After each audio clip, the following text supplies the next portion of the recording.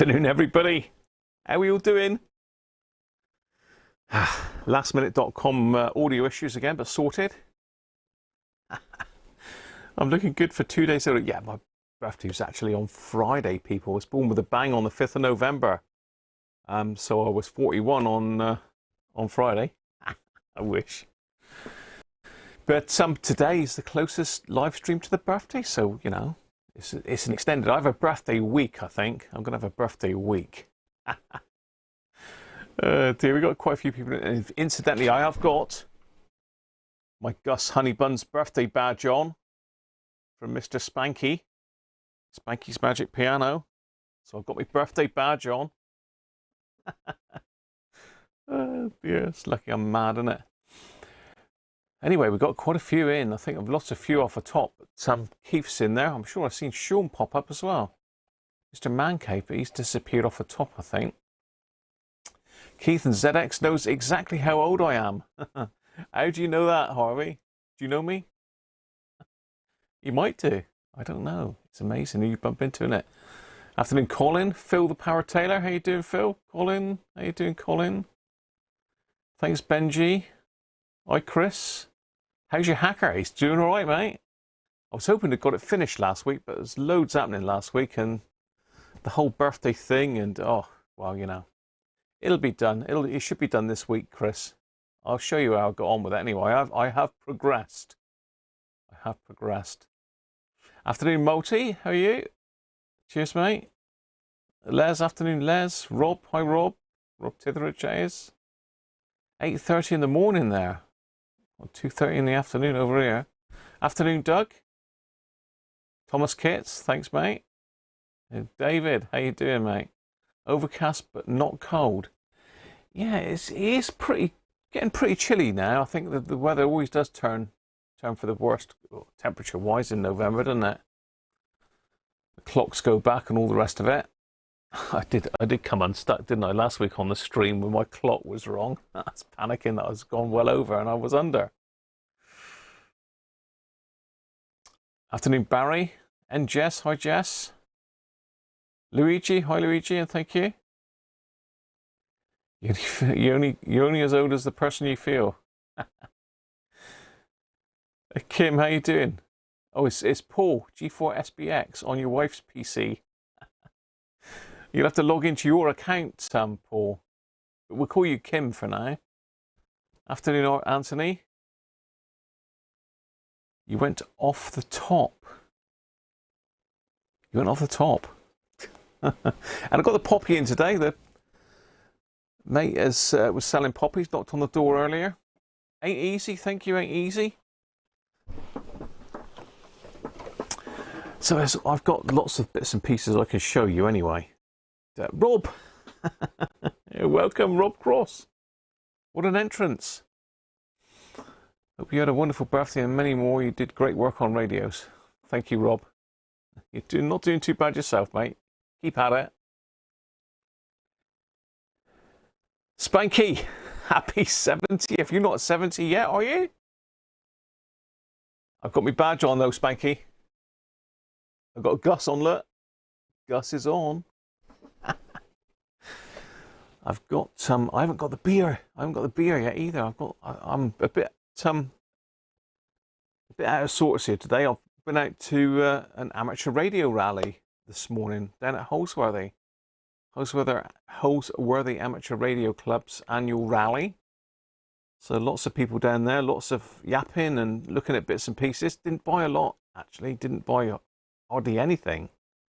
I could have bought a lot more, but to be honest, by the time I'd finished having a good old yap, everyone was packing up. So,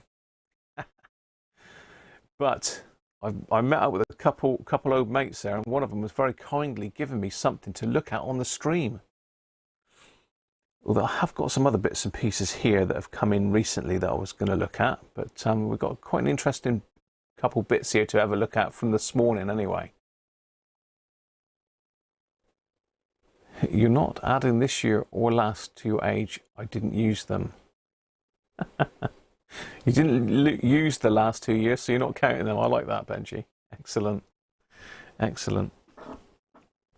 So Mrs. Cruncher done me a lovely meal on Friday because my birthday was on Friday. I was born on the 5th of November with a bang. So yeah, Mrs. Cruncher, and she put up loads of balloons and everything. It was a good day. It was a good day. Thank you, Spanky. It was a good day. Mrs. Cruncher really sorted me out. Did me proud on Friday. I have got some pictures of the decorations she put up. Thank you, Spanky. Simon, that is. Hi, Mike, how are you? Happy birthday to you. Does you think most of the radios you work on are older than you? Yeah, you're right, Mike. Well, a lot are.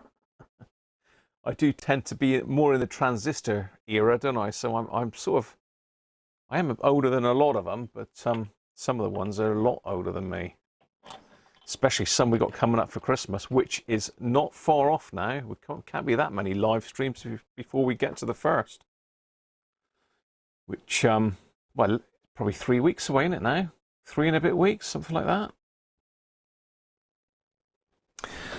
So anyway, I've got a couple things here that I picked up at the rally. Well, one was given to me very kindly by Steve. I think he's M0ZZT. So Steve, if you're watching, mate, thank you very much. And this is going to be of interest to you guys anyway, I'm sure. And I picked up another box for £2. I was looking through this box, just as you do at these places. It's like, well, it's like any of the wireless meetings. You always got boxes of junk that you have to have a look through. You've got to have a look, haven't you? Anyway, I had this. I was looking on this stall, and there's this box of junk I was going through and filling in. And he said, "You can have the old box for £2 if you want." I said, oh, "Yeah, sorted. I'll have that." So I didn't bother looking anymore. I just took the whole box for £2. Thank you, Gavin. Penny whip blip tapas. I can't pronounce Welsh, Gavin. So I've got a box of stuff that I picked up for £2. So you can't go wrong there, can you? The rally was at Holsworthy, down in Devon, Kim. Not Kim. Well, it is. Yeah, we're going to call you Kim because it gets confusing, Paul House. It was down at Holsworthy in the leisure centre down there.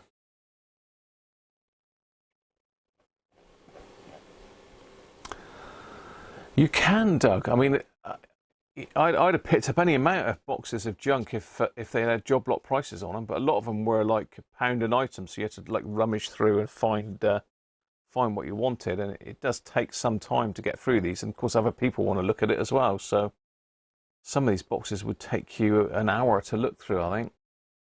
Oh, you're near Totnes, Kim? I should have come up. It's not that far. Paul, even. Yeah, you're in Devon, so that counts. There's another one coming up. I think I got past a card. In fact, it's in my pocket. I think I put it in my pocket, did I? I don't know. No, I put it in my jacket pocket. But there's another one coming up in Yeovil on the 2nd of January. Someone gave me a card for, so that might be worth visiting as well.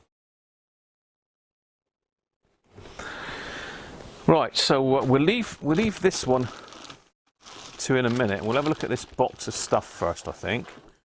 I have got some. I've got to get a beer. So let me get you on the bench, and I'm going to go down and get a beer. I mean, if you can read that, it does say what that is, but I don't expect you can read it from there. The camera's a bit strange, and I'll tell you my experience on my birthday that was a bit of a pain in the neck. But there you go. Let me go and get, because Ben has very kindly sent me a beer for my birthday. So I put it in the fridge just now. That's why I haven't got it here to hand. And he also sent me that, which is good.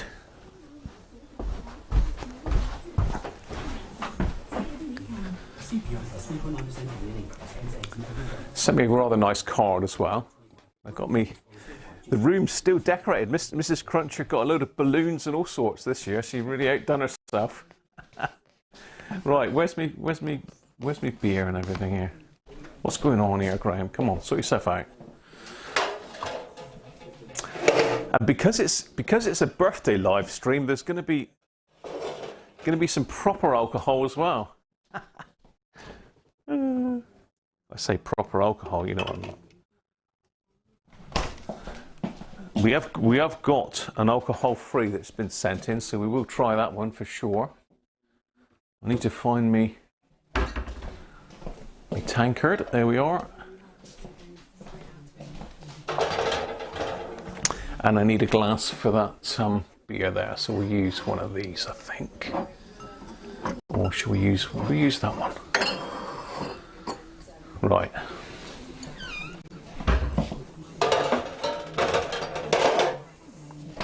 I've got various other bits and pieces I've got to bring up as well, so I'll show you what Mrs. Cruncher got me for my birthday in a minute as well, because that will be of interest to you.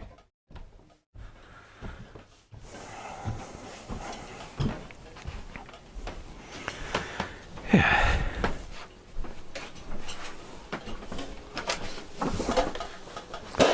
Oh. So yeah, let's just show you what Ben sent me. This is the card. I mean, you'll like this, I'm sure. See if the overhead camera will pick it up. Should do.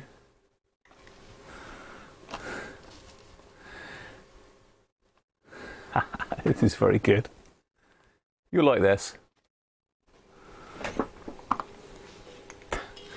So this is the card that that Ben sent me.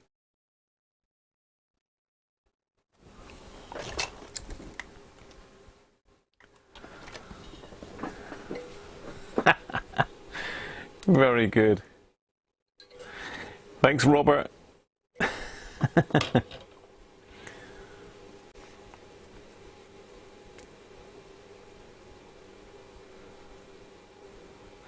Now, it might be your connection, Chris.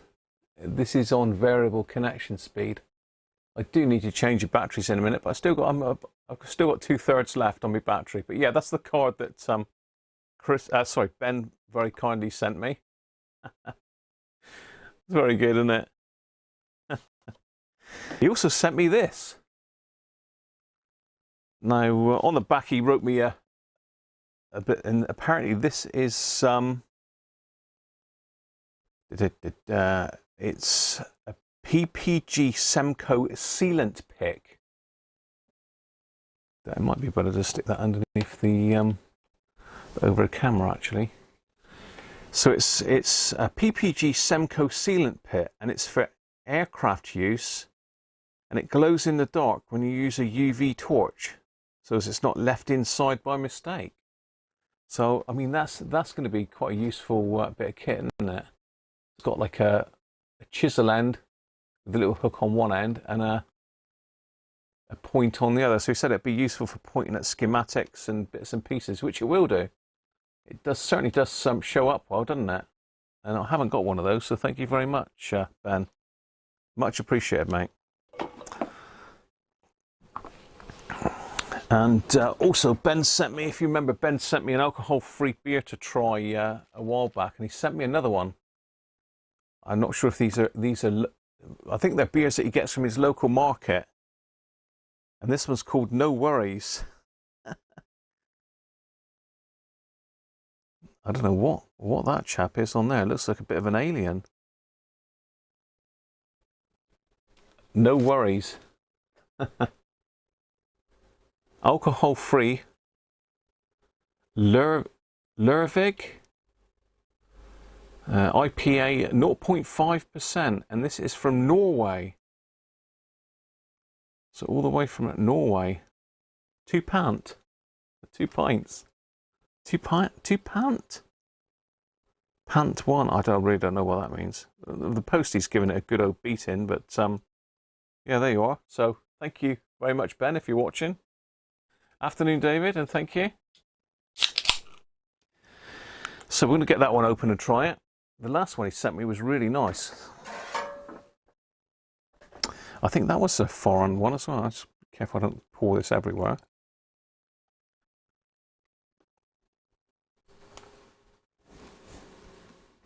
Mr. Man Cave, I'm sure I've seen him in there just now, but he's disappeared again.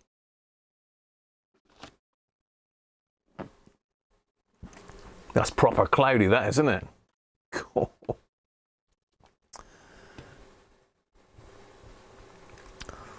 That was got an unusual taste to it again. Quite zesty. Just trying to see what's in it. It's brewed and packaged at Lervig. We're Vian in Norway. But most of the writings are foreign, so I can't really understand 100% what's in it. It's definitely got a sort of a fruity taste to it. Love to get Google Translate on it, won't I? So cheers, everybody.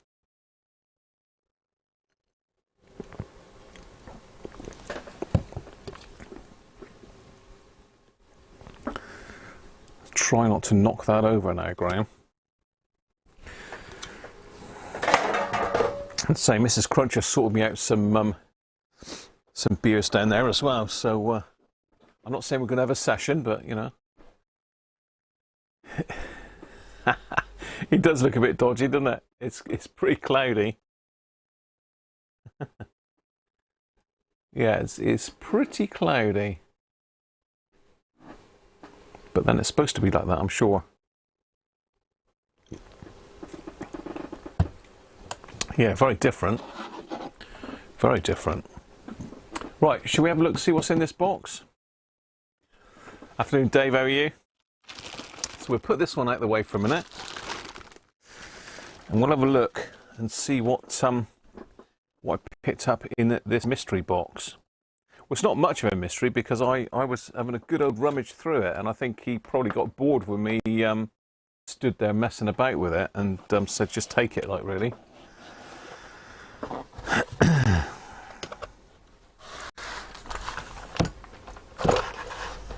It's got them glass things in it, look.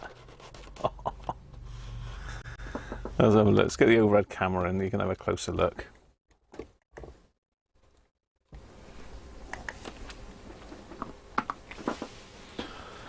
Wow. I think we're in a bit too close, aren't we? Let's come out a bit.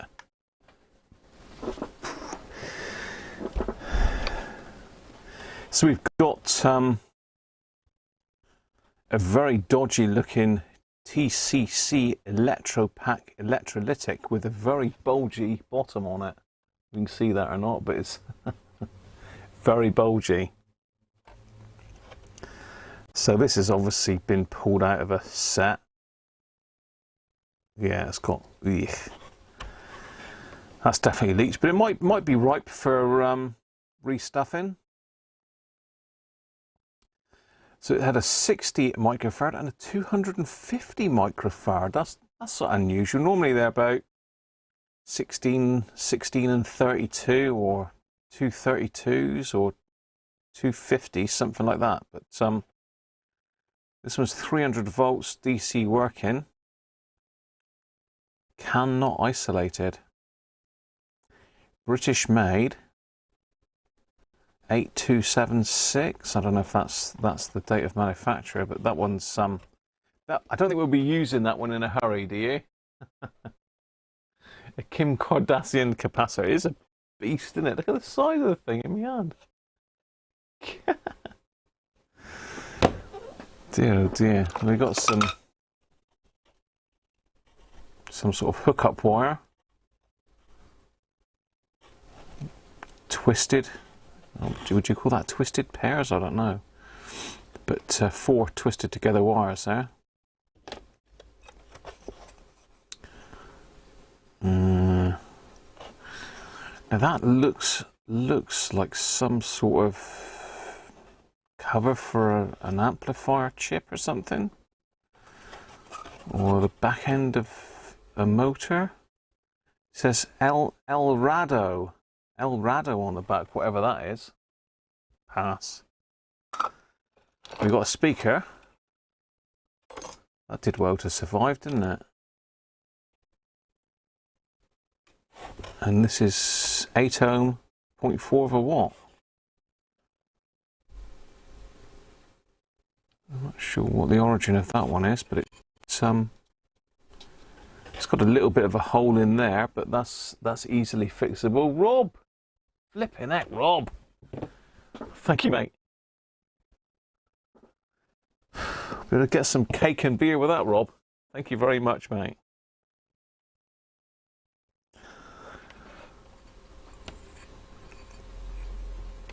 So yeah, I think that one should be okay, hopefully. As long as the voice coil's not shorted.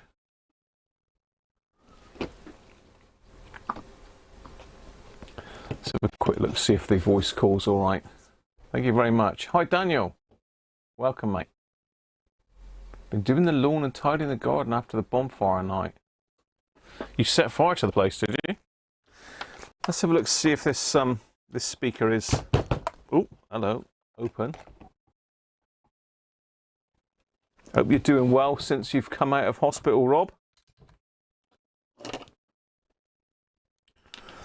So let's just see if we've got a working speaker. It should be somewhere around about the 8 ohms, and yes, it is 7.46. So that one's a good speaker. I mean, these little skinny speakers are quite hard to come by, so that one will come in useful.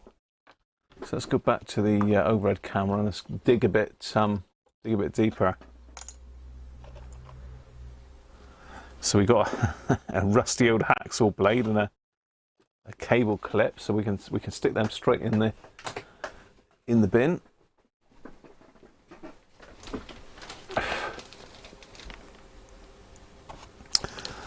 We've got another capacitor that's been pulled out of a set by the looks of it. No TCC. What is this? Metal pack.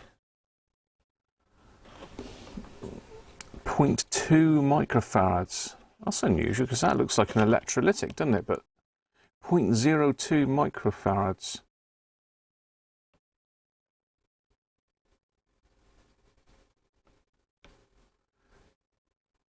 Visconolol X. 750 volts. Again, one that could be restuffed. And we've got we've got a waxy there. Well, that one can go in the bin. That one can go in the bin. I'll get to the valves in a minute, but we've got a grommet there that actually seems okay. And this is what I was looking at to start with, was these caught my eye. Because I thought, to me, they look like output transformers. But I don't know. What do you think? Would you say that's output transformers or mains transformers? How would you know? How could you tell? There's nothing written on them anywhere. There's no labels apart from this little bit of writing on here. I don't know what that says. It looks like something like 364 something 9. I'm not sure. It's upside down to you, isn't it?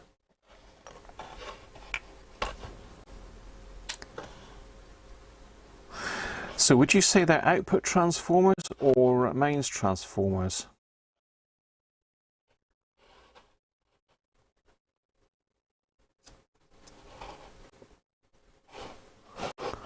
So it looks like we've got 3 wires here on this side. So 3 wires there on that side, which is probably the primary, and then we've got looks like multiple tap-ins on the secondary. So we've got 3 tap-ins there and 3 here. I don't know. The Mayor of Casper, Wyoming. Very good afternoon to you. Thank you, mate.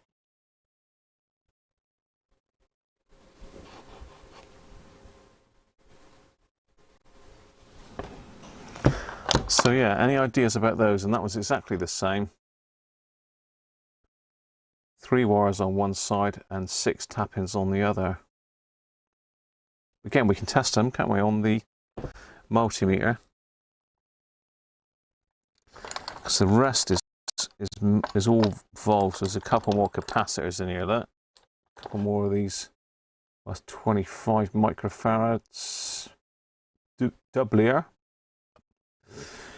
And a TCC micropack electrolytic. Pardon me, 50 microvolts.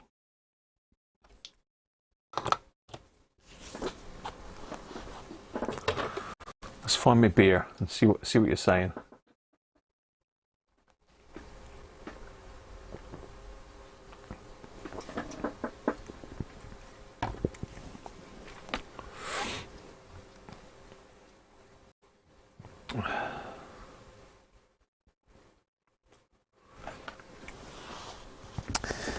So let's get back onto here. Let's give the tap-ins a go then. So I've got to assume that this is the primary, center tapped primary, or is this this one of these humbucking coil thingies? Could be, couldn't it? So let's see if I can get across here. I'll have to strip some of the wire back there.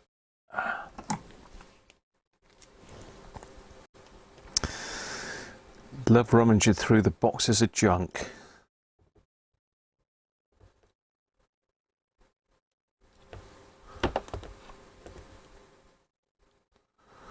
I don't know why they've stuck a bit of blue on there. I'll keep it on there just to mark it.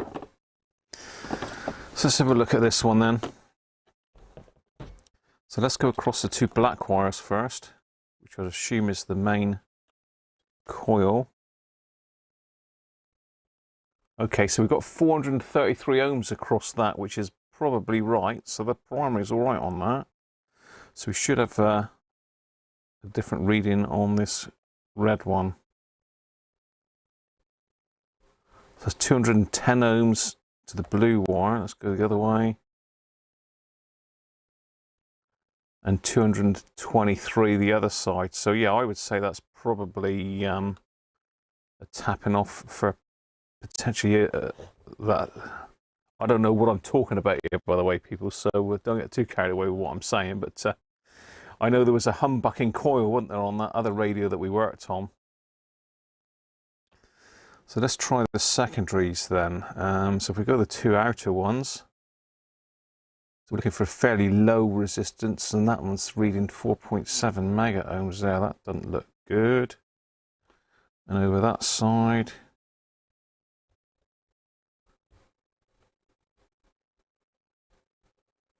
4.7 mega ohms. We have got a center tap, so let's try the center tap. 4.7, 4.8 mega ohms. Oh, we got 0.4 ohms there. That's more like it. Let's try the same on the other side.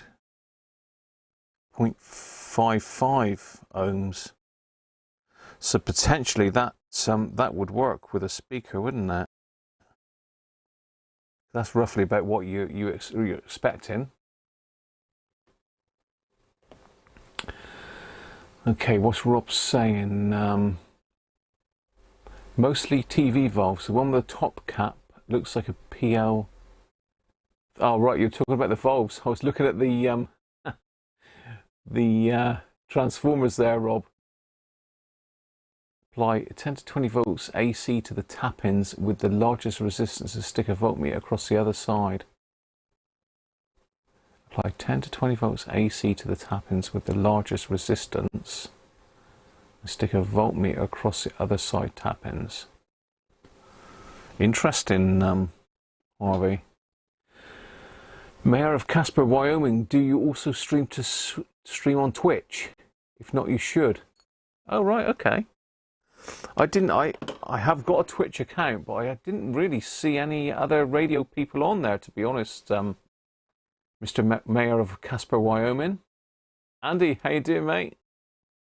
Are you legally old enough to have a pint of stout now? Just, only just. Cheers. I'm on the alcohol-free IPA at the moment. Let me think. I could hook this up. I could hook my variac up to get AC on the tap-ins. Measure the DC volts on that side. Do you think this is an output transformer then, or are you thinking it's a mains transformer, Harvey? I would say it's probably, because it was stuck in a box of valves, I would guess that this is an output transformer. I can certainly put some AC on it, because I've got the variac down here. I can connect up a couple clip leads to it. We can have a look.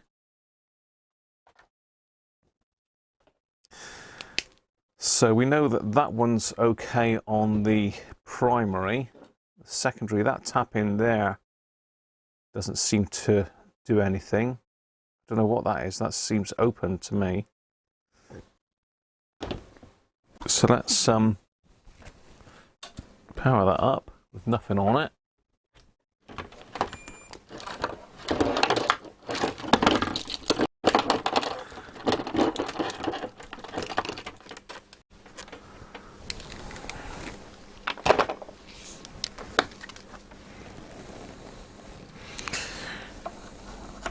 Right. So this variac, if I can, I'll show you a minute what I'm doing. If this will reach without ripping it out of the front. Okay. So you see on my variac here, well, it's an isolation transformer and a variac. I've got two banana plug connectors that I can just plug my leads into. It's got a cutout on it, and I can just wind the voltage up on this one. So at the moment it's set at 0, so let's just connect that up and see what happens.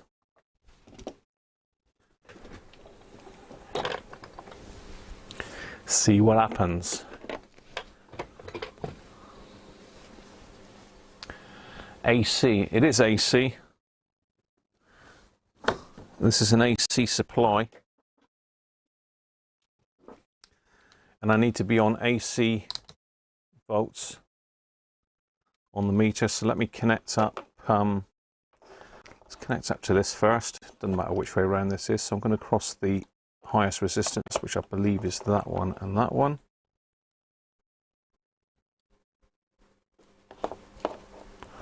Let's pull the red one out of the way for now. And let's just connect these up so that I don't have to hold the probes on there. Not that it's going to cause any damage. So what are you thinking, Harvey? Just stick on about 10 to 20 volts AC and then see what comes out the back end of the thing to try and get the ratio. Now, I know George Christophe spent quite some time once upon a time giving me some very good info on transformers, and at the time I totally understood what he meant, but over time I forgot. So here we are then. We're on AC volts. Let's start coming up with the voltage.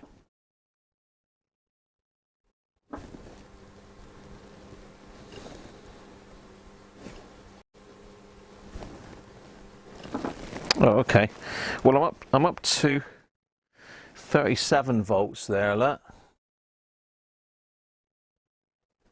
And I'm getting 0.8 of a volt out on that tap in.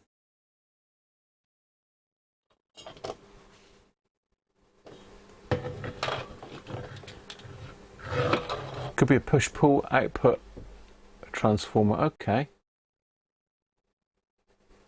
Afternoon, Theo. How you doing, mate?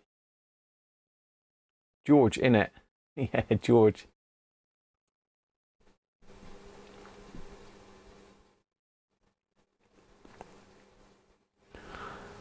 So is that making sense to you, Harvey? I'm looking, if I take it back exactly to say 20 volts, that'll probably give you a, well, assuming that's 20 volts. It says 20 volts on the variac, but not necessarily. So for 20 volts in, it's giving me 0.46 out. Push-pull, lads, is it? But I mean, I could potentially use that as an output for a single valve amp, just using one of the tap-ins.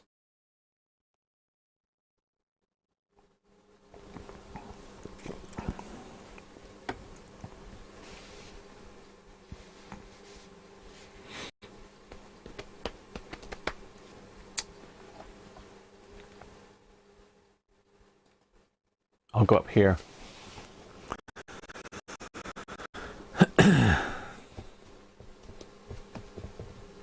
So does that look about right? So for 20 volts in, I'm getting just under half a volt out.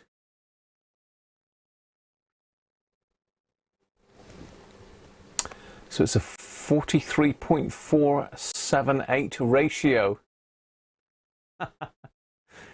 Thanks for that, Harvey. I really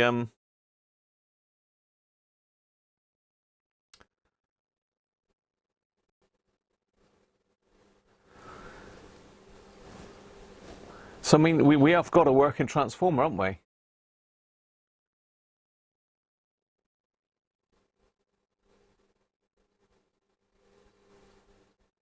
You caught up, Theo. Cheers, Theo. Has Benji sold anything? We don't. Benji's always selling stuff. He must be rolling in it. He sold so much. Okay, so there we are. That's that one. So let's just wind the power back down to nothing. Pop that one off. It's quite useful to have those tap-ins on the Variac. So let's just have a look at the other transformer a minute. Let's see if that one's roughly the same. If so, we've got two working output transformers, haven't we? How many have gone to Goldborn? I think there's a few gone up there. So if there's a 43.478 ratio, I take it you've got to times it by that, have you? So 240 volts, 5.5 volts approximately. Nice one, Harvey.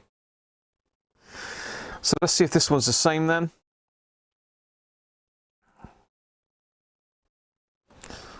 Check the two main windings. 430 ohms, so round about the same as the other one, isn't it? Just check that center tap again. So are we saying that this would probably have been used in a television, are you thinking, or is it in a maybe a larger valve radio with the push-pull output stage? Where would we find this used? So let's just try the center tap.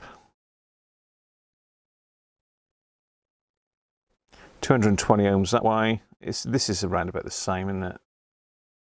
208 that way. Let's try these tap-ins. 0.49, 0.55. So this one again is seems to be okay. We've got mega ohms across the two outer tap-ins. What outer to that one? That's going to be mega ohms as well, isn't it? Yeah. So that was exactly the same. So I mean, I could potentially use them as transformers for a single output stage. You think they're mains transformers, do you? Les is saying push-pull.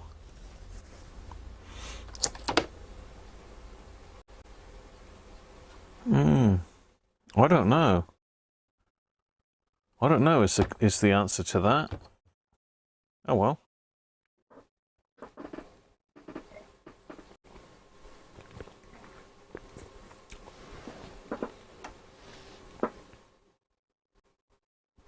I think Harvey's Vintage Audio was first in today, actually, if I remember rightly.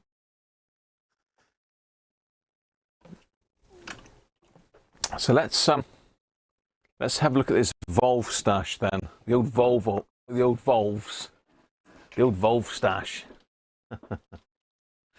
Let's get rid of me in number 3 and stick me in number 2. There we go. I keep going for this glass and it's empty.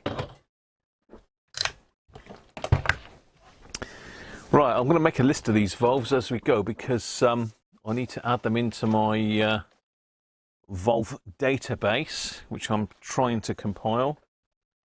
If I can find my pad, just a second. Oh.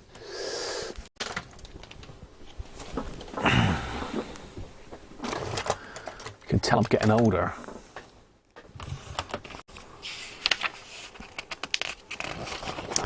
Okay. Incidentally, did anybody go on the CB 40-year anniversary net on, I can't remember what day it was now. I think it was a Wednesday evening, wasn't it? But I did go on and I had a great time, to be honest. I've got, I made quite a lot of contacts. I just remembered because this is my my little sheet of people I spoke to on the night. What do I have? 1, 2, 3, 4, 5, 6, 7, 8. I had about 10 contacts on the night, including a chap down in Plymouth, Jeff. That was a pretty good contact, to be fair.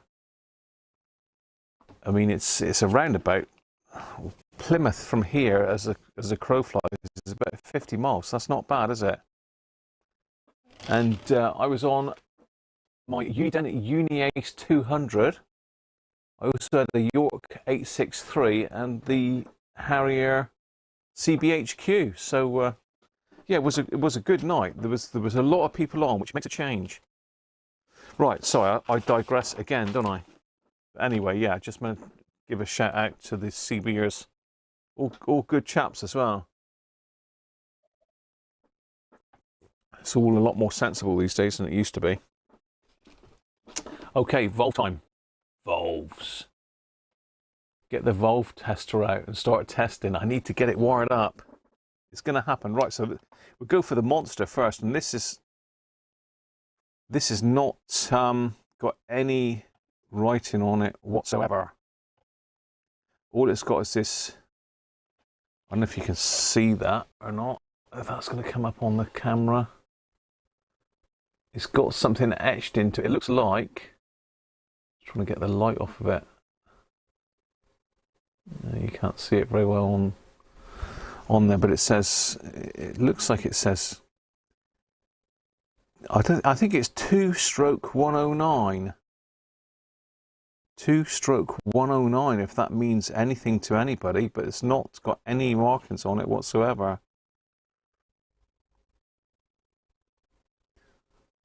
Just trying to see if I can hold it in the light and see if there's any.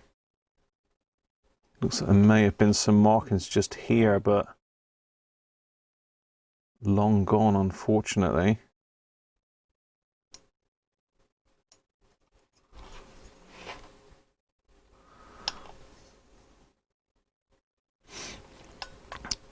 Looks, I don't know if that's a broken off pin there, but it looks like there's I don't know if that's on purpose or whether there's a pin broken off of that one. I'm not sure, but that's an unknown.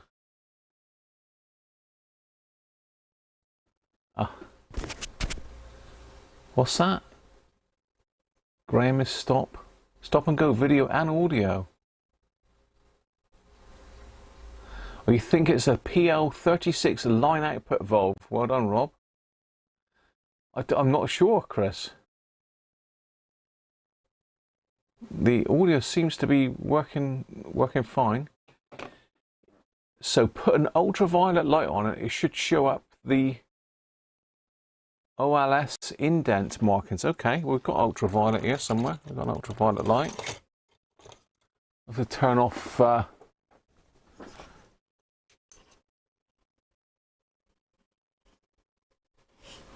Well,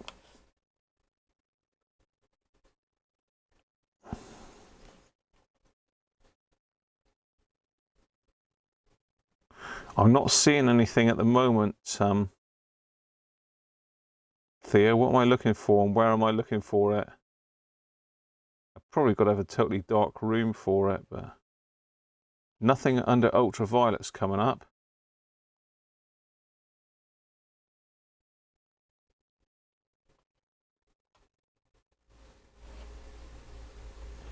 I can see what looks like it could be a 5 there, but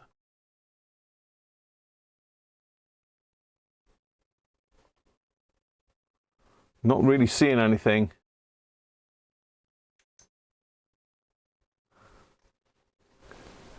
Hey, welcome Simon. How you doing, mate? Hopefully you got some orders for some of those great battery packs. Okay, so you think that's an output valve for a television, Rob, I think you said, didn't you? Yeah, you can see the numbers internally, yeah. That says 2/109, the numbers inside. Anyway, so look what else we got. So we've got a Mazda valve here. Now this has got a marking on it, it's not great. Looks like a 30 F5.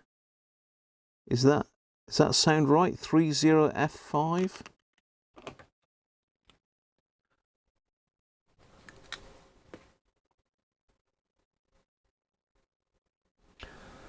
Yeah, you might want to restart it, Chris. Give your computer a reboot or restart your router. So we've got a 30 F5 potentially. That's a Mazda. Okay.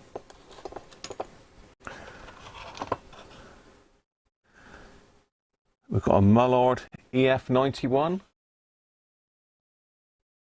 Let's get you in a bit closer.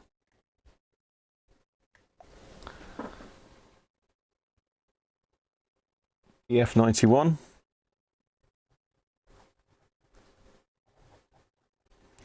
Now, it's always the same with a box like this. You never know. These are all pulls. Now, whether they're pulled out of working radios or they've been pulled out because they're not working and replaced, who knows? I mean, 2 of them are going to be the filament. It's usually the 2 outer ones, isn't it? So we could potentially test some of them, maybe. Oh, this is a bizarre looking valve. What on earth is this thing? What on earth is this? It's a U25, whatever that is. And it's got 1 wire sticking out the top and 2 wires sticking out the bottom. Never seen a valve like that before. See that?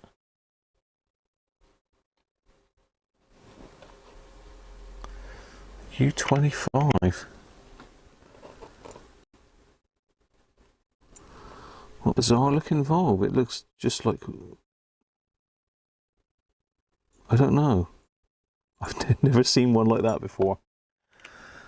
As I say, all it's got marked on it is U25 and EK. A U25 is an EHT rectifier. EF91 is an RF amp for TV. Hi, Maru Ganesh and Mark J. How are you? It's an EHT rectifier valve. These are potentially all TV valves, aren't they? Potentially, but you never know. And this one's got some debris inside, and this one's gone. I think that one's no good. Shame, because it's an EZ80, which I think is a rectifier, isn't it? It's a Mazda, but there's bits inside it as well. I don't know if you can see the bits floating around inside it, but Yeah, that one's, I don't think that one's any good. Afternoon, Dom, how are you? So yeah, that one's no good. I'm not going to bother writing that one down. Now this looks like another one of those 30F5. Same as this one.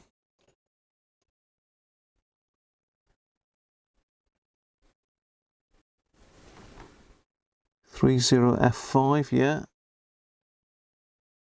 I mean, that one hasn't got a sort of shiny top on it either. Someone could have had a bit of a hard life. Well, 30F5, another one.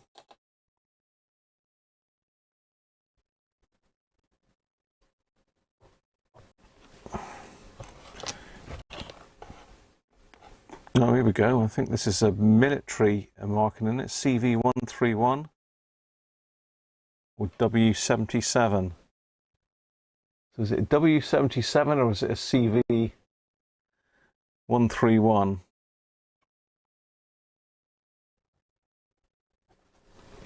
I think CV is the military marking, isn't it? W77. I'll put that in brackets.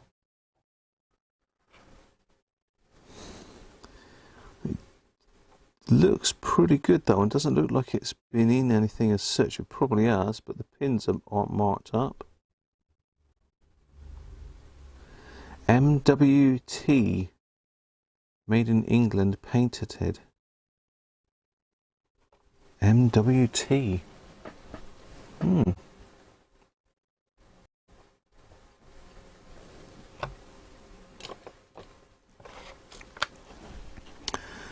And we've got a 6D2 Mazda.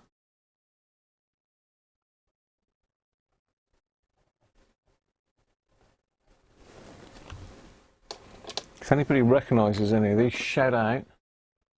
W77 is a small nuclear warhead. Oh my god. You're back from Goulburn. Definitely not come home with any radio stuff. Thank you, Mark J. Andy Beck, hello mate.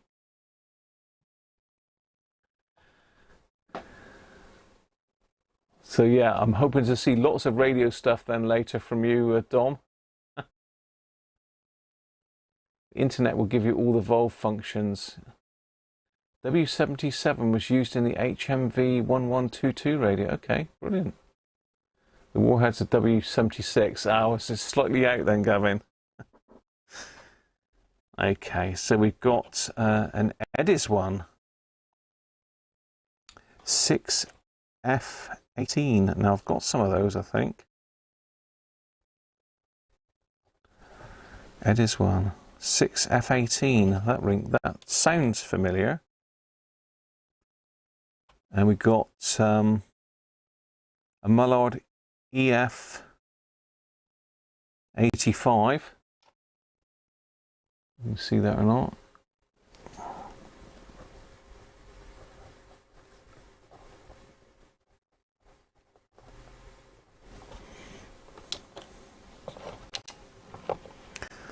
Okay, now this one is not looking good. I can't quite see what that says on it. Have I got any others like that? No. So it's a Mazda. Something 15. And this one I might be able to see with the UV light. Actually, I'll turn the main light off, haven't I? Let me bright if I put that one on. It's better.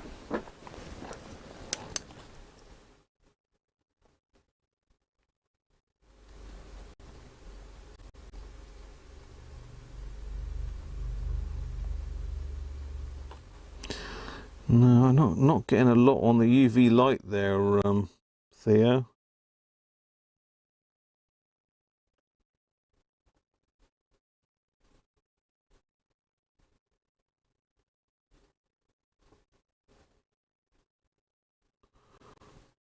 I can see something that says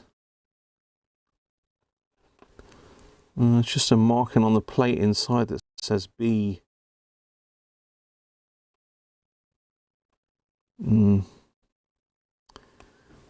Yeah, really not sure on that one. I'm really not sure on that one. Okay, so we've got another CV. So we've got CV 138. And it also says 6AM6.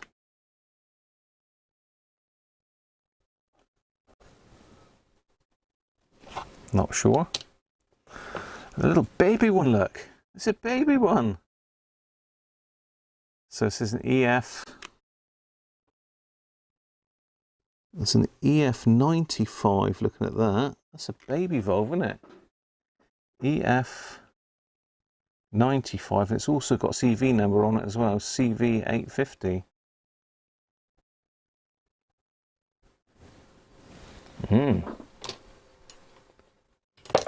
Chinese copy of Edison. Derek, afternoon, how are you, mate? Yeah, it was very good, thank you. So we've got Mazda 6C12.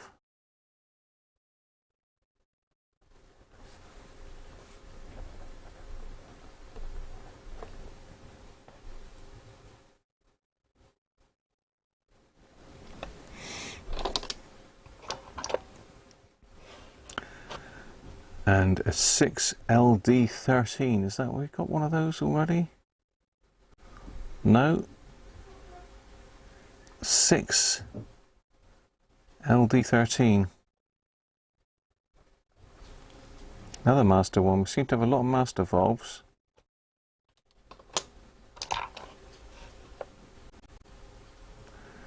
And we've got another 6D2 Mazda. Two of those. And another 6D2. Oh, hello. We've got a PCC. I'm pretty sure that is a TV valve, isn't it? PCC84 Mullard. Get the light to stop shining on it. PCC84.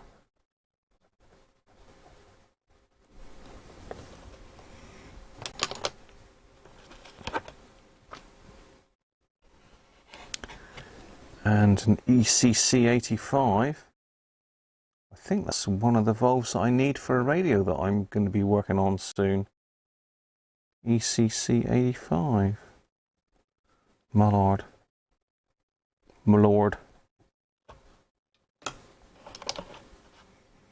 Another one of those little baby EF95s.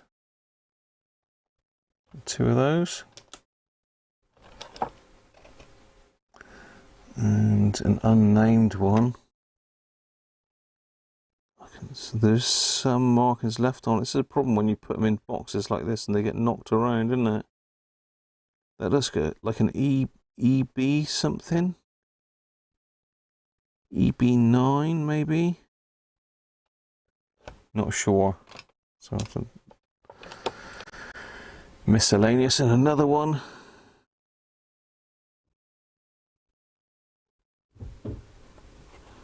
Yeah, can't read this one either. It's got some markings on it. B6C.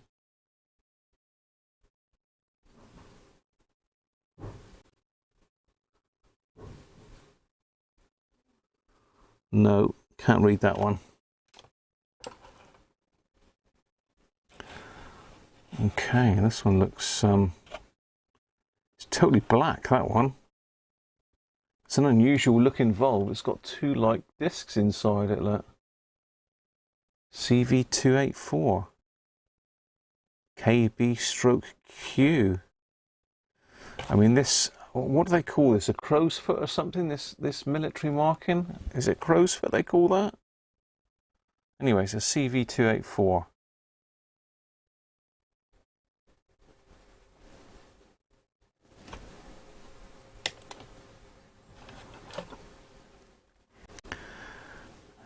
And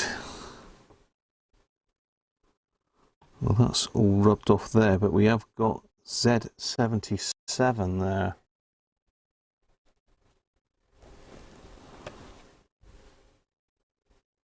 So someone's junk box of valves has become my junk box of valves now, isn't it? We've got an EZ81 there, look. Mini watt.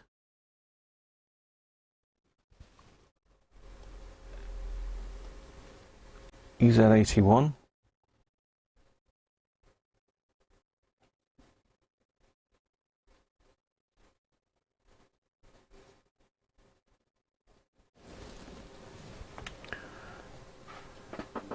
Oh, it is a close fit, Timothy. Hello, Timothy. How are you? Hello, Marky. ECC85 is an FM tuner valve. Ah, there you go. Okay, thanks, Rob. That's why I need it, because I've got a valve radio coming that's got an FM tuner in it. Okay, now, is that a 30 FL1 or is it a...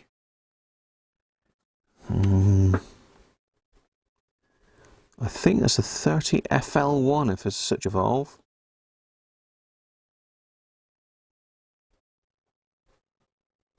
Mazda again. Did Mazda just have their total different valve markings to everybody else, and that's another Mazda one with no markings on it whatsoever?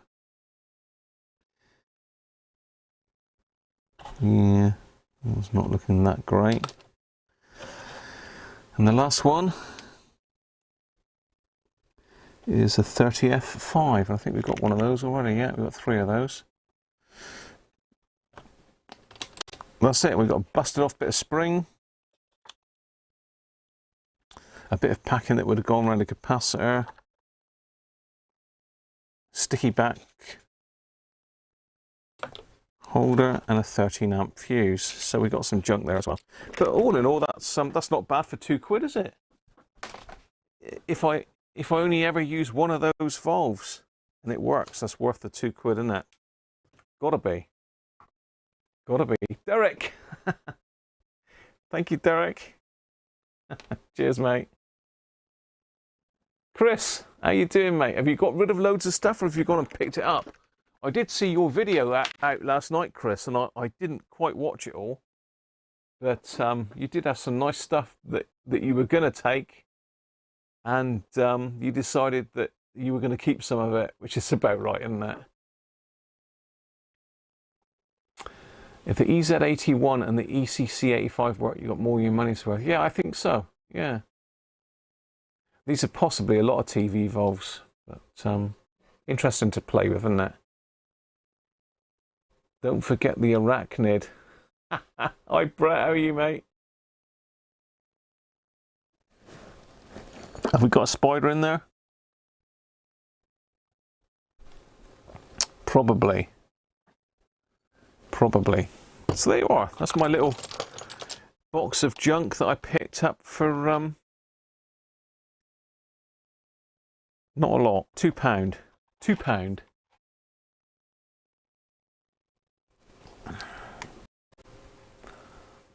So now what I've got to do is get it all back in the box, isn't it? You ended up buying more junk, Chris. You didn't bring back any stuff that you took, did you? Or did you run away from the bring and buy stall pretty quick before they tried to give it back?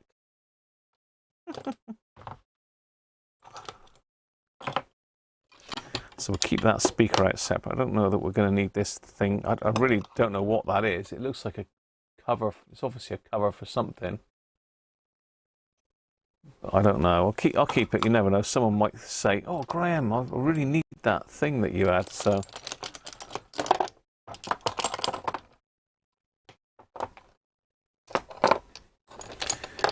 I think I binned the one that had gone to air, didn't I? No, I didn't. So that one's pretty much had it, hasn't it? I mean, that was going to be binned, unfortunately. EZ80, which would have been useful, but it's gone. And this big monster one, which Rob thinks is an output for a TV output valve.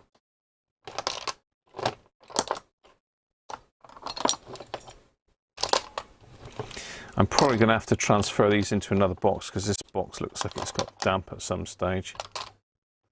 Maybe just wrap them in a bit of tissue paper to stop the text coming off of them. There we go. So that's my box of junk from the radio rally. For those that have just joined.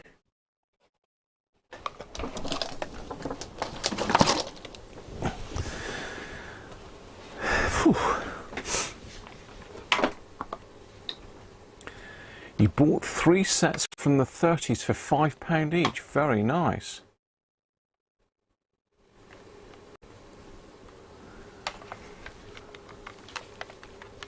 And you got a couple Eddystone receivers from Cody's. So hopefully Mr. Cody's managed to get rid of some stuff as well.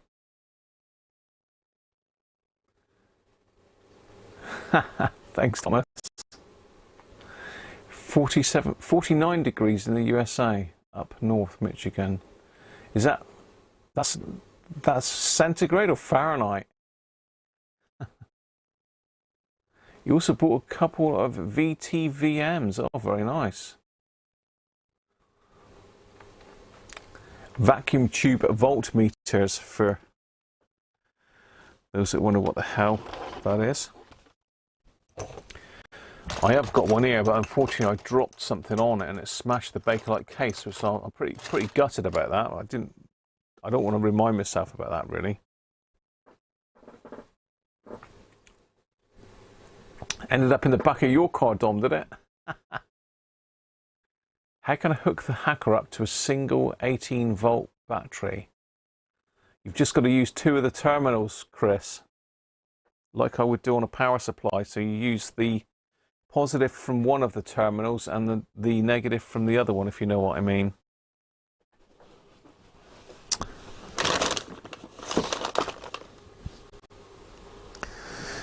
Did you get Simon's link to his batteries? Let's just get me in there a minute. Did you get Simon's link to the batteries that I sent you, Chris? Because you couldn't get them. I mean, I can get a couple of those batteries for you if you want and stick them in with the radio.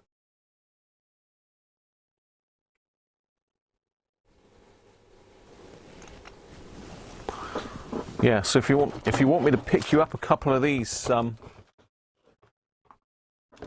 if you want me to pick a couple of these up that Simon makes, you'll have to let me know, and I'll do it. The trouble is, it'd probably be a bit dodgy for you, Chris, wouldn't it? Because of the airlines. I don't think, because these have got lithium batteries in, I don't think you can take them on a plane, can you? For obvious reasons. So you might struggle with that. I'm not sure. Oh, you did get that link. Yeah, I'm not sure whether you'd get the radio, Chris. That's the only problem, mate. I'm not sure. Chris Milek. I don't know. Sorry, Chris. I don't know how to pronounce that. I'm rubbish with pronunciations and accents as well. I can do Devon accent, but that's about it.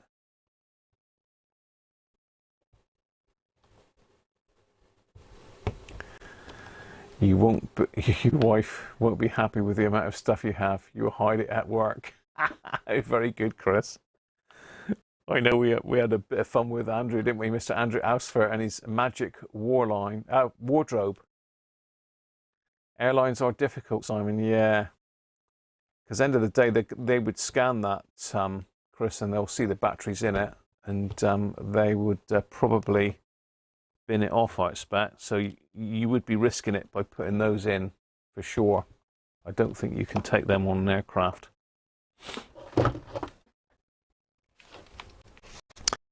But yes, 18 volts you can connect up just with one battery, if you can find an 18-volt battery. Or make yourself a little 18-volt power supply. It doesn't need to be anything crazy. A single 8 amp hour 18 volt battery there. Yeah, you might want to put a fuse in that then, Chris. You might want to put a fuse in that in case anything goes wrong. You don't really want 6 amps up the back end of it. Probably want to put something like a 500 milliamp fuse in it. Is that right, people? Just trying to see if I can find some battery terminals to show Chris. I've got some here somewhere. And what did I do with those? I had them here the other day. Here we go. There we are. So this is a broken one, but basically all you do, Chris, is you get your terminals. So that's got brown and black. You connect your black one to black and your red one to the red, and that'll give you your 18 volts out of these wires.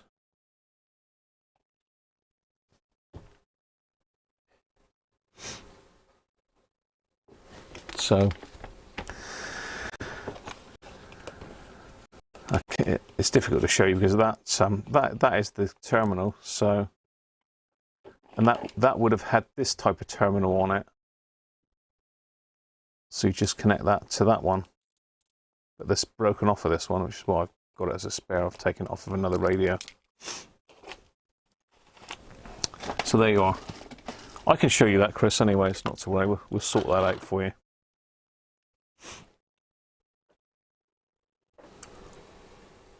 No worries, mate. No room in the garage. Hacker did make a single power supply. Yes, they did, didn't they, Simon? You've got one, but I've not seen one before.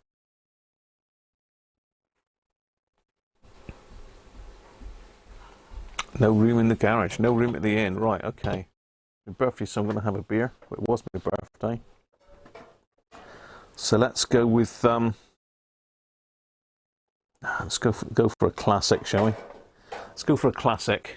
How about that? Good old Peculiar. This is Cruncher's back from the doggies. All alright, Car? Yeah? She's been down...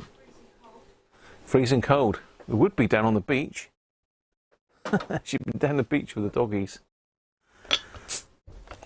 Now, hopefully you've got lots of good stuff you can show us, Chris.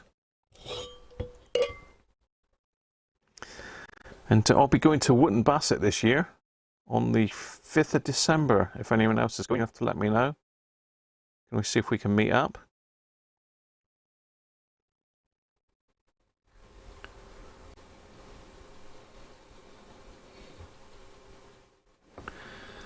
You've tried to unload the truck so you can drive the thing one day. You're using it as storage, Chris, are you? Excellent. All junk. It's not junk, Chris. You know that. You got some good stuff. You had some nice stuff that you were going to get rid of. Did you actually get rid of any of it, Chris?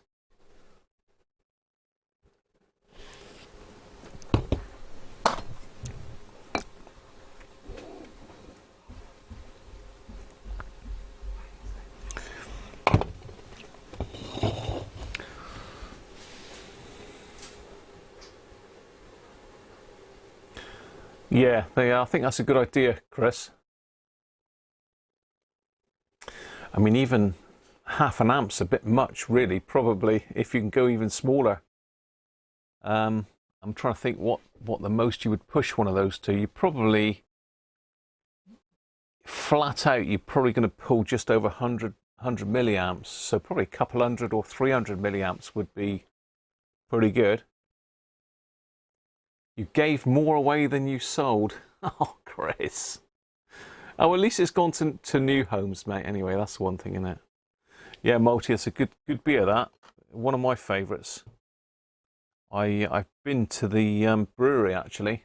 I did a trip up to Yorkshire and visited Old Peculiar and the not Old Peculiar, Theakston's and the Black Sheep Brewery.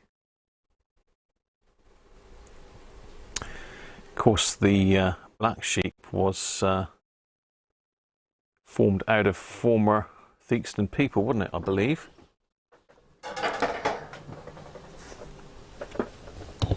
Anyway, cheers everybody.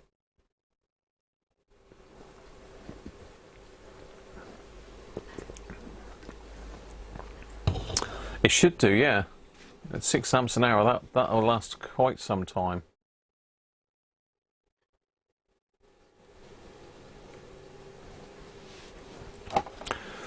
Okay, let's have a look at this other bit of kit then that was for Steve. M0Z ZZT ZZ Top. If gear hasn't been used in more than 2 years, it's time to let it go. Christ, Chris, I'd have a massive clear out here if that was the case. Right, what do I do with it? So, Steve buys and sells old radio kit and new radio kit. He visits all the rallies selling bits and pieces. So if you're at any of the rallies, you need to go and say hello to Steve. M0ZZT. And I said to him, I've known Steve for many, many years. I knew him back in the 80s when we were into CB, and he used to buy and sell CB radios. So what's that other way around? I think it was. What's that, Dom?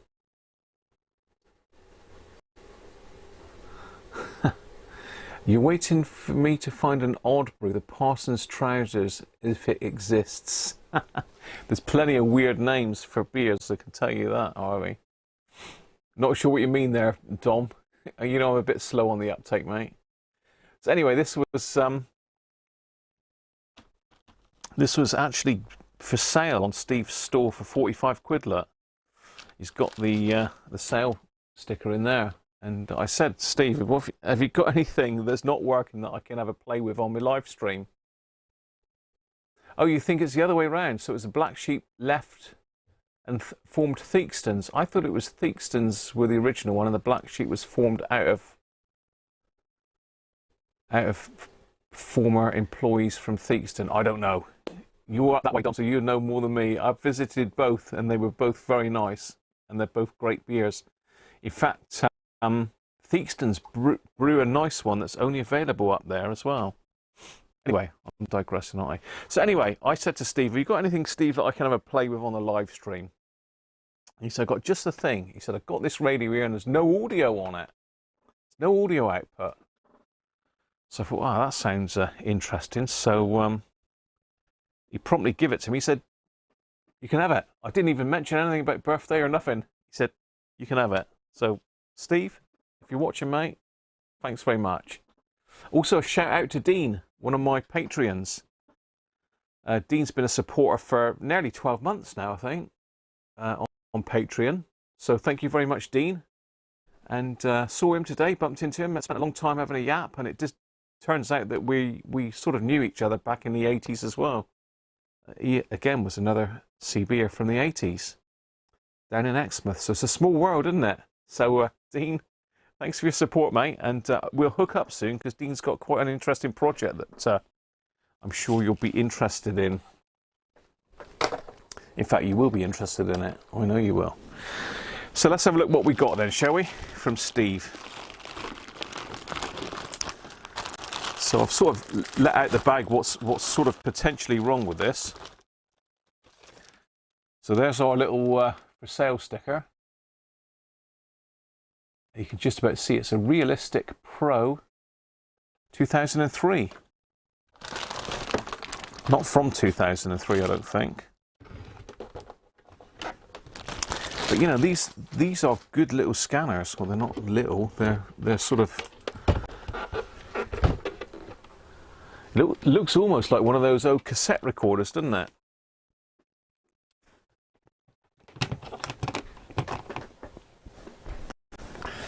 So we've got the telescopics not there. There should be like a little telescopic aerial comes out of there. So that's not a problem because we've got an external aerial socket with an adapter on the back. That's quite a nice little adapter, that. It's one of those, is it a Motorola adapter? I think it is, isn't it? It's basically like a car aerial. So yeah, this is model 20-9117. There's a battery box there as well. To avoid loss of program, do not unplug power cable when replacing battery. Battery must be changed every 6 months. So anybody got one of these or know anything about them? Brian! Thank you, mate. Another of my Patreons. Thank you, Brian.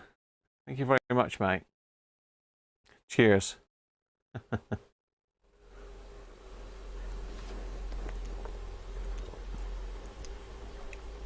Thanks, Marky. It's yours on Tuesday. You'll be 58. Oh, you're a year ahead of me. A year ahead of me, Mark. I was 57 on Friday. I told you now, am I? On Friday.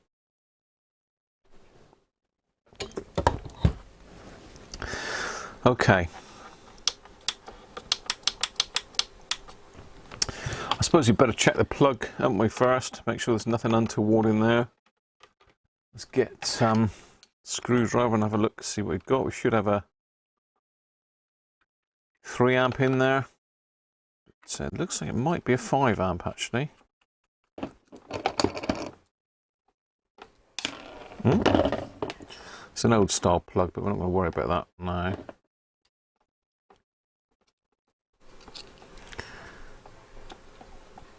Yeah, it's a 5 amp, so we'll just pop that one out and stick a 3 amp in it, just in case. See if I can find me Trev.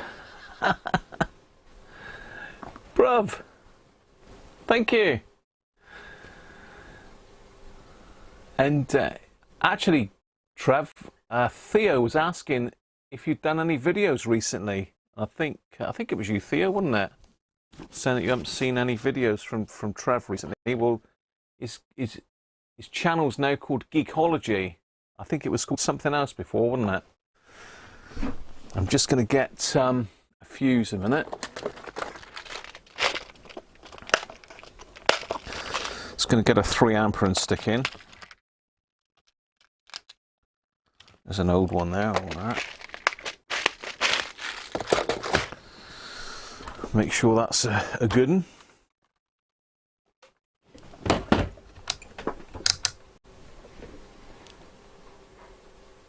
Yeah, no worries, Theo. You just woke up, Trav. You've been on nights again? Yeah, fuse is good. Okay. Let's pop that one in. Let's make sure our wires are connected.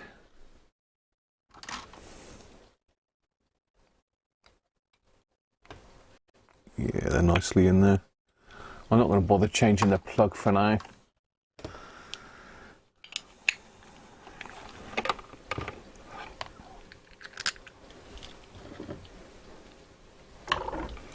I just had a screwdriver. Oh, there it is. So this is FM. It's an FM receiver. So it's VHF, UHF. So this is more for listening to utilities, isn't it, really? Amateur radio. You can probably hear airband on it, but that's AM, so... Just quickly check the plug with it switched on, make sure there's nothing, we haven't got a dead short there.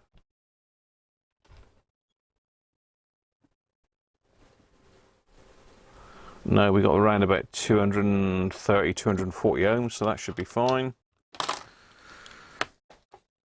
So let's just plug it in, I think.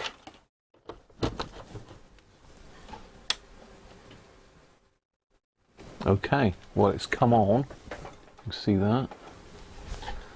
It's come on. The channel seems to be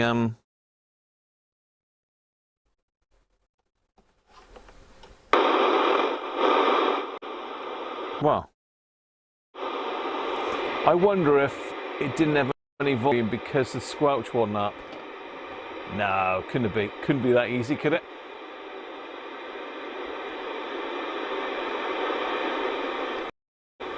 Are you caught up with Trev's YouTube? Brilliant.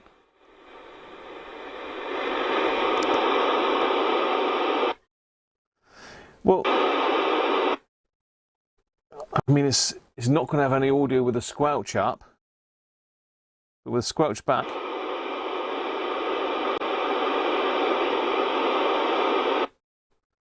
Seems to be working. It looks like it's scanning at the moment, but we don't appear to have any frequency up. So if we hit scan, is that going to stop it? No. Manual, okay, right. So can I add her? 1, 4, 5, no. Okay. We're going to need to find out how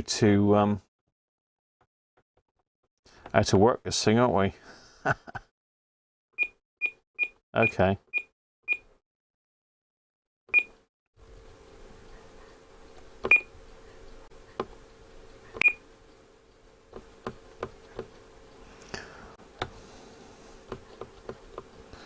I'm not sure what I did then, but it looks like we've gone into memory.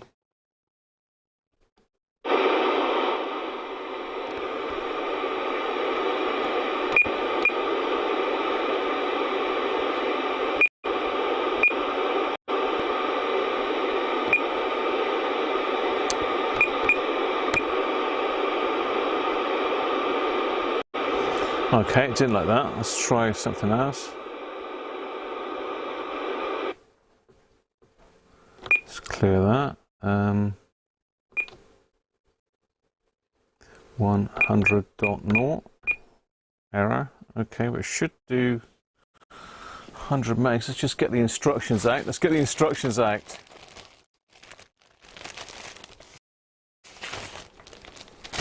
Dave, perhaps the same order. Might want to done. Goat. What's the goat? What have I done, Les?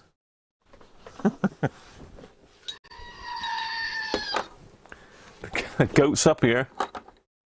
Was it a goat moment? What have I done?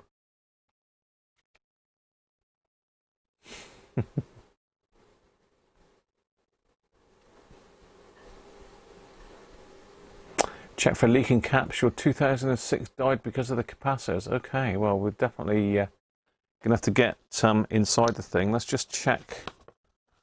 So there was even a copy of the manual in here as well.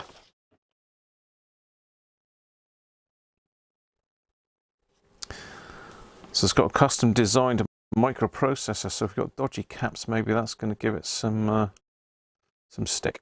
41 transistors, 10 ICs, 83 diodes, and a fluorescent display. So it covers 68 to 87,995. It covers 108 to 136, which says aircraft. I wonder if it is AM as well then. Just FM receiver on it. Okay. 2 ceramic filters, 9-volt backup battery.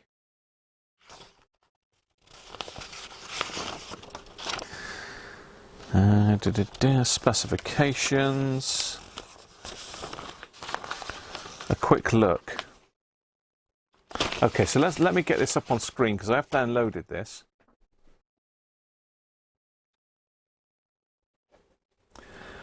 Got the new job.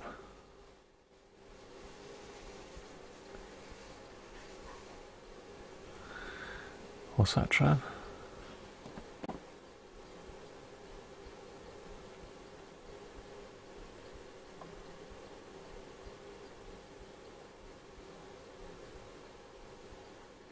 All right, yeah. So he's sorted.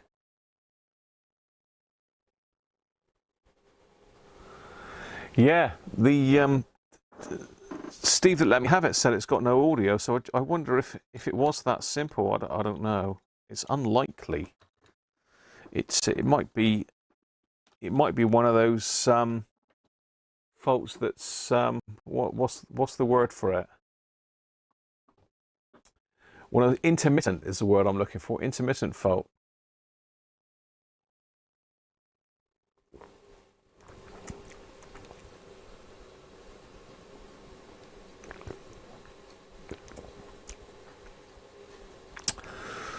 Dad's gone here. Trev's going up to OMD.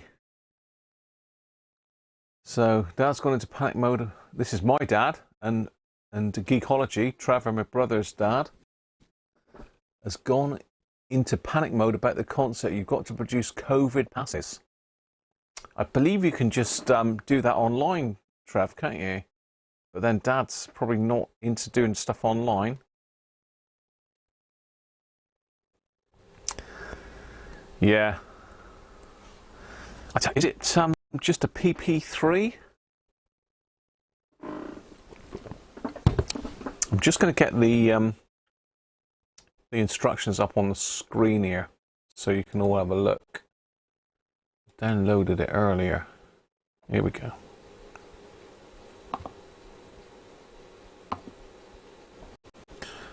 Let's just get rid of me. I think I'm still there in the corner, aren't I? Yeah. Okay.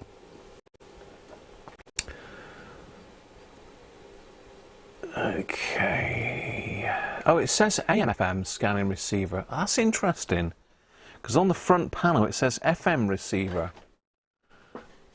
Ah, interesting. So maybe when you switch to the airband, which is this one, 108 to 136, maybe it jumps into AM then. Interesting.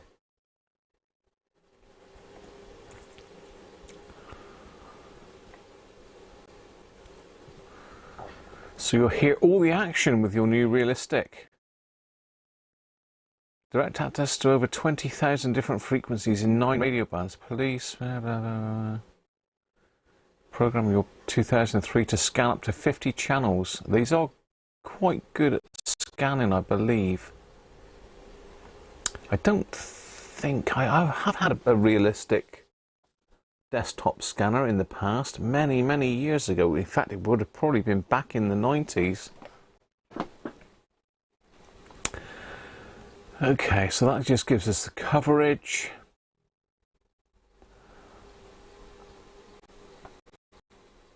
So it's got a 9-volt backup battery to hold the memories. It says to keep it plugged in while you change it.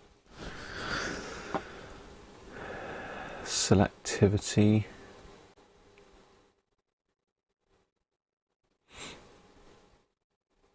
Sensitivity. Yeah, see, it gives AM and FM, and maybe it's AM and you need to push the FM button to get to FM. I don't know. We'll have to have a play with that in a minute if we can find it. Although it is saying at 108 to 136 for AM, like 20 dB signal to noise at 60% modulation. It's a shame they don't do it in cyanide, isn't it, really? I mean, my kit will do signal to noise, I believe. But I've not really investigated that.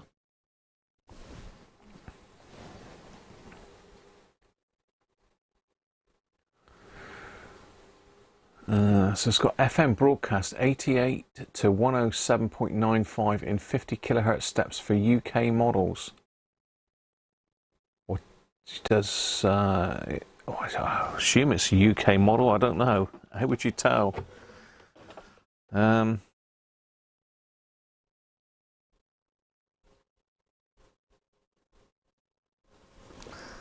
I don't know. Is the answer to that? If it's the UK model or not, because it looks like the Australian one does 200 kilohertz steps. So aircraft, airband, it does 25 kilohertz. I assume when you switch to that band, then possibly that pulls it into, oh, that's my multimeter turned itself off. Pulls it into AM, possibly. There's no AM button on it, there's only an FM button on it. Pass. Spurious. Okay, here we go. This is the important stuff, look.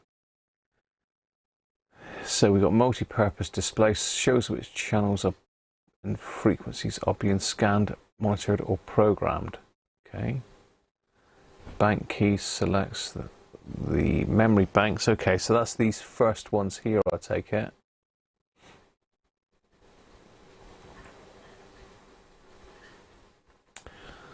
Manual key. Scan key. Search direction, search range. Okay, these can be a bit complicated to get your head around. I've had this. I bought a trunk tracking scanner many years ago from the States. I actually imported it because I was well into scanning back then, and it was so complex to work the thing. I sold it back on again. And I had to pay customs duty on that as well, which was a bit of a killer.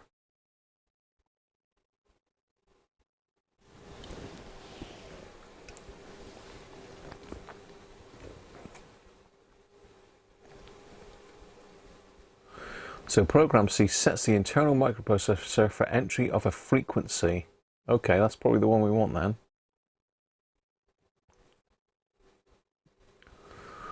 So it will do 8 channels a second or 4 channels a second. It's pretty fast, isn't it? Monitor key, press to store frequencies found during search mode. Press to store frequencies found during search. I mean, you would think the monitor normally opens the squelch, doesn't it? But in this case, it doesn't. It says press to store frequencies. FM key switches to FM broadcast band and selects channels. Okay. So pushing FM should switch us to the broadcast band. Interesting. I don't think it did that. Squelch, headphone jack, telescopic antenna.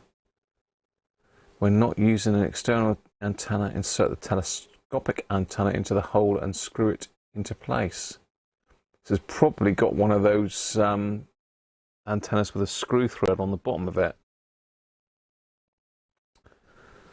So connect outdoor antenna. We'll connect an outdoor antenna to it in a minute. Load a 9-volt battery. Okay. It's got a DC jack as well on it. Excellent. Okay. Right. Preparation for use. PP9 battery. PP3 battery even.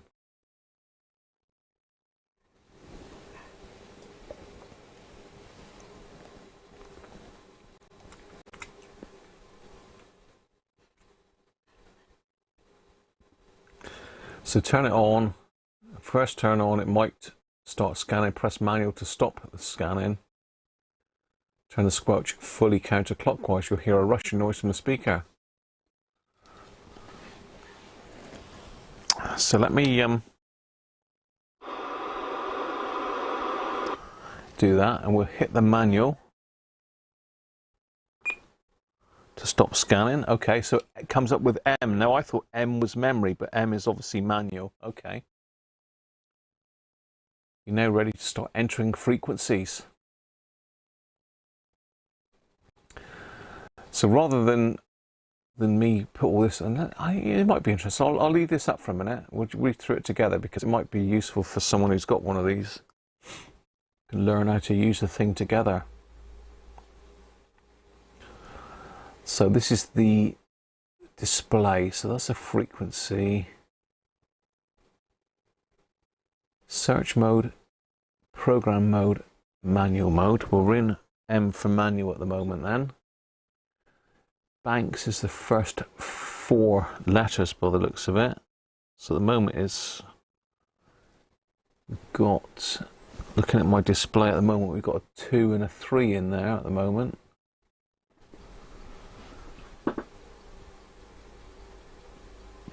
P is priority mode, there's nothing in there. Megahertz and kilohertz, okay.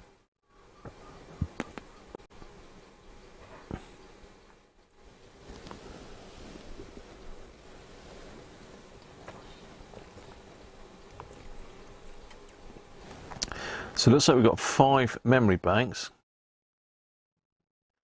but they're marked 10, 20, 30, 40 and 50. Is that because you can get 10 in each bank? Yeah, looks like it.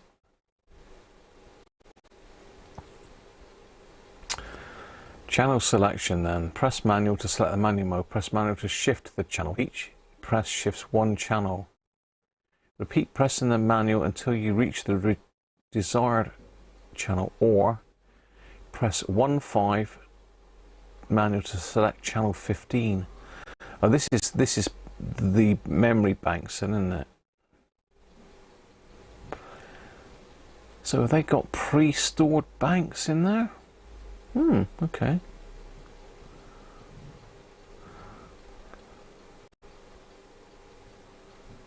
I don't know.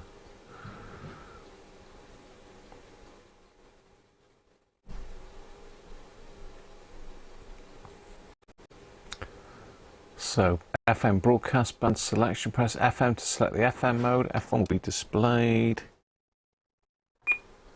which it is. Then press until you reach the desired channel.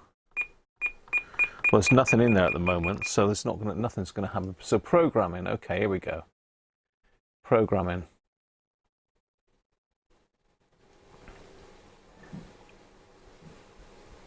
Okay, so I've got to basically press manual, select channel 1.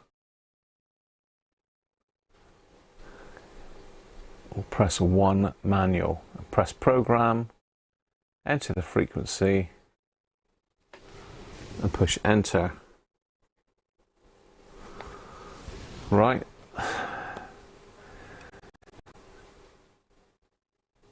So it's direct entry, but it's a pain in the backside, isn't it?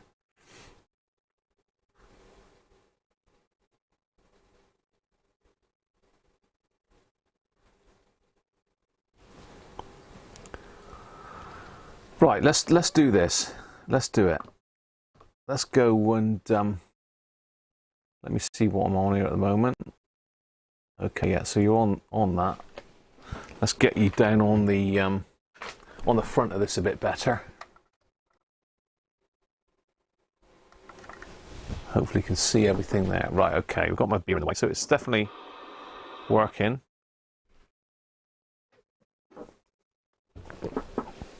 Let's get my chat back up as well, because I can't see what you people are saying. You're saying be on my back?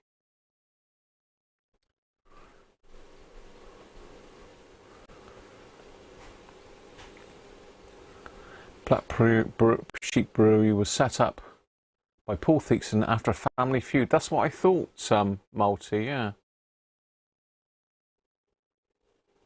Yeah, that's what I thought. I knew it was someone from Theakston set up Black Sheep, but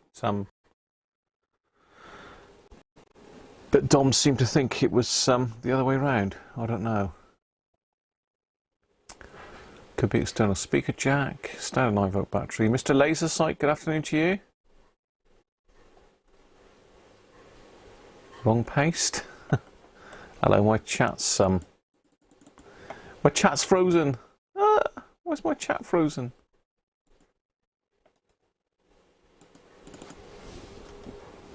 My chat's frozen, people. In fact, everything's frozen. The stream's not frozen. Ah, here we go. No, it's okay. The chat's just unfroze itself. Right, okay. I was just catching up with what Mr. Laser Sight was saying.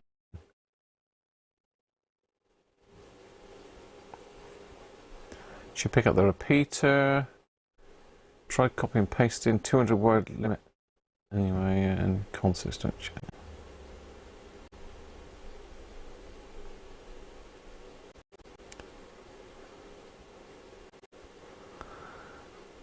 Yeah, they are both in MASM, aren't they?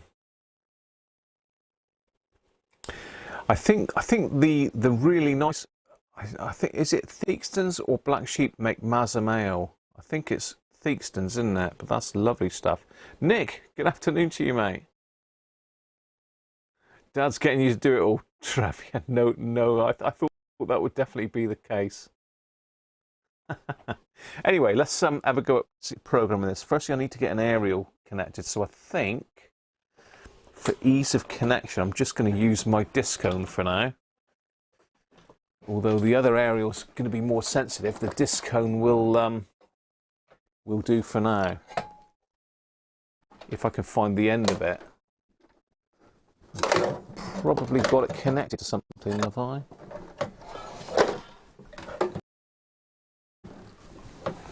bear with me.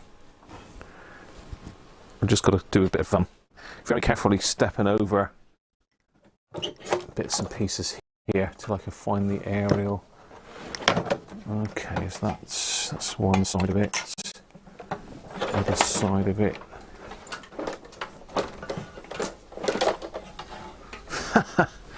Whoa, what's going on here?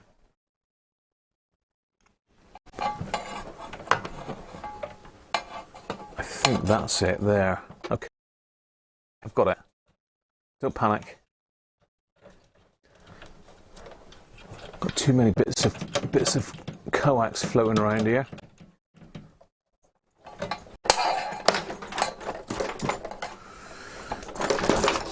Okay, right. So this one should be able to pick up all the broadcast bands and everything else. I've just chucked my handheld on the floor, so let's just connect this one up.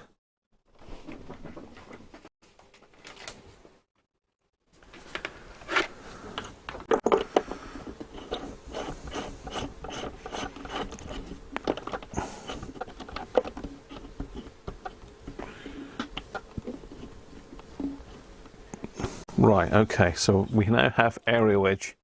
We now have an aerial in the back of it. So there's an aerial in the back of it.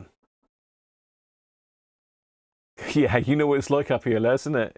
It's like a minefield. If you step on one thing wrong, you'll break something.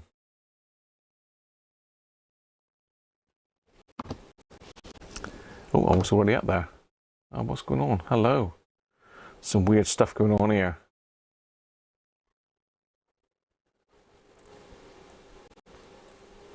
They brought the brewery back from Scottish in Newcastle in 2003. Okay, I'm going back.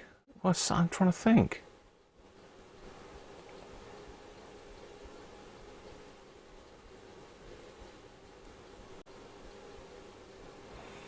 Okay, right. Where am I? What am I doing? All right, I'm trying to program this thing, and so I'm trying to see if we can get some FM broadcast programs on the thing. So, suppose you want to program FM to receive 88.1. So here's how you should do it. So first of all, you push FM, which I've done, continuously until F1 is displayed. So we want F1 on here. Right, we've got that. Then press program. Then press 88.1. 1. Then press enter. Okay. Got all the corners, step on the old routine. It's strange that I can squelch it out, mind you. These 24 years have been.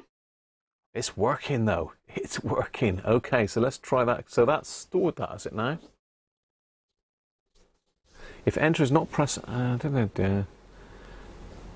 okay, to add more frequencies, press program to advance to the next channel and follow the steps above. So program gives us number 2 now. Then, so if we try 100.0 and then press enter, that should be classic FM.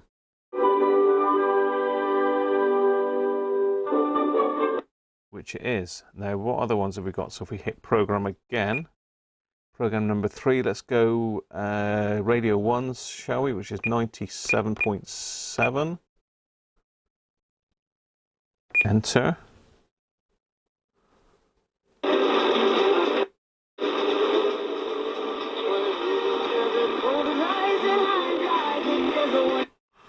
Doesn't sound very good, does it? Might be slightly off that. I'm not sure what the frequency is. Interesting. Okay. So I assume now if we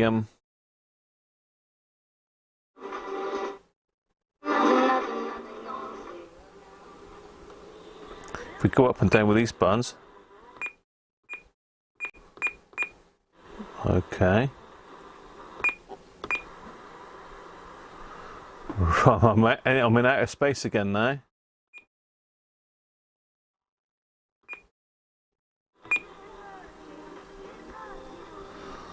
So how do I get up and down the programs then?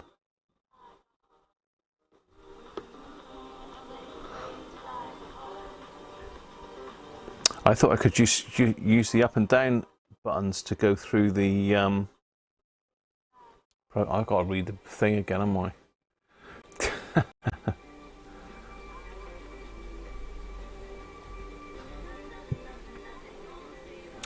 Okay.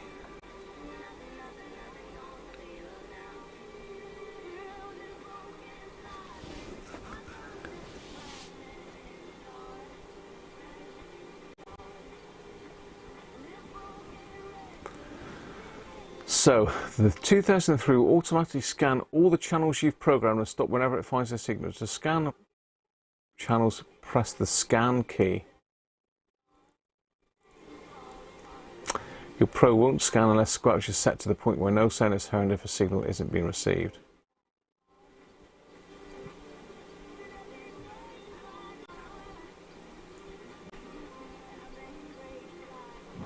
It says scanning function over FM broadcast channels is not possible. You must select the desired channel manually. Okay. The things that you can do. Planet, ask you know what you're doing. I'm just trying to work out how to change to different channels on here. I thought if we were in FM, we could just go up and down there, but it doesn't seem to. It just seems to be scanning.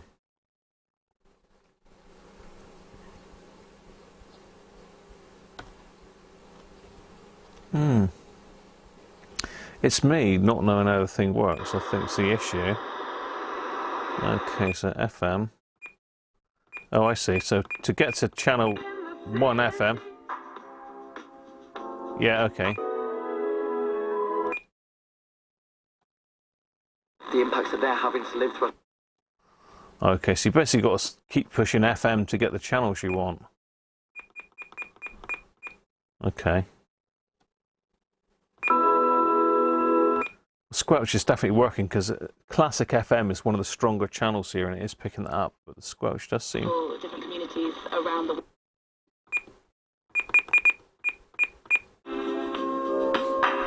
Good song though. Mustn't play songs though, must we? Mustn't play music. Bad toad.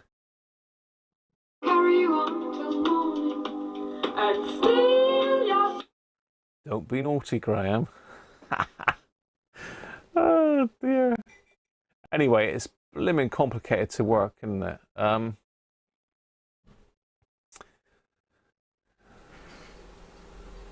FM broadcast frequencies. Yeah. Okay, so we can get it to Scanler.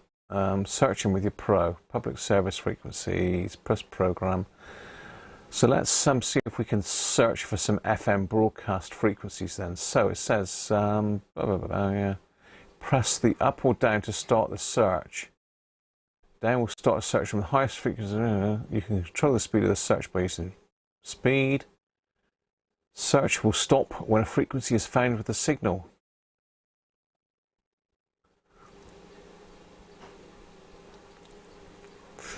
Okay, so basically it's saying if I'm in FM mode and I push up, it will just start searching through and it will stop on a frequency. I've got the Squelch right up at the moment, so it's probably not going to stop. So if I push speed, it will go either faster or slower.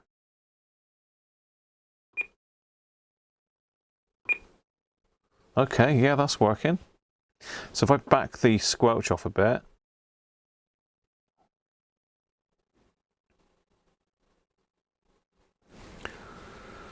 so it says you've got to press monitor when it finds a frequency you want to store and use the manual key to select the channel for the frequency your Pro 2003 found.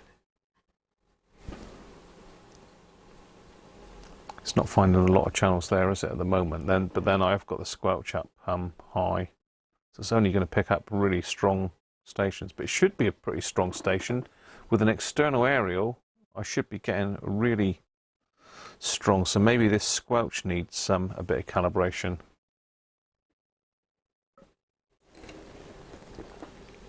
Let's get back to my chat so I can see what's going on, see what you're saying about me.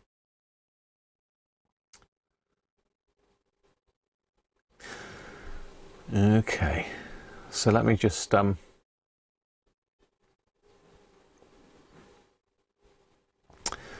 get to the chat. Theakston's. Yeah, this binaural, is that how I was thinking biannual, but it's not. It's binaural. Sounds a bit mental. Doug's saying try 103.9. No, Derek, I mean. Doug is saying seems a bit deaf when you can squelch it out like that. What type of antenna is it on? It's on a discone, Doug.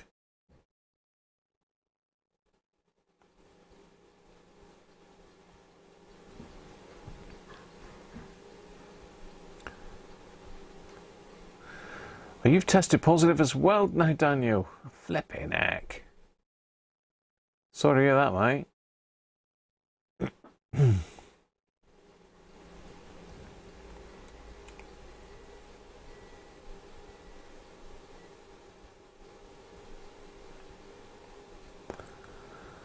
150 kilowatts. Dancing in the city. Yeah, it is.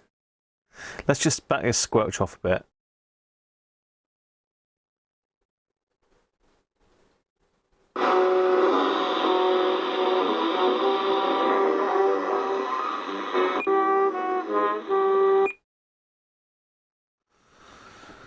It is working. That squelch does seem a bit oversensitive, doesn't it? Well, I suspect there's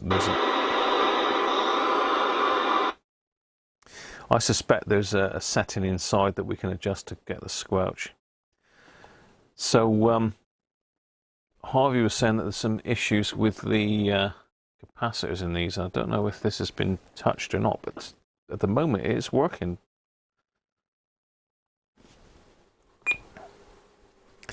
I would have expected it to stop on 100,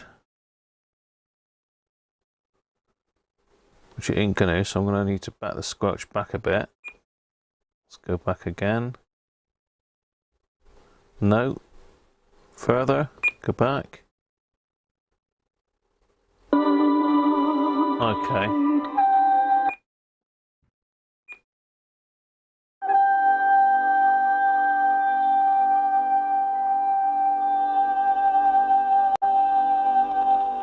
So it stopped on 99.95, which is slightly, if I move it up to 100, it doesn't seem to stop on 100.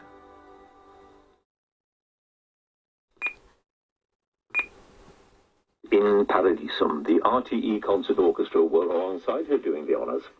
Right, time for our big piece here on Classic FM.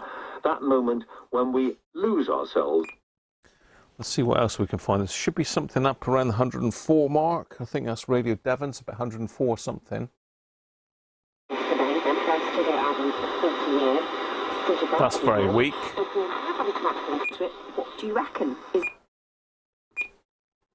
Or are there some great things that you think, well, really, should they be just left in the past?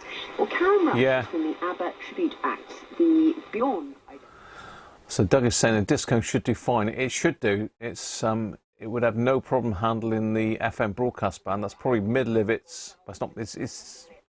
I think that this disco's supposed to be broadband, but I think 25 to about 1300 megs is its sort of sweet spot, Doug.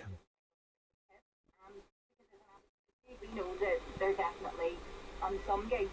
They're those Lynn drums, are they?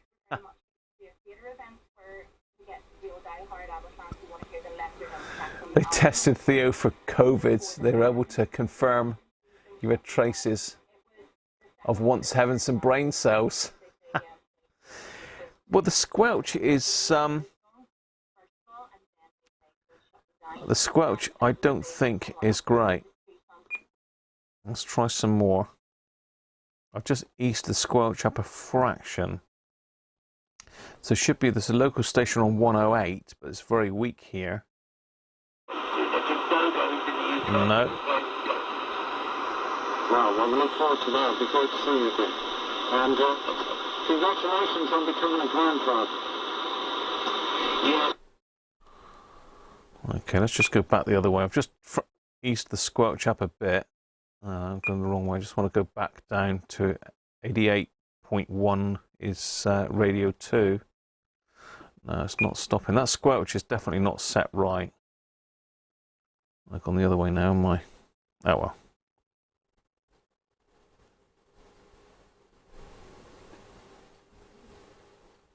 Let's see if it'll stop on 100 now with the squelch slightly up. Yeah, it is.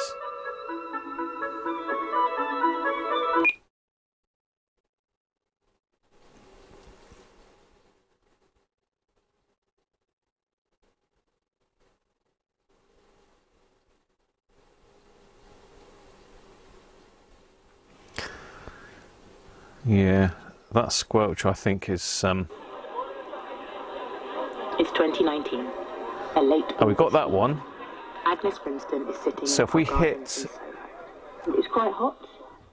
So that sounds like radio 4 to me, 92.45. So if we want to store that now, it says press monitor when the frequency you want to store. So press monitor. Then use the manual key to select the channel for the frequency it found. So I've got to keep pushing the manual, have I? Oh, hang on.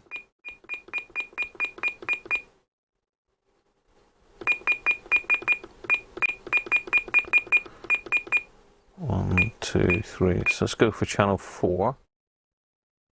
Display. Oh, for FM, use the FM button instead of manual. All right, okay. So we're going to store on channel 4.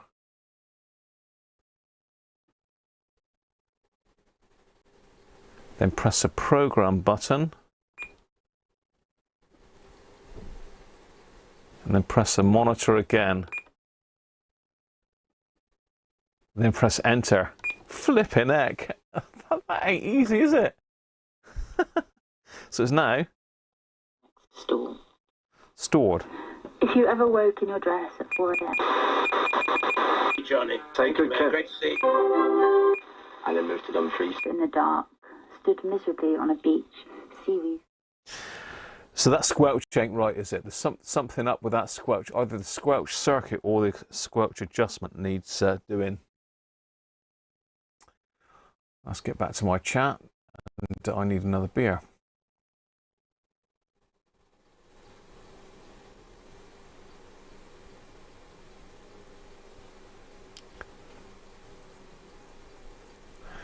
What is squelch? It's the sound of a shoemaker when pulling out of. It basically it cuts it cuts the signal out, Trav. Just some strangers just shouting. And it only lets the stronger stations through. So if I turn that, there was a the squelch came out and gave me a massive hug actually, and then asked for my name and number. So the squelch is cutting it out about then. So it's only going to let signals that are stronger than that through now. I'll ease it back a bit. Sure. Thank you, Agnes. It's a very woolly squelch. Solidarity. It is working though, but I'd expect. You can sometimes have with strangers where it is. I mean, for a strong station, I'd expect the squelch to be sort of up there somewhere, really, before it cut out. But it's cutting out Stranger. back here somewhere. And there's something about the So that needs adjusting definitely. conduct. It's this kind of strangers. I mean, that's something that I don't know about you, but I really missed during lockdown. Is, being in a pub loo at 11 p.m. and somebody always. So let's see if we can get the thing back into scanning mode again. Amazing. You don't get this much faff with these are very quirky, Dom. The realistics. It will do it, but it's got a very, very strange way of entering everything. So let's try that again then. So turning Twitter into a sort of virtual pub toilet. One of the people I saw share the poem online was Irish writer Sinead Gleeson. I got in. So let's just set it scanning again.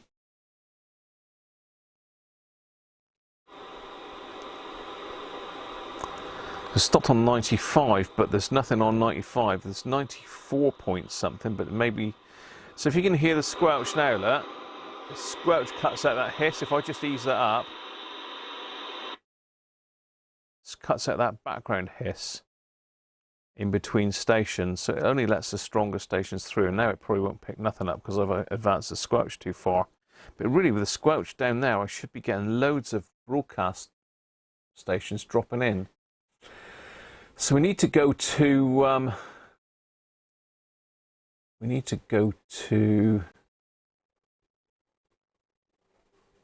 the service manual and get the alignment information possibly for this. So alignment positions, okay, we've got test points there. So we need a oscilloscope, an AC VTVM, a DC VTVM, frequency counter, dummy load, slow sweep generator with variable marker. Oh my god. Oh, they don't want much, do they? Okay.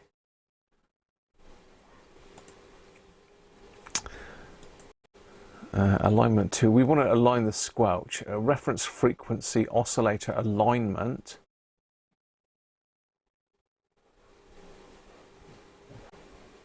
Okay, so we could look at that because possibly the frequency is a little bit off. See, it's not picking anything up there. We want to sort this squelch out really. So now I'm just going through and downloading all the bits off of Radio Museum. I've got the alignment info for this. Broadcast band. So no, still not got it. This way.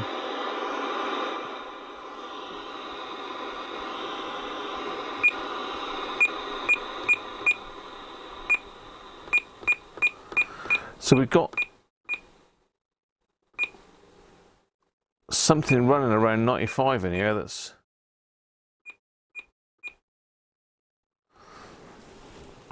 causing it to just trip the squelch. Alignment for RF amplifier, air band, no, we don't want to mess with that. Alignment 5, we want the squelch. A couple of days, 30. The Carlisle Heaven is a place on earth. Brilliant disco. Have we got that one? Sylvester up in just a sec. Make a difference. And this is so cool. Great story. A husband and wife who work as... I'm not sure if we already stored that one, so I'm just looking to see if I can find the squelch adjustment. I'm still going. There's 7 pages of alignment info on this thing.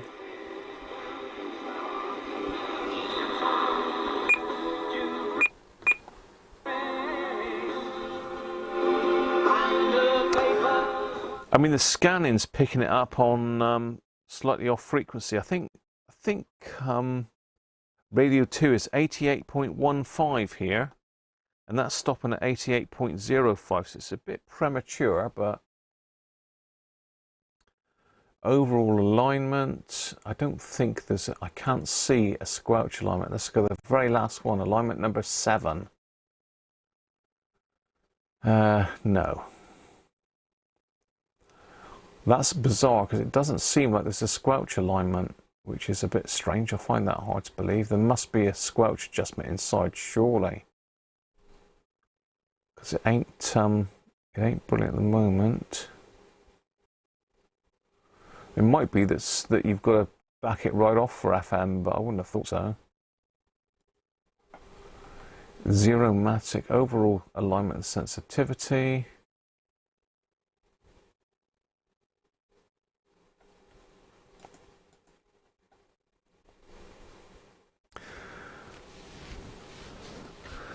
Turn the squelch fully clockwise, set for reception of channels noted in the following chart.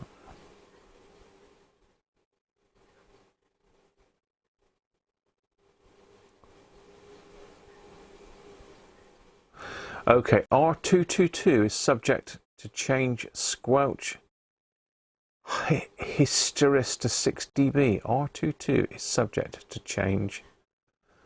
What does that mean? What does that mean? Bizarre. What are they on about? Hysteresis. So it sounds like R22 is what we need to play with to sort that squelch out. Let me just go on to my screen and just show you what I'm on about, what I'm looking at here. So I'm looking at this over alignment sensitivity measurement. Unless R22 is the actual pot,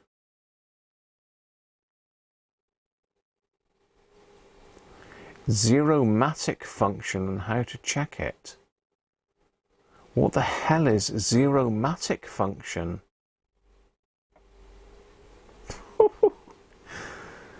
Dear, oh dear, it's lost me, this.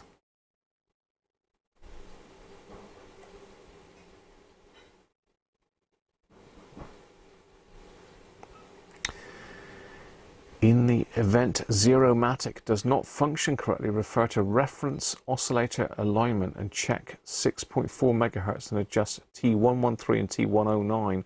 So it probably is one of these things. Where are we? Circuit description. Okay.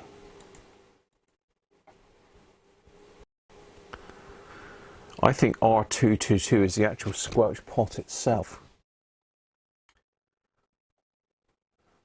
So this is what's slow sweep generator with variable marker.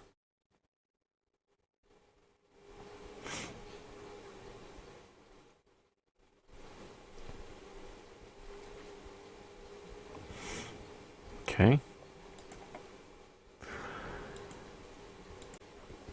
So I mean, it's saying about this reference frequency oscillator alignment. So I need to put my frequency counter on and let that warm up a minute if we're going to do any frequency measurements. If I can find the plug for it, I think that's it there. Let's plug that in and see.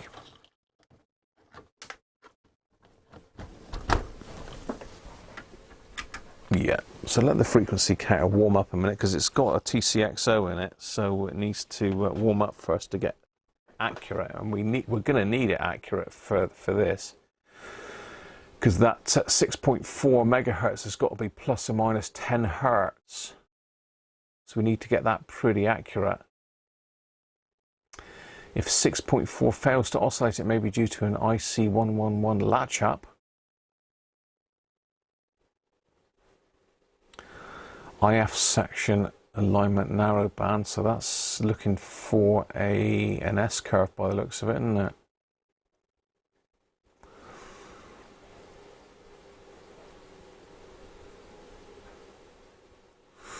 That's quite a good description actually, isn't it? I mean, we might be able to hook that up.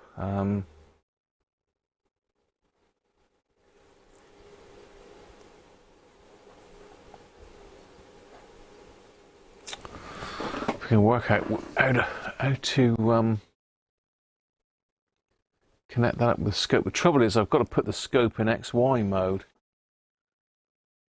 So I've got a vertical and horizontal, and I'm not 100% sure how to do that. We have messed about with that before. I think it's that. Okay.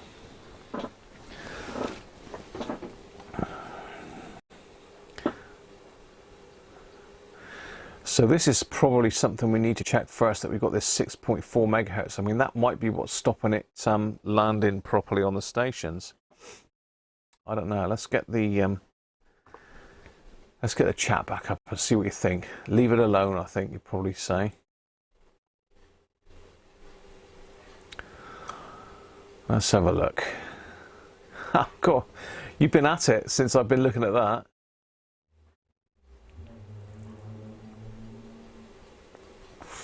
So I need to put it on the comms test set to measure the sensitivity. Front end could have some damage. Got you, Doug. Okay, I can do that. Let's have a look. No, you are right. So we can easily connect it up to the test set. I think we've got an external speaker. Yes, we have. I can connect the test set up there.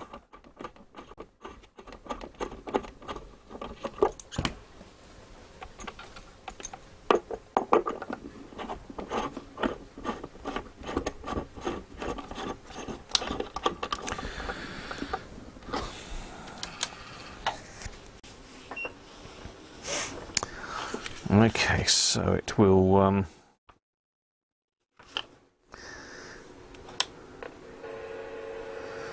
I've got to remember how to do the believing thing now, how to put a frequency into it. It is quirky, isn't it? I do like these old bits of kit though, I must admit, even though it's a bit of a pain to program. It's good fun messing about with it. So we've got to thank Steve again for letting us have this.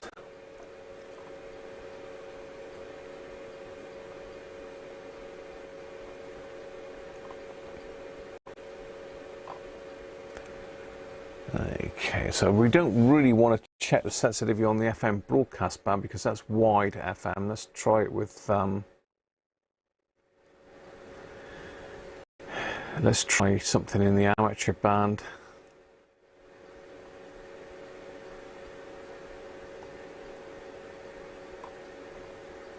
So we've got some birdies in it apparently, some birdies.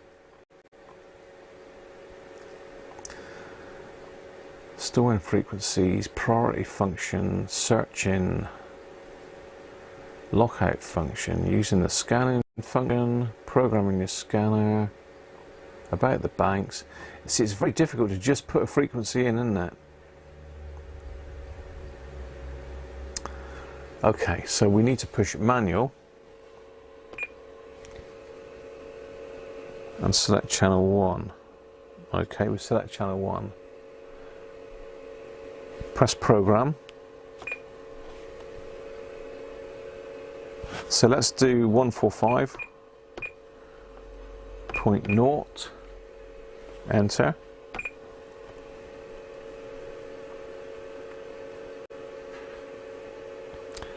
Right, so we're now on 145. So if we stick, let's see, 145. In there. So at the moment I'm on I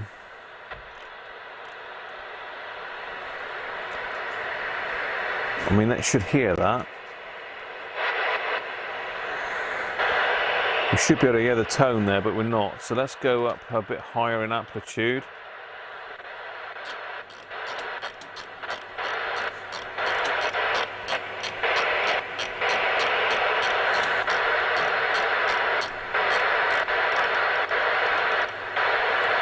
No. So let's adjust the frequency.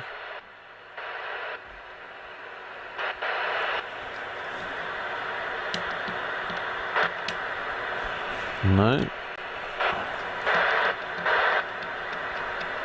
Let's see if this is... Okay, am I connecting this up wrong, or have I got some...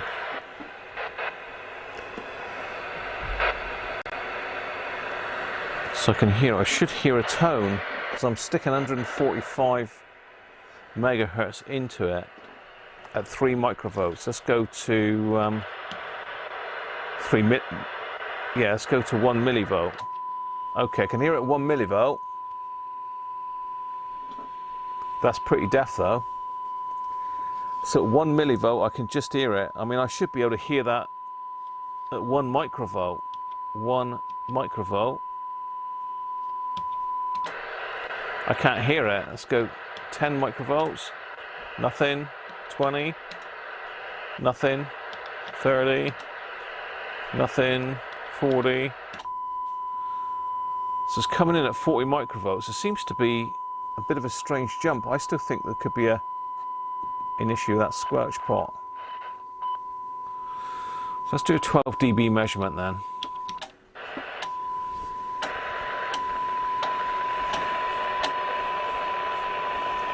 Hell. 12 dB synad is 408 microvolts. It should be about 0.4. Okay, so there is an issue with it.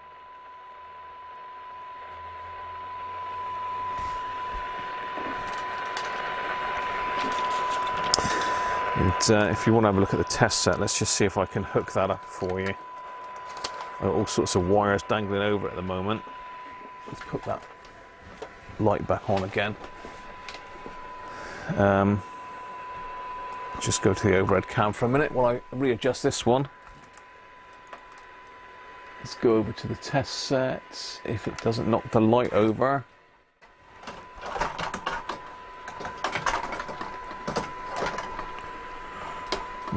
Okay, the light's a bit precarious now.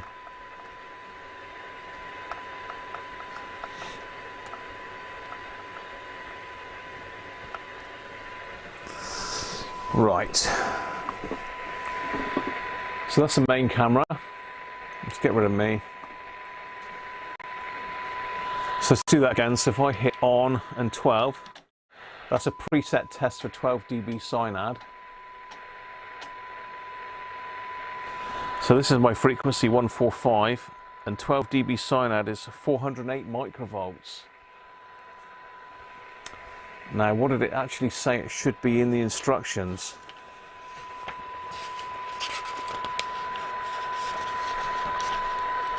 There was a specification on it, wasn't there?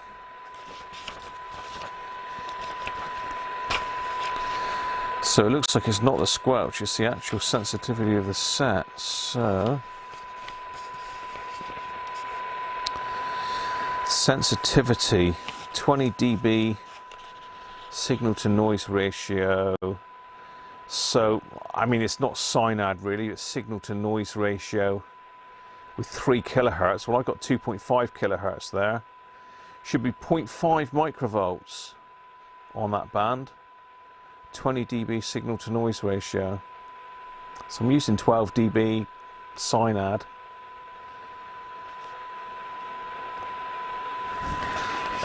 Signal to noise, I have got sensitivity. Let's see what that does on 11.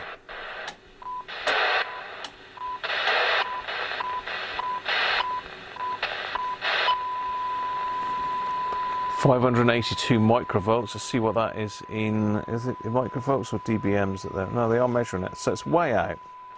It's deaf as a post. It's absolutely deaf as a post. Okay, let's get the camera back down on the bench.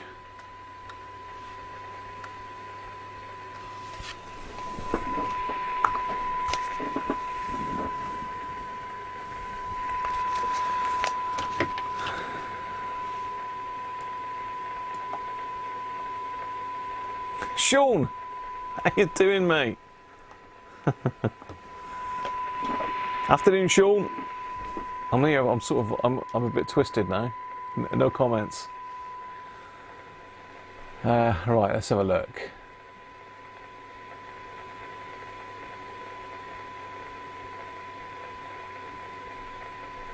Afternoon, Bob. How are you? Unrealistic.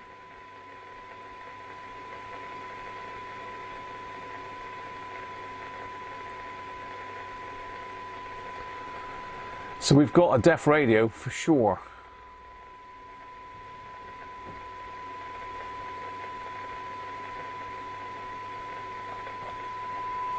I don't think it's off frequency as such, Anthony. I mean, I can check that a minute. Let's just, if I go to frequency, let's just turn that, see if that makes a difference. Is actually on frequency.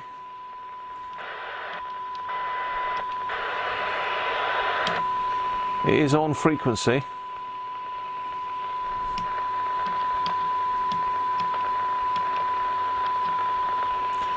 Yeah, it's not off frequency.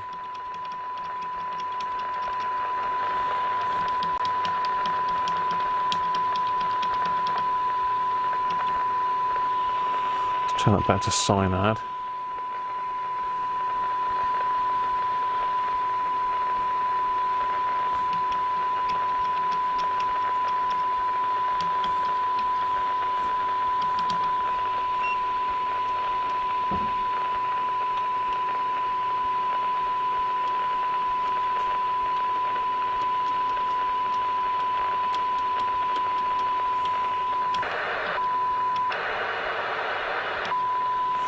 Yeah, it's on frequency. There's no issues with frequency. So it is on frequency. It's just deaf as a post.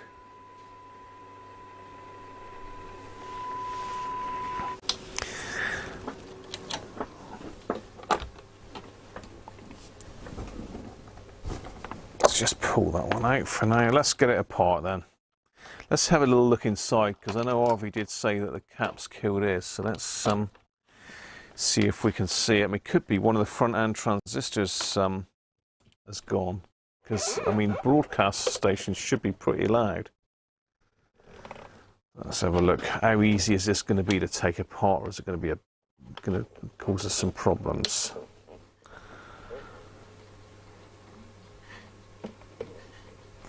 So undoing those is just going to gain us access to the base of the radio. So maybe the screws here. Just zoom you out a bit. Your CPU and synthesizer are all working, so it's an RF issue. I would check for leaky caps given the age of the unit. 1984, right? Okay. Let's have a look. Let's have a look at the old sod. Let's get another beer underway first, because, you know, birthday stream and all that, I need to. So I'm going to go with the Stag, all the way from Exmoor.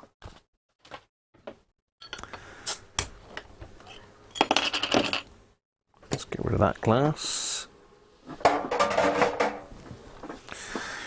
We're going a bit stronger now, and that Theakston's went down very nicely, I can tell you.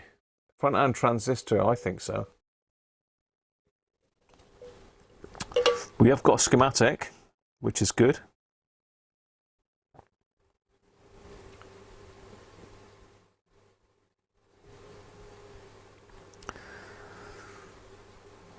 You do tend to, there's not usually a lot of electrolytics in the front end on these radios. It's normally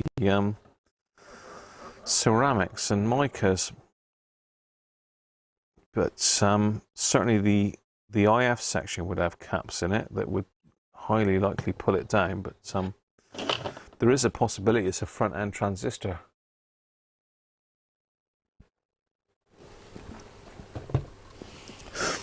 I mean, 400 microvolts for 12 dB cyanide is deaf as a post. I did think it was, I thought it was the, I really thought it was the squelch playing up, but it's obviously not.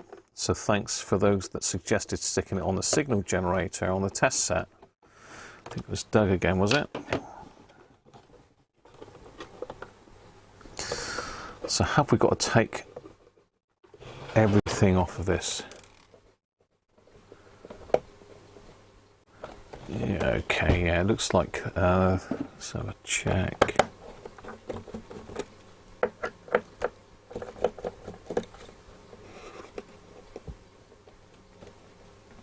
Yeah, okay, so we've got to get these out.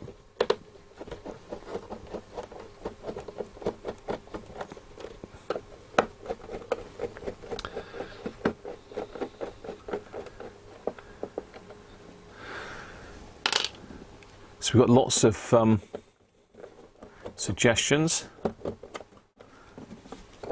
I'm not sure what transistors this one uses. Let's have a quick look at the schematic while I'm undoing this then. Now where are we? Okay, so this is basically the front end.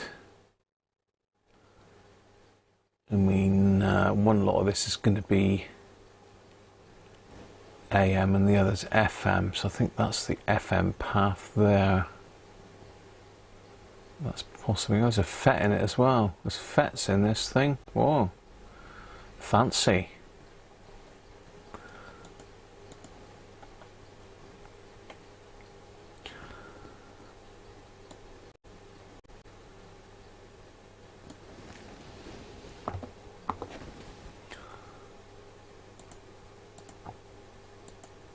No, we're not updating you. Okay, so that's the the front end. I assume that you're on that with me. So we've got FETs by the looks of it in the front end, so it could be one of these gone bad. There's a 2SK, I'm struggling to read that actually. So the first transistor is a 2SK241. And we've got this thing here which looks, is that a ceramic filter? Looks like BTF 101. I'm not sure.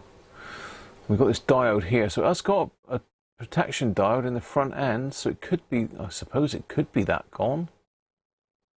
It's good that it's got a diode, to be fair, so it's not a bad design, is it? So that's one path, I think that's FM, and maybe this other path here is AM. So we come down through here, and it goes down further as well, and it comes into here. And it comes down further as well, and it goes through here as well. Okay, so there's quite a few, whether that's different bands, I think that is.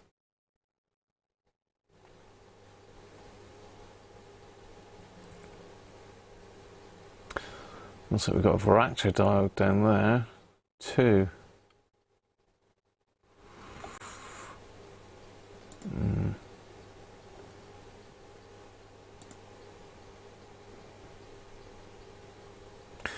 So anybody's got any ideas to where to look first, I'll just whip the bottom of this off and then I'll accept answers on a postcard.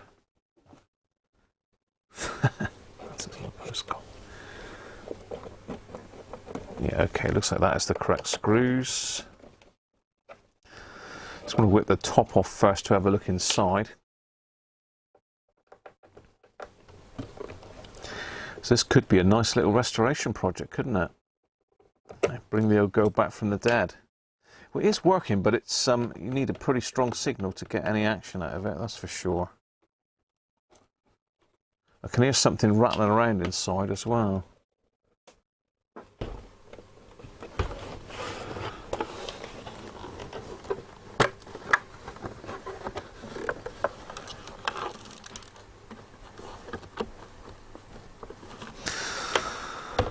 Okay, so that's the back is free, but the front ain't.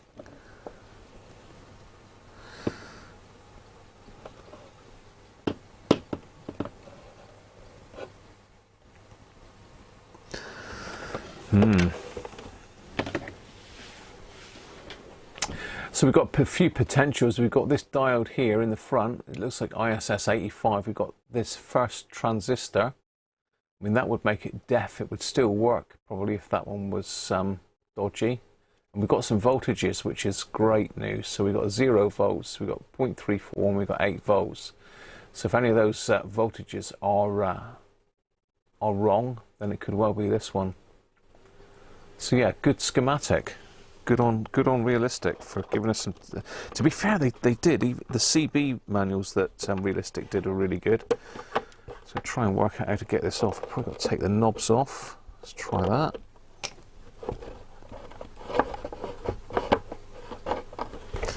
Okay, this looks like it's hooked up on the headphone jack. Carry on looking at that while I work out how to get this thing off. Okay, yeah, right. I should probably just looked at the service manual to find out how to do it, but usually these things are pretty self-explanatory. Okay, here we are. We're in. We are in. Let's get you on here then.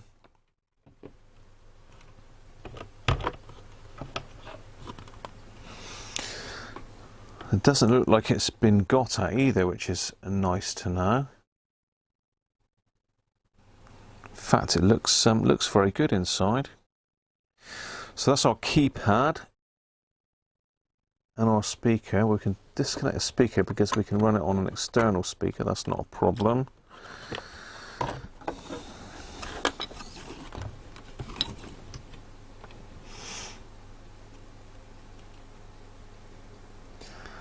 Just looking for anything visually wrong to start with. Let's just pull that off for a minute.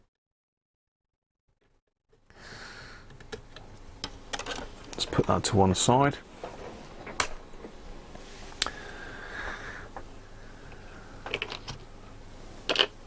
Let's get a little pot to put bits and pieces in because I'm going to start losing things.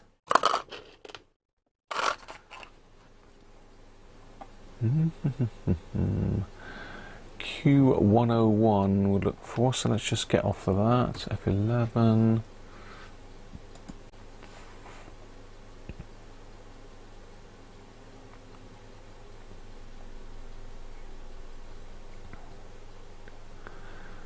Wenlock, good morning to you, mate. And anyone else that I've missed that I haven't said hello to, apologies. Does it contain any dodgy voltage regulators?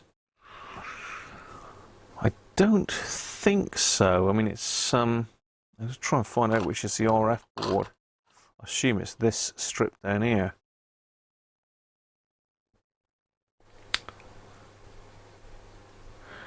A nice scan as yours, looks to be in good shape, so well worth fixing. Yeah, it does look nice actually. Let's see if I can get you in a bit closer. So basically what I had to do to get it off, I had to undo the recessed screws. There's some like recesses here. I had to loosen these two and slide that backwards to pull the headphone jack out of the way. And then obviously it's come out. So let's get it round this way.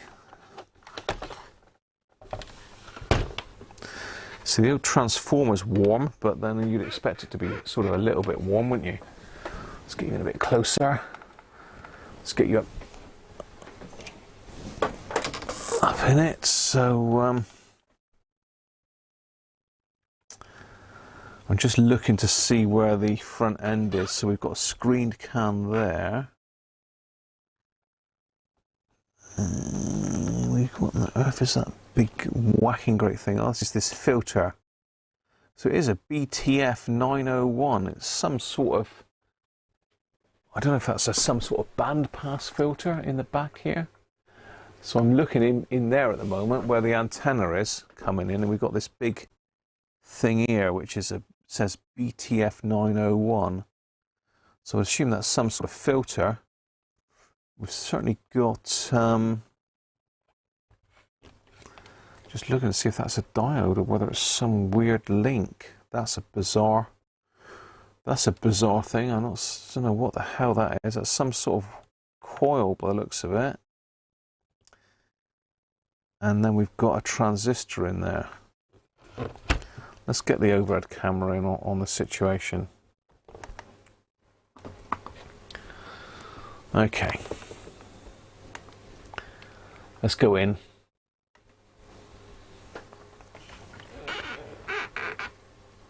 So we must thank Steve again for giving us this little challenge.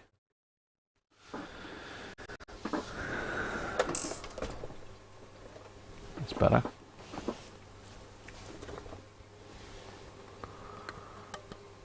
Tony, how you doing, mate? Cheers.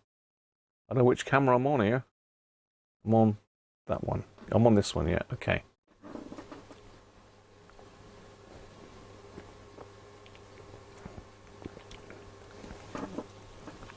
You want to see the plug so you know it's not plugged in still.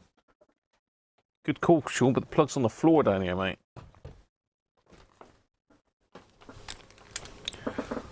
There you go, Sean. Nasty.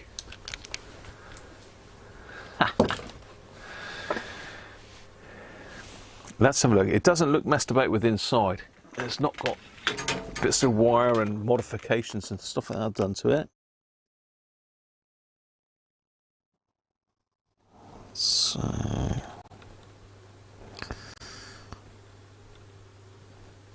there's a very strange blob of solder there actually that's fallen off. Someone's desoldered the antenna socket. Look, and can you see down below that there's a blob of solder on the board down here. It's a great big blob of solder that's gone and stuck itself to that wire.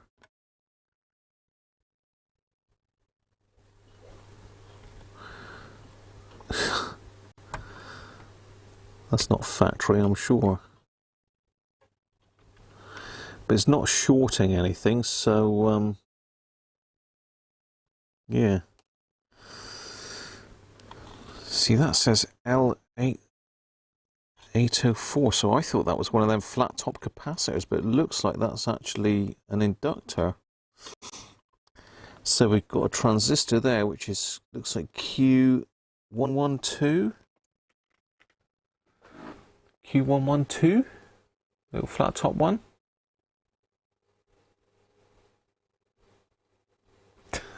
No worries, Sean. How you keeping, mate, anyway? Q112, so that's I'm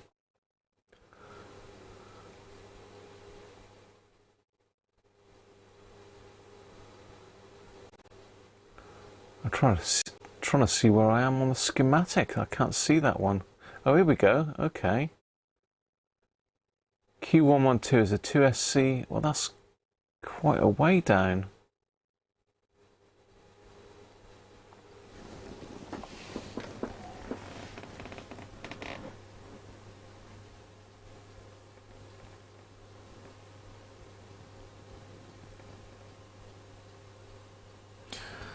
I mean, the thing that was confusing me is this here, look. It's like a hoop of metal that's got another like coil wound around it and soldered on and coming off on a center tap. How bizarre. And it's saying that's a capacitor.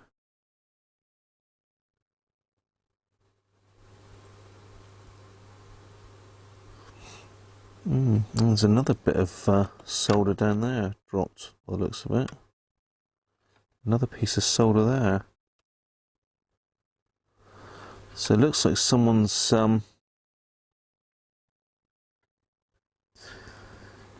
possibly taken this board out before, maybe? I don't know.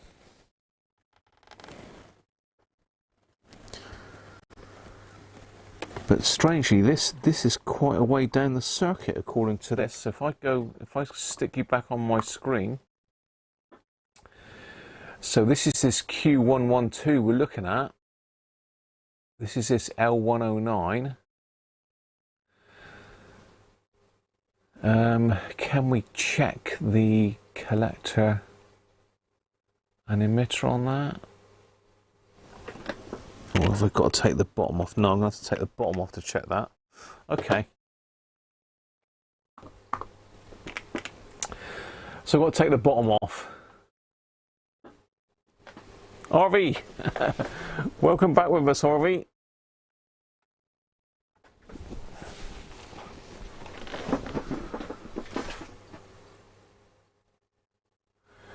Thanks, RV. Cheers, mate. Pop out the transistor and test it. Also check the coil for value. That's a UHF front end. Okay, Nick.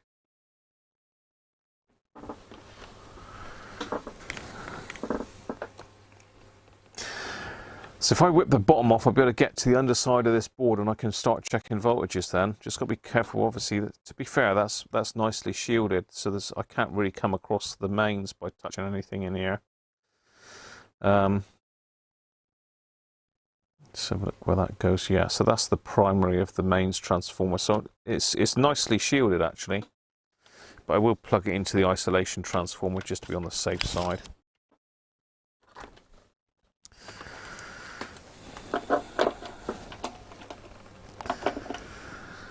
So let's just pop the bottom off a minute. I think I might just get my electric screwdriver first because it's taking ages to get these screws out. Just get the electric screwdriver out, save a bit of time. Mind you, by the time I got the electric screwdriver bits out, I could have probably took it out by now. So there's either a number 1 or number 2 Phillips.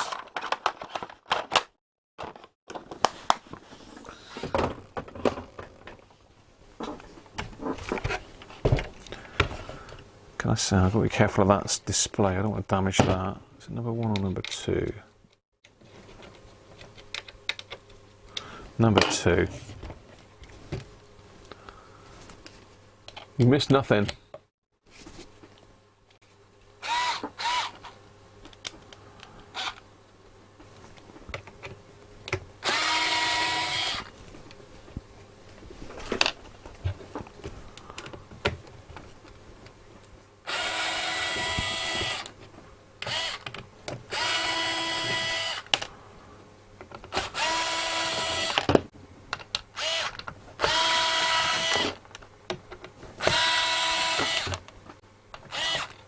Get in there.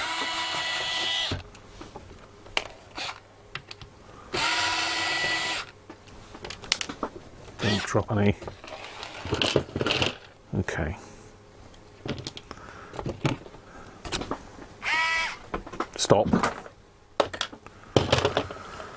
Right, can we get into there? No, we can't because we've got an RF shield on it as well. Oh, God. So I'll test the voltages around these transistors. So I'm going to have to pop that shield off. That's for sure. So just want to pop this one off. Where's it held? So we've got two there. Oh, it's got loads of connections, hasn't it? Oh dear, it would do. It would do. Let's get some more beer down me. That'll help it go better.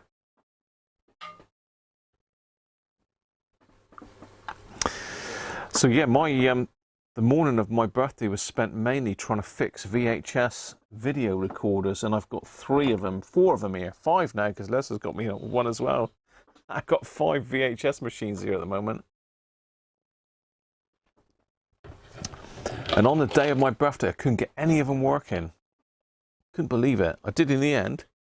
I persevered and got one working, but since, and with a clearer head and all the rest of it, I've actually got all of them working bar one, I think. So thanks to Les for giving me a hand with that, because I'd have been stumped house.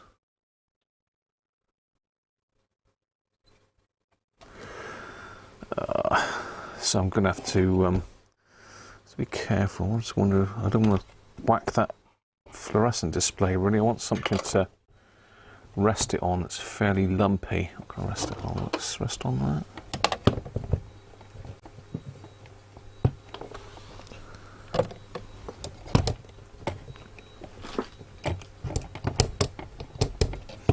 I want some of them bench cookie things, don't I, really? That's better. Right, let's get some of this, let's get this plate here off. That's what I'm trying to get off this one. Thanks, Tony. Cheers, mate. I am old. It was on Friday, Tony, but this is the birthday stream, so to speak. Thanks very much, mate.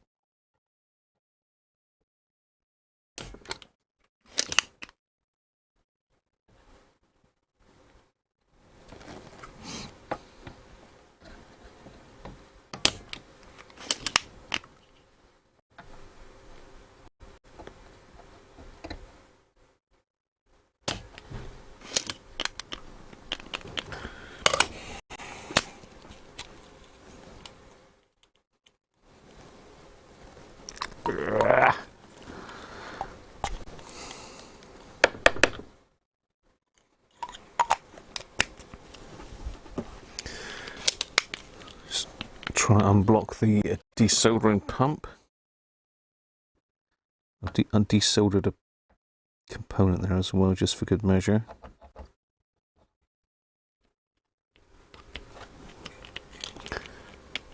Can't win, can I?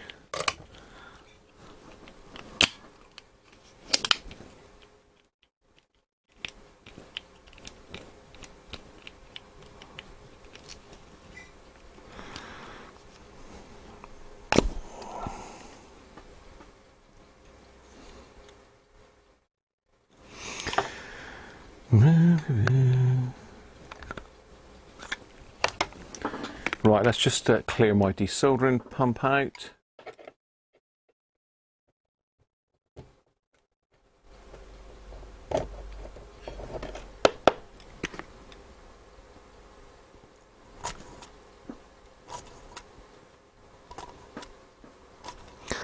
I'm plagued by poor performing desoldering tools. I wonder how Chris is getting on with his Hacko. Chris, how are you getting on with that Hacko, mate? Is that a big improvement or not? If you're still with us.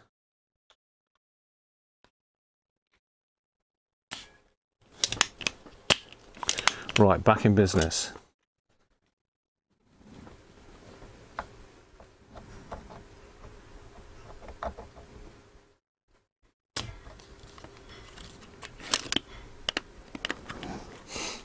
blocked up again already. So I'm just going to put the Duratool on.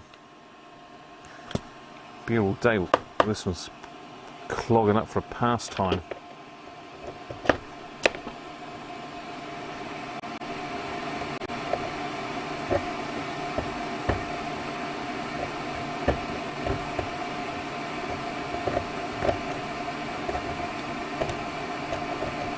Sony VHS.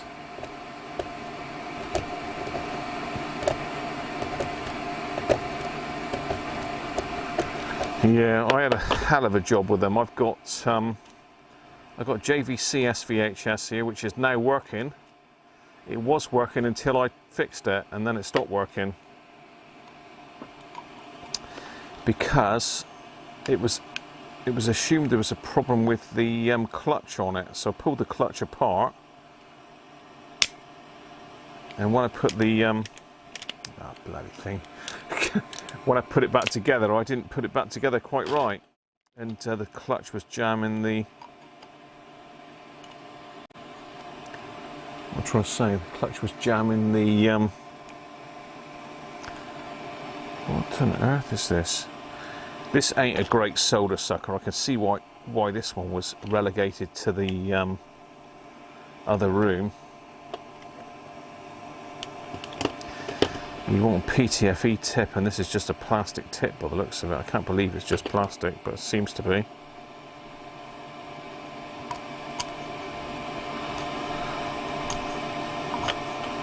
I need to get another manual solder sucker, people, so if anyone's got a recommendations for a really good one, let me know. I bought what was supposed to be a really good one, but it just fell apart. They're all very well for just occasional use, but for something you use every day and you use it a lot, it needs to be pretty robust.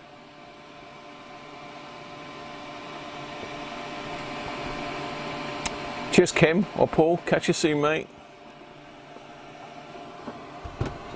Kim Paul. Thanks for dropping in. So we're going to go with the old Duratool. Hopefully this is going to be nice to me today.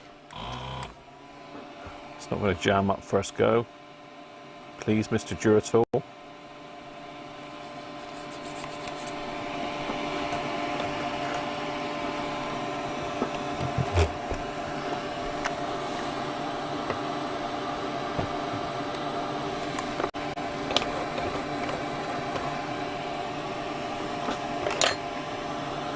I think this needs a new element, this one. It's just not, it doesn't seem to be getting very hot.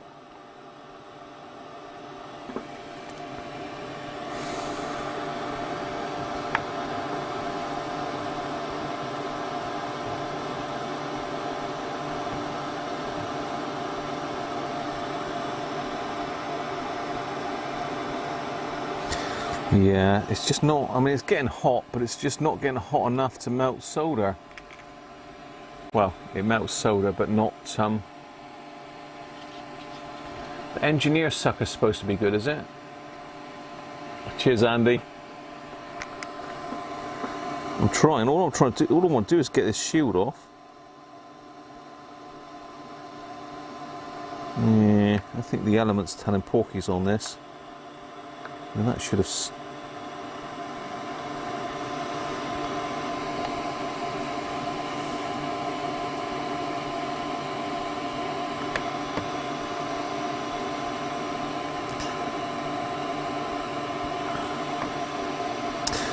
So yeah, I bought a load of VHS machines from the auctions, and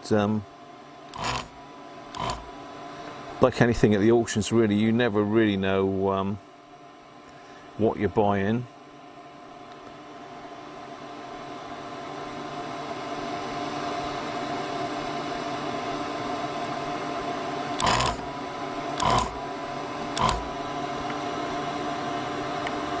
And two of them, the pinch rollers, were floating around inside. Well, I don't think they call them pinch rollers in videos, so they call them something else, something fancy, but...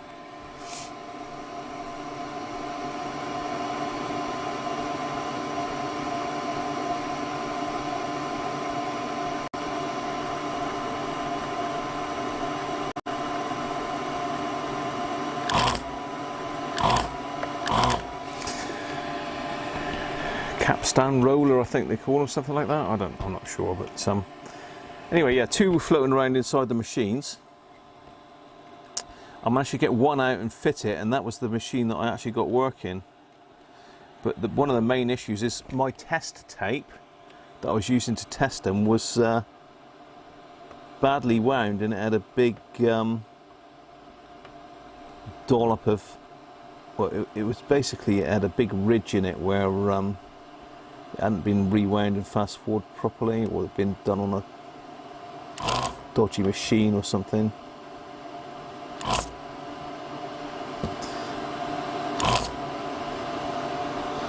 So yeah, it looks like I'm going to need to get me another solder sucker. My expensive one from RS, I think, that one decided that the aluminium, no, that the plastic body of it was going to lose its threads. It's a problem with the manual solder suckers. You do need to babysit them quite a bit and take them apart as you do these.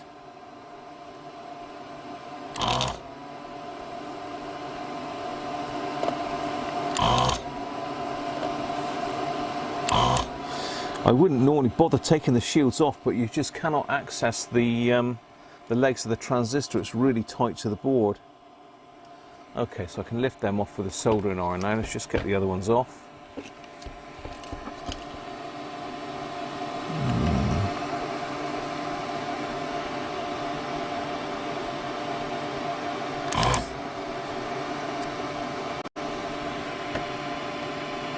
Hi Rob, getting on mate, we're getting there. I'm trying to get this shield off at the moment, which is proving a bit tricky. Right, I should have got enough solder off there now to use a soldering iron and just lift it, hopefully.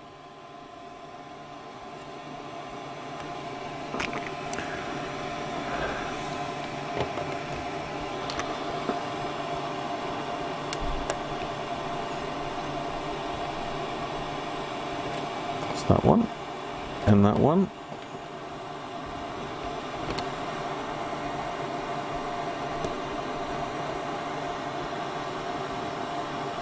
and that one,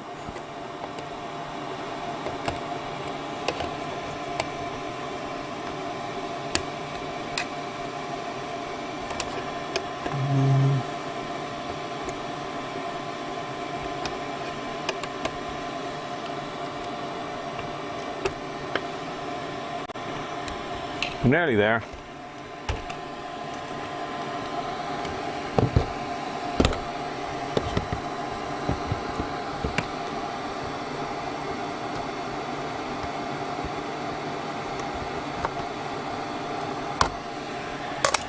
Yay! What pain in the neck that was.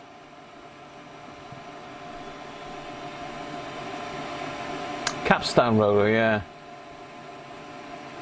Blowtorch it. Right, so now I can access everything there that I need. So the antenna's coming in there, that's the ground.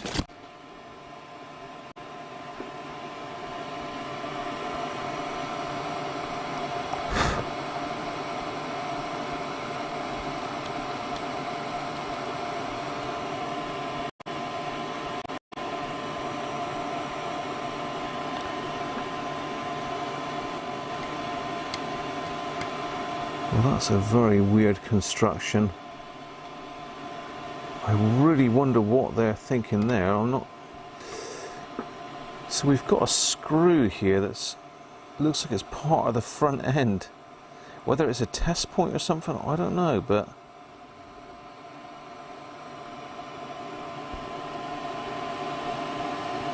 why have they done that? I really don't know. Let's get you back underneath the overhead camera a minute.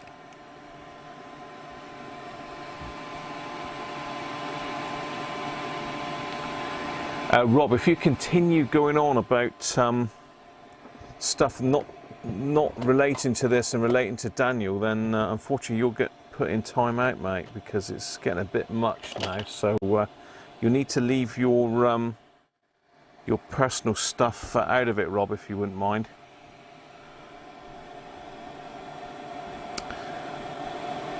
So yeah, what I was trying to show you, let me just go to the overhead camera.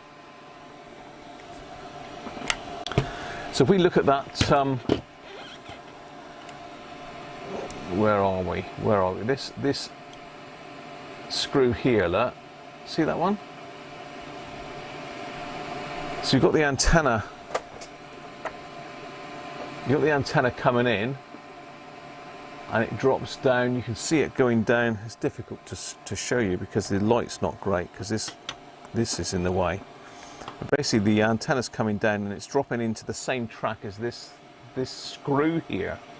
And what that does, I do not know, because on the back there's that screw.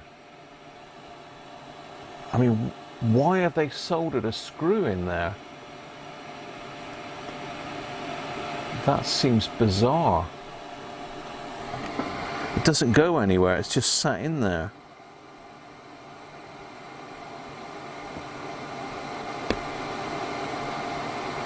Yeah, I can't really work that out. So anyway, our antenna comes in here to this screw, and then it goes out via different coils to different areas of the board.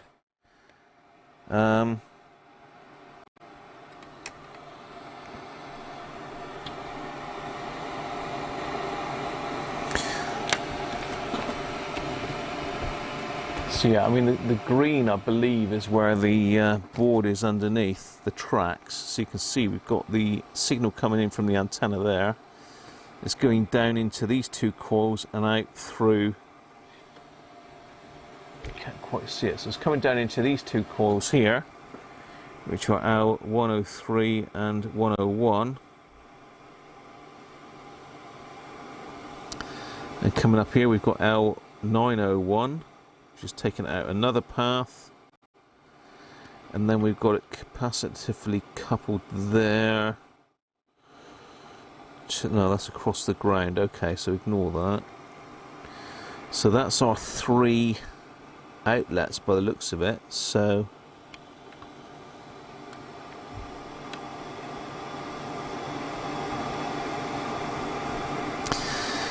I wonder, the thing that we haven't done is checked it on all bands to see if it's just one or all of the bands that are a problem, isn't it? So I think we probably need to do that first. But we know for a fact that the FM band is a problem, but I wonder which part that is.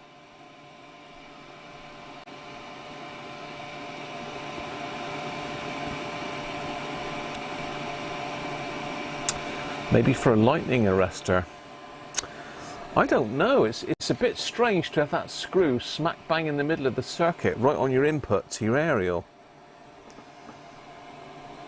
I mean, unless it's an option for a different antenna connector, maybe? Because this is just like a Motorola connector. It could have a BNC or something in there, really, couldn't it? I mean, in fact, it would probably be quite nice to convert it to BNC.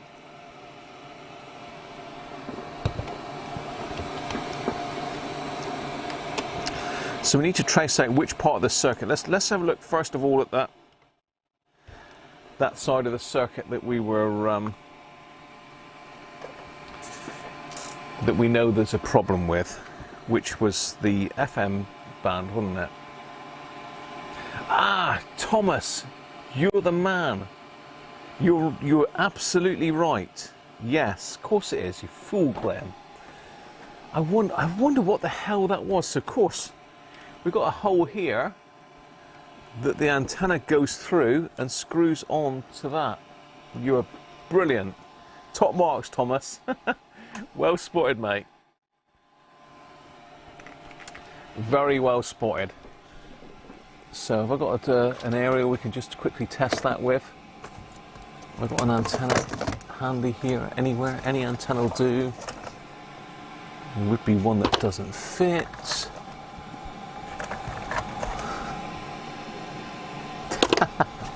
Can I find an antenna with a screw hole in the base of the thing? I can't find it when you want it, can you?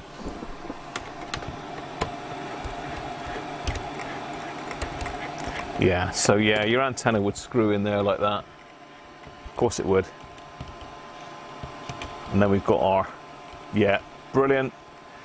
Thank you for that. And I've just noticed as well that that connection there doesn't look very good either. It's connected. It's not great. Okay, right, let's come on, Grove, sort yourself out. Let's find out where this band is. Anthony, you're just slightly behind. Oh no, Harvey said it first. It's for the telescopic. Yes, you're right. There's Harvey.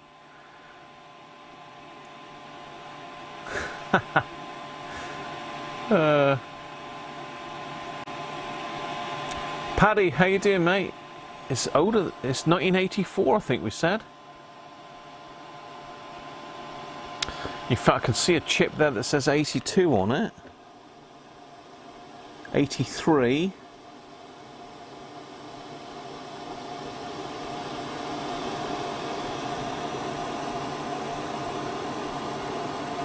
'82. So it's early 80s, look.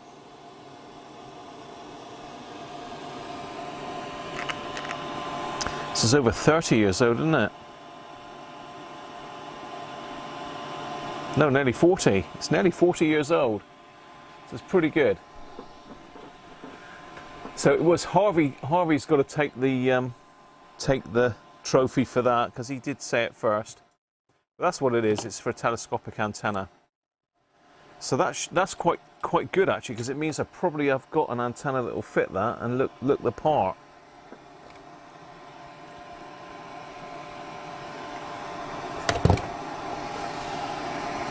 Right, let's get on. Let's crack on. Let's find out what part of the circuit is that. So here we are on our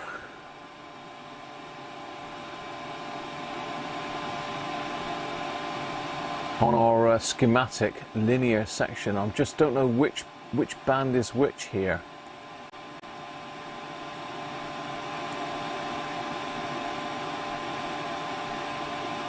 Because Nick said that was UHF, which was down here. So this is UHF. How did you find that out, Nick? Was that just experience? So we've got another one coming in here. Now there is a block diagram somewhere. Let's see if we can find the block diagram. Here we go.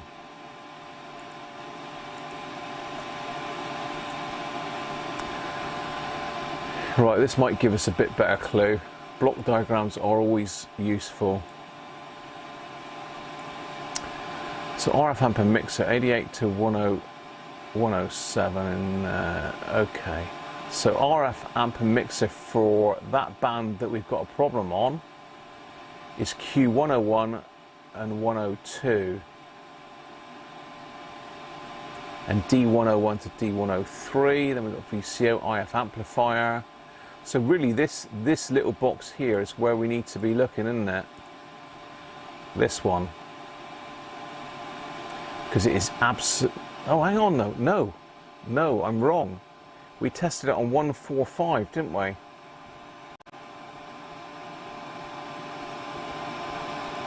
.145 megs,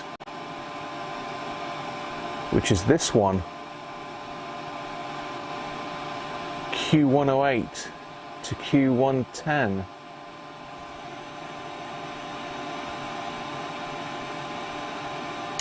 But is there a component that's shared with all of them then? Because we didn't test sensitivity on the broadcast band, did we? But it's obviously down.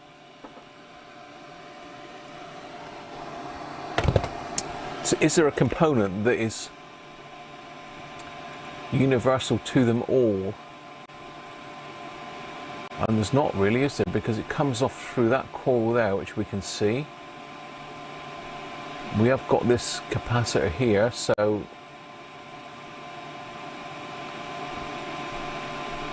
Let me just go back to that again. So Q108 and 110 is what we tested. 105. Okay, so this is that that band that we just looked at originally. Comes through L103 and it goes through this Q108 and Q110. There's a Q109 there. So that's the area that was really bad. But could it be all of them? Could it be all of them? Should we test all of these bands a minute?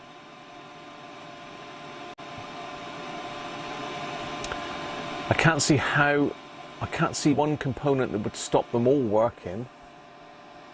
It would have to be multiple components because they're all going through different filters. They're going through different inductors.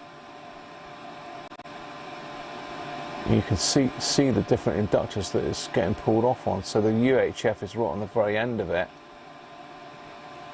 But that goes through L103, that goes through L102, and that goes through L101.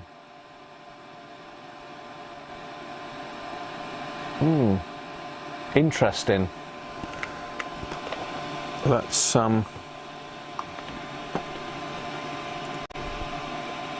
Rob. Thank you, Rob. Where are we? Over there.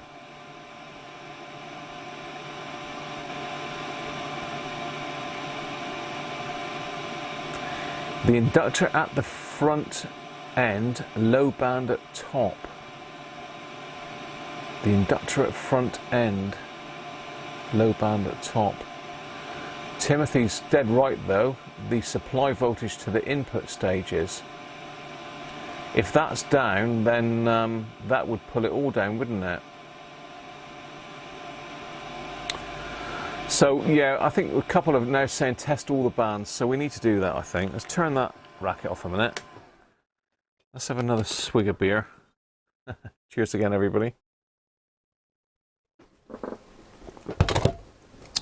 But Timothy's dead right. If there's a problem in the power supply over here, maybe with this filter cap or any of the other caps coming off the power rail, that's our bridge rectifier. So we've got some rails there. We've got a positive and minus a 9 volt coming off.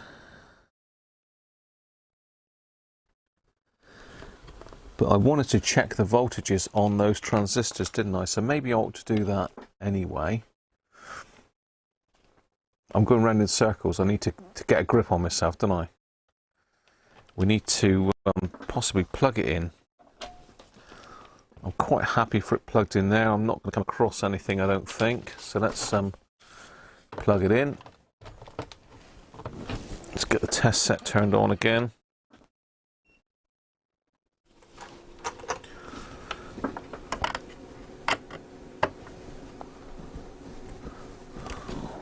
The external speaker. Okay, so that's 145 megs. So what bands have we got? Tested at 50, 150 and 400. It's not, it's not for, yes it is, Robert. You're a bit behind us, mate. This means I've got to plug the keyboard back in now. So it might be as well to turn it away from me anyway, so the power supply is over the other side.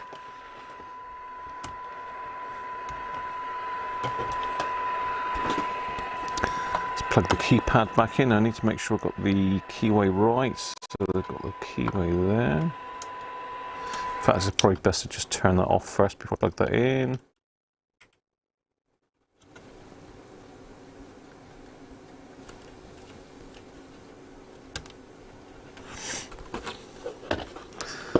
Okay, let's just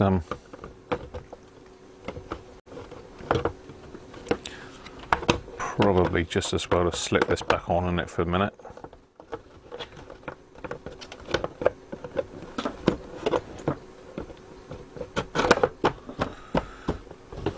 Okay. Right, so I've got to remember how to do this again. I've got to go to manual, 50, no. I'm going to go back to the manual again. You've not got the keyboard plugged in. Hey? I think we've got a bit of lag on the chat there. So yeah, Doug's right. 50, 150, and 450. I mean, I need to probably test the broadcast band as well, don't I? So probably need to go in at I need to go in at the broadcast band. And Austin Maxi. Let's just take the squelch off.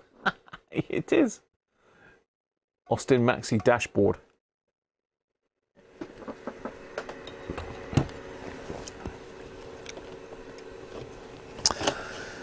Right, let's let me get back to my schematic a minute. And back to the thing. So we need to push manual.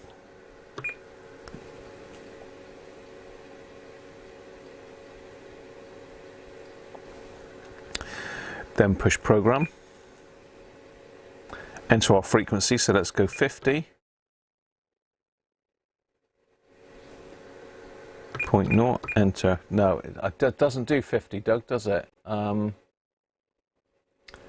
have a look what its frequencies are. It does 68 to 87.9, so it needs to be 68 to 87. So let's go say 75 megs then to start with, because it starts at 68 megs.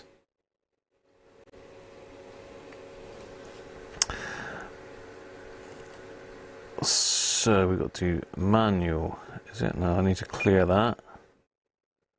I tell you, it's complicated to program, isn't it? I haven't got it right stored in my head yet.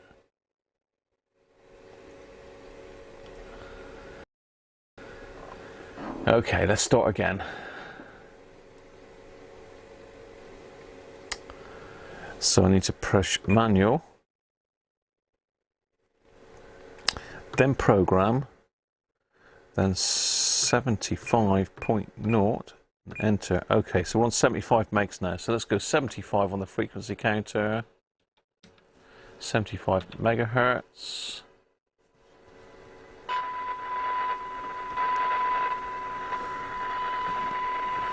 So let's get a bit of paper and we'll write these down as I go.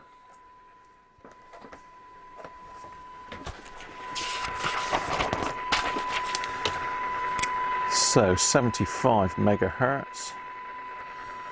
I'm going to use Synad because it's easier to relate. Jesus, 537 microvolts for 12 dB Synad. So the next band.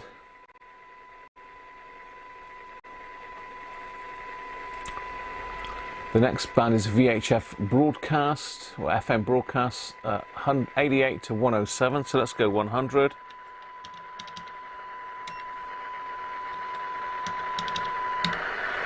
Megahertz, so we've got to go manual, program, 100.0, enter. No, okay. I get the hang of this in a minute, I'll tell you. What a nightmare. Okay.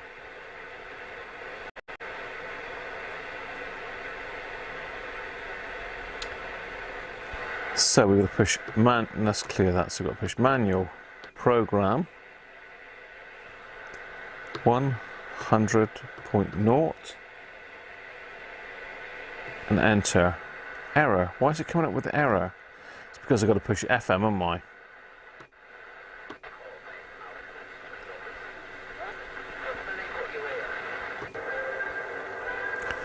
Well, it's picking up.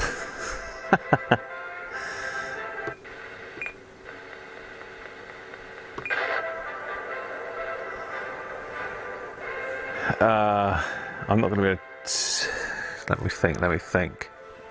I've got to go to the FM now and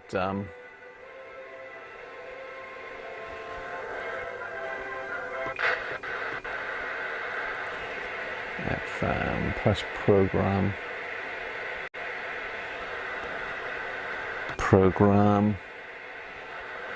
So let's go to say 93.0. Right, so we've got 93 megs, which is in the broadcast band. So let's do 93 megahertz. Bloody hell, there's nothing on that. I've got to go to FM wide though. So let me go to on 08. So I'm now in FM wideband. There's absolutely nothing. I can't believe that. That is absolutely deaf. Let's try 110. 10 millivolts that is. Okay, let's try 12 dB sign on that then.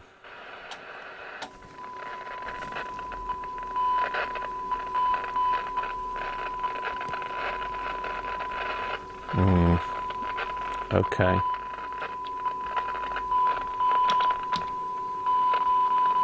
Try that again on 12.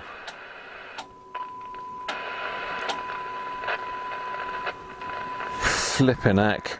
That's 4.08 millivolts. That is not microvolts. Flipping heck, that's deaf as a post. That's really bad. That's like 4,000 microvolts. That's deaf as a post. We're still picking up, mind you, but it is deaf. Next band then. This could be a supply problem. I think I can't remember who it said it now. It hits it on the head. So aircraft. Now this is going to be AM. So I need to go to AM. So say let's go 30%. No, stop that. 30% AM. So let's find something in the broadcast, in the AM band. So we want, aircraft is 108 to 136. So let's go 125. Apologies, I've not got the chat up at the moment, people. I'm just so manual program 125.0, enter, yes. So this should be AM now, so let's go to frequency 125. That's good, that sounds really good. So on 12 dB synad. Oh hello, it doesn't like that for some reason.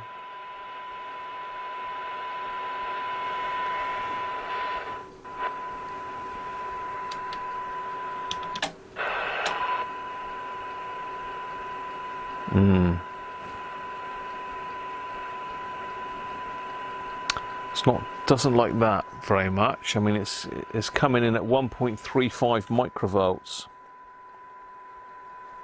Sorry, millivolts. So 1,350 microvolts at 125 megs. AM. Next. We're getting there.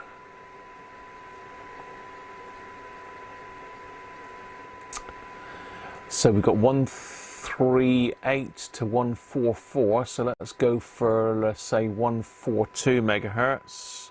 Manual program 142.0. So frequency 142 megahertz, and we need to probably be back on FM now. Let's go to 2.5 kilohertz. 12 dB synad.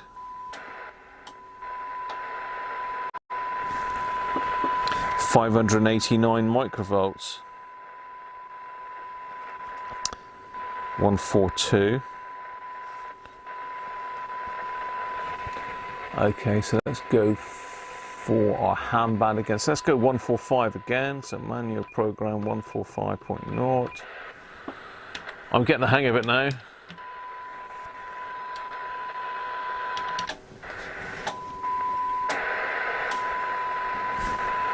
.646 microvolts. Next band, VHF high is 148 to 174. So if I go for 160 megs, manual program 160.0, actually 160 on 12 dB. 447 microvolts. What else have we got? What was that? That was 160, so that's band. So we got UHF now, so 410 to 450, so let's go 430. Manual program 430.0. So 430. That sounds better.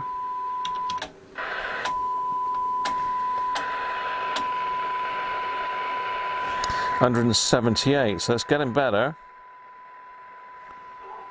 430 megs. 178, it's still rubbish. So 450 to 470 is next, so let's go with 460.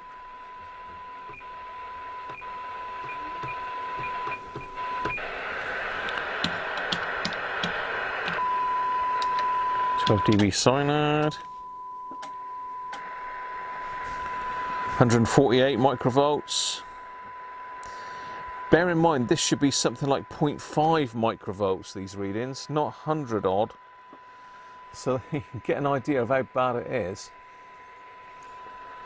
So the last one then is 470 to 512. So if we go, say, 490, manual program 490.0, frequency 490 megahertz.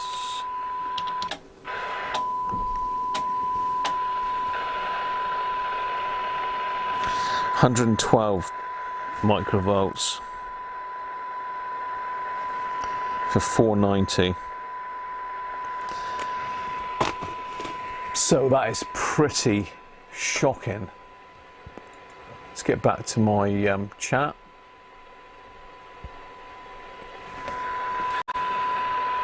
Let's shut that up for a minute, turn that off and unplug it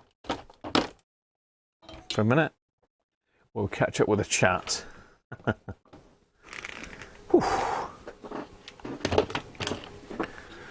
Right, how are we doing? How are we doing?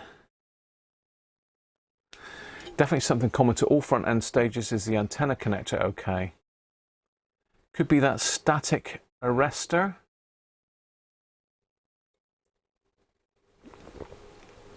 Does it have an RF gain circuit?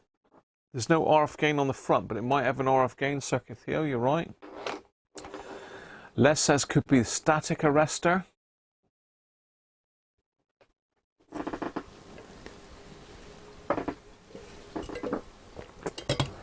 How are we doing on my batteries? Batteries are okay. Is the static arrestor common to all of it? And what is the static arrestor? Is it that diode, Les? Is that what you're on about? Let's get back on the schematic again in a minute.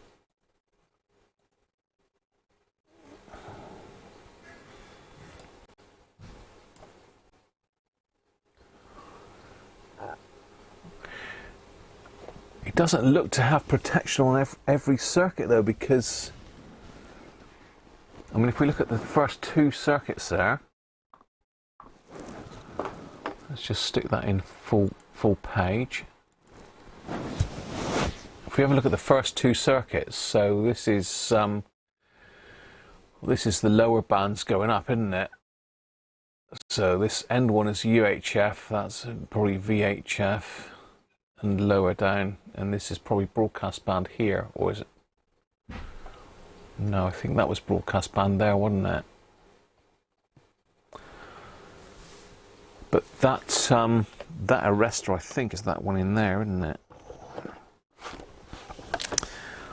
It's BTF 901 that we can see right next to the aerial.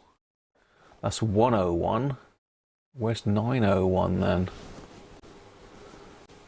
Is there another one here somewhere? I don't know.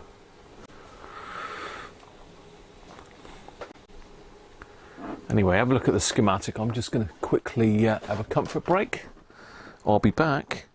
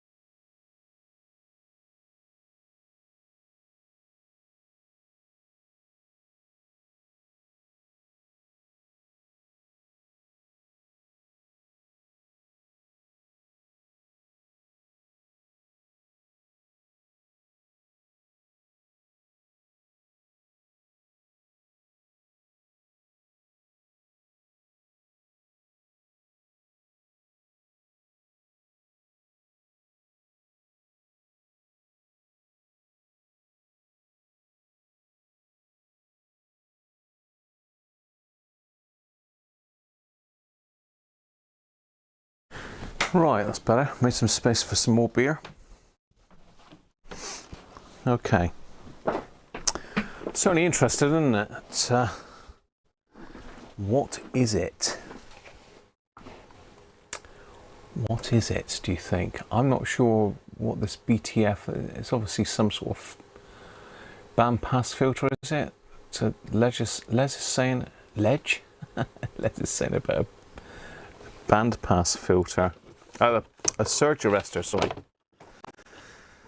So let's pop that keyboard back off. I've got it unplugged. Do we want the keyboard off or do we want it on?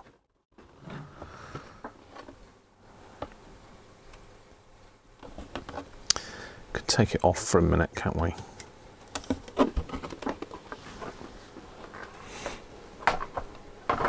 Mike, how you doing, Mike?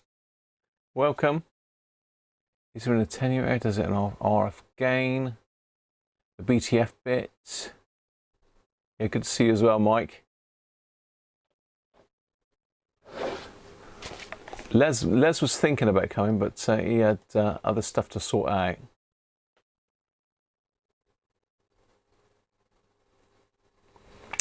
Something in that BTF thingy shorted to ground. I mean, that looks like some sort of module, doesn't it? Bit of a strange one. Bit of a strange one.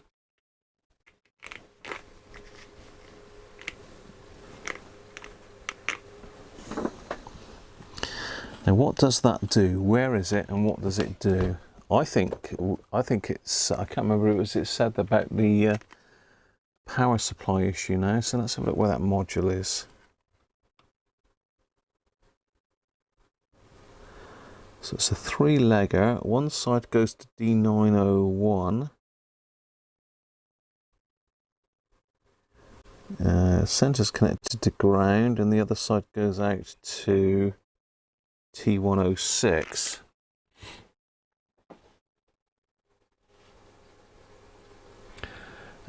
Tony's asking, what is synad? Synad is a signal over noise and distortion, I believe, Tony. So it's just a way of measuring the floor level, I believe. of the signal. And synad is the measurement, and you do need a bit of kit to do it. You either need a synad meter or a comms test set to measure it. BTF, yeah, it's some sort of filter mic. I don't know really what it's doing in the circuit. And the circuit diagram I've got doesn't really tell us what it is. It's got lots of loop at the back, and I mean, it could be. It doesn't look very healthy, to be honest. It does not look very healthy at all. In fact, it looks like it's absolutely mullered. It looks like it's had a bit of heat on it, I can tell you that. Let's can I pop? Oh God, typical. You can't get a thing out without. Well, I might be able to get it out.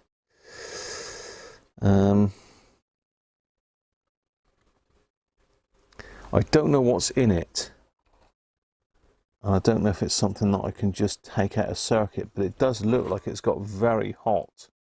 It's all ballooned up, isn't it?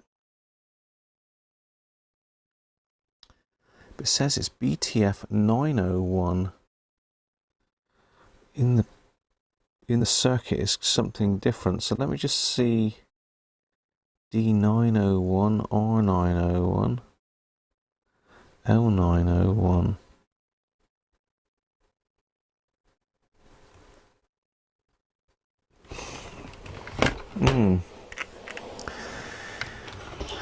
Let's see if I don't know if I'm going to be able to get you in on it. Let's just get this unplugged a minute. Get a bit better maneuverability on it. So you can see it lurking in underneath there. Look, it's that black thing at the back. This thing here. But it's really badly mullered on the back. It's like you can't really see. Can I get the lighting any different?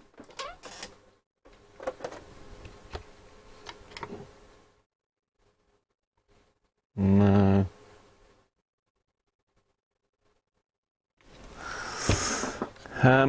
So Nick mentioned it could be a problem with the aerial connector not making contact. Let's just plug that in and see if that does make good contact or not. Potentially it could be that. I know there's two different types of aerial connector, and maybe that's not going right in. Where's my stash of aerial connectors? Let me go get that a second.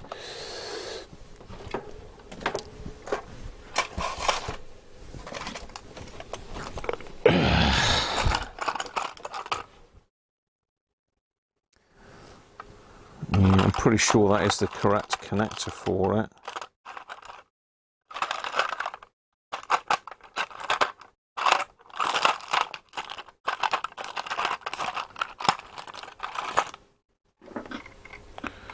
Maybe. Mine's definitely longer, look. So this is the antenna connector that came with it, this one. This is mine. Could it be? Could it be that we've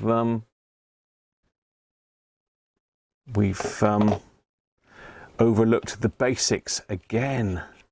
Could it be? We're going to have to try it, aren't we? Let's have a look at that one. See, that's quite a slack fit, that is, but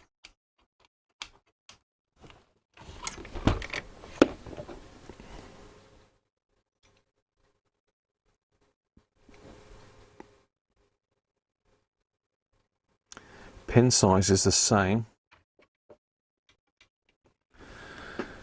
Right, let's try this. Are we trying to find a fault that's not actually there again? Let's give that a bit of a squeeze in.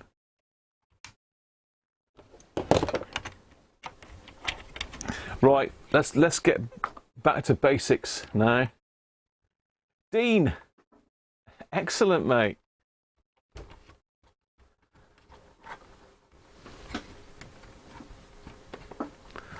Welcome, Dean. Good to see you earlier. We've got to blame Steve for this one. So let's try my different connector. See if that makes a difference. So we're going to connect it back up again. Make sure nothing's touching anything that it shouldn't do. Let's turn it back on. What are we on? 490. Turn the test set back on.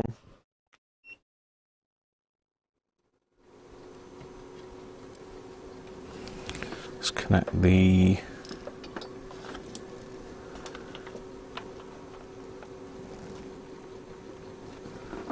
speaker back up.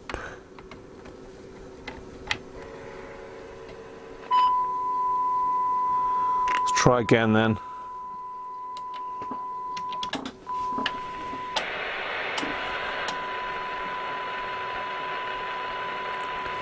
Now we're better. We are better. We've now got 2.57 microvolts. Still not great, but it's a lot better. So that was 490. So it was 112 microvolts, it's now 2.57.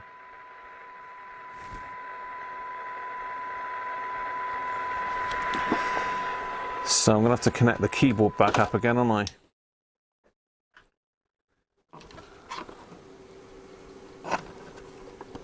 I think it is one of them little modules, Tony, you're quite right. It is that sort of thing.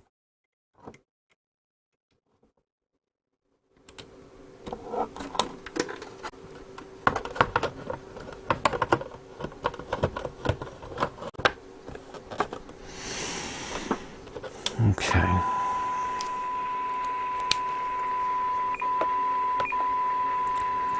$460.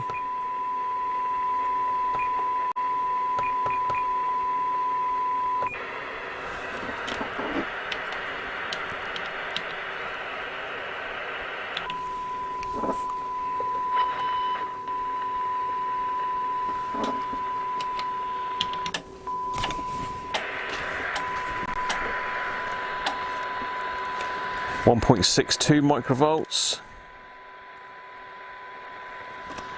This is better.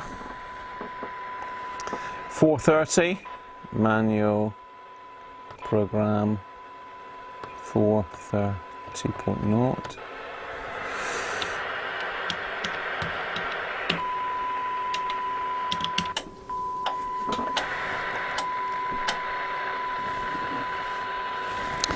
.35, 160,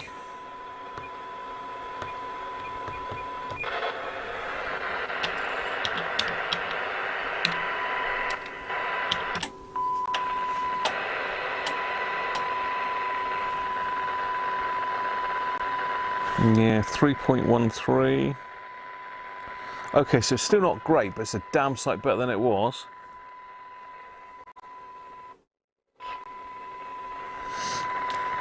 $145.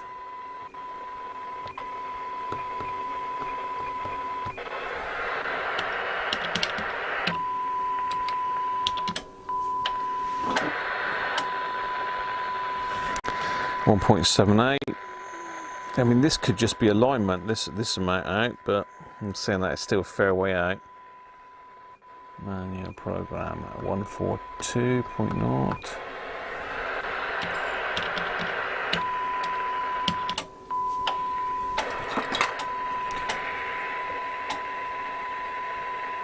Look at the time, I know. Mic's off. Cheers, Mike. Catch you soon.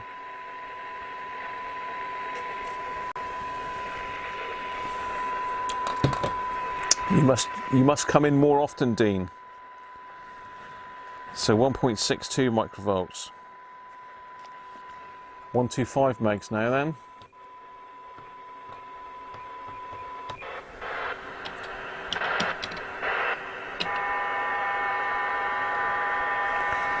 That's because we're on AM now, aren't we? So we need to go to FM. We need to go to 30% AM.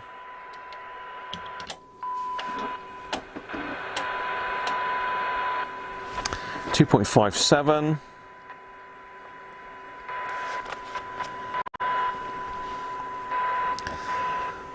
So manual programmer 93. Oh, hang on, it's got to be FM, isn't it?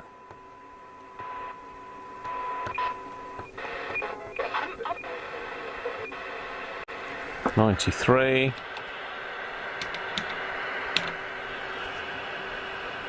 So I think we need to be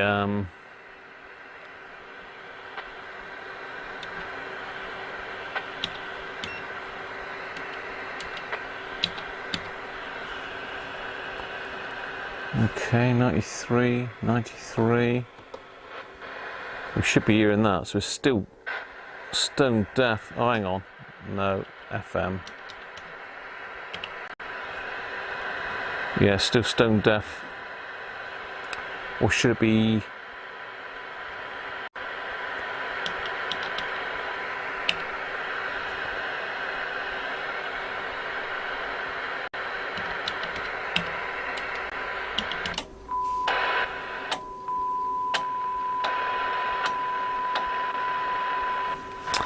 .89 microvolts.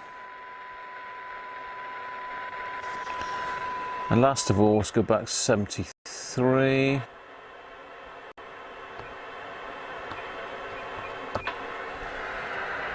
Frequency 73.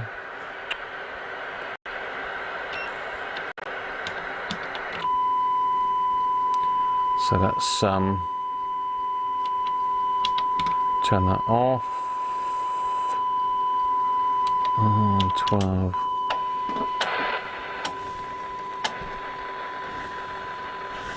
.23.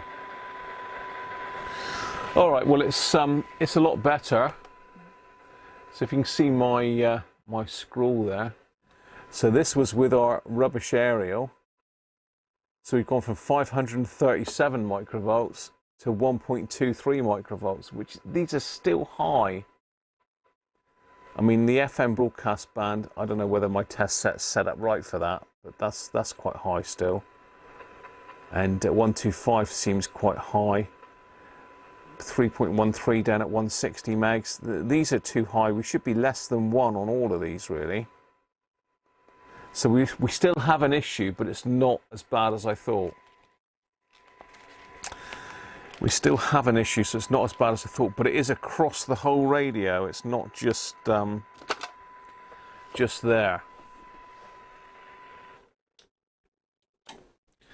So let's have a think what to do next.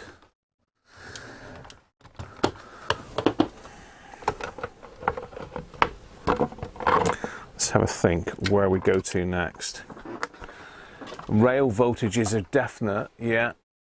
Does it have a part that says describing what the black modulator thing is? It might do, Doug. Let's have a look. Mechanics, alignment, there's so much of it here. There's 23 different descriptive areas on it. And the mechanics, alignment. That'll just be telling out how it works. Let's try some of these description things. See if I can find out something about it. Operation outline. Okay, so yeah, that's just telling you how it operates.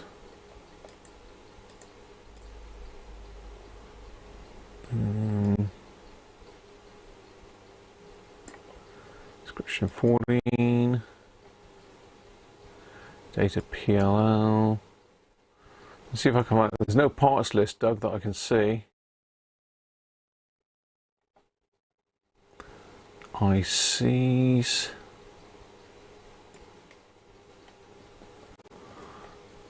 There is some description of the components though, so let's see if I can find that particular thing.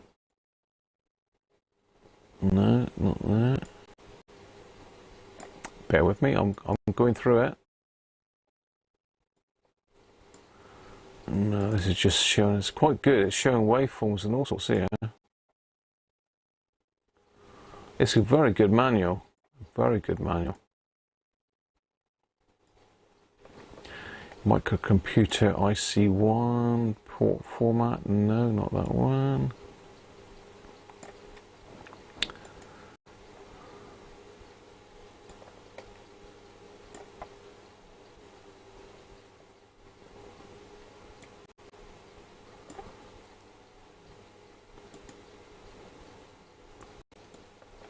Memory check.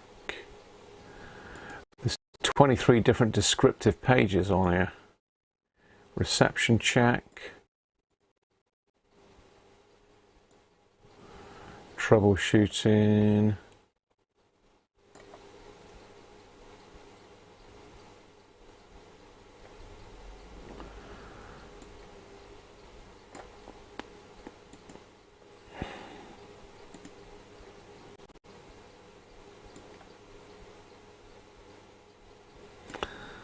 Okay.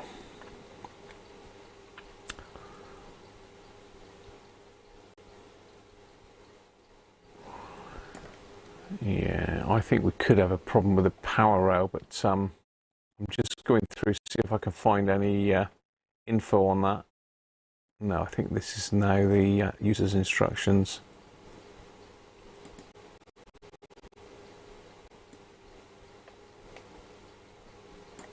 Okay, no, we might have a parts list here. No. Sifflement.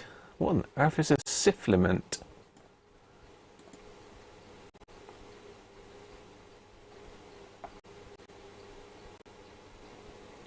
No, I think this is just the same descriptions but in French.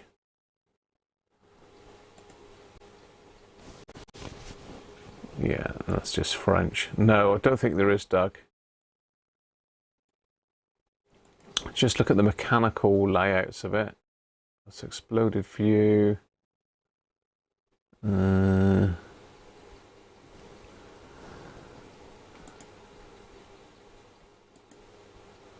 See if it will give us a parts list maybe at the very end. Exploded view parts list.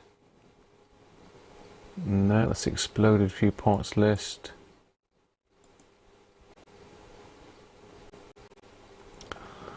No, it gives us no information on that at all.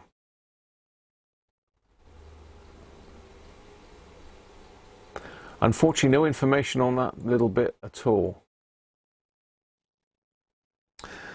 So if I go to screen cap and cube it in, let's get rid of me, picture in picture, let's go up to there. So it looks to me like could we bridge that out? Is that the issue? Because these part numbers are wrong as well. Because this D101 is actually D901, and this is BTF 901 and T901. But if there was an issue with this, how would that make the rest of the radio not work? That's what I'm trying to work out. Because this is our antenna connection here, our jack plug. So obviously this is purely one of the bands here. I don't think it's shared, is it? It does come off down here though, doesn't it? Where does that go to there?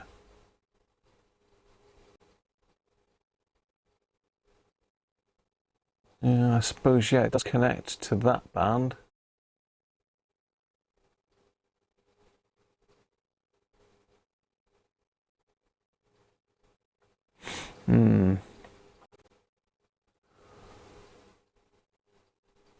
I'm just wondering if I was to put a link in there.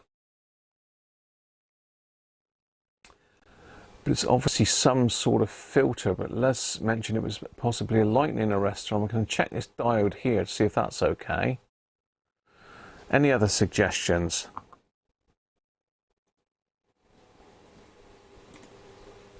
Rob, thanks mate.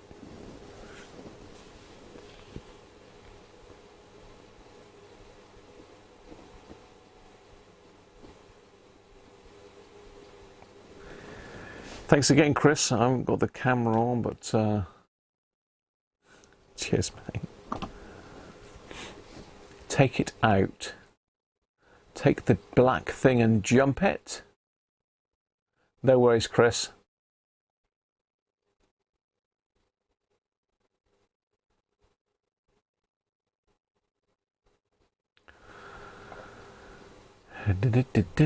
Take it out. Ev it out. Ev it out. If in doubt, get it out. It does look to be absolutely mullered, I must admit. I am disconnected there, aren't I? Yes, I am. Ideally, you want to take the whole board out, but we're not going to do that. We're going to try and wangle it out underneath there. So there's 3 connections.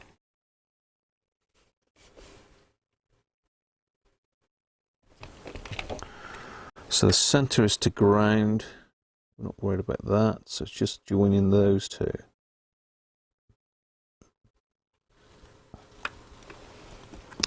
It definitely looks toast anyway, I can tell you that for a fact. So it's 2 really close together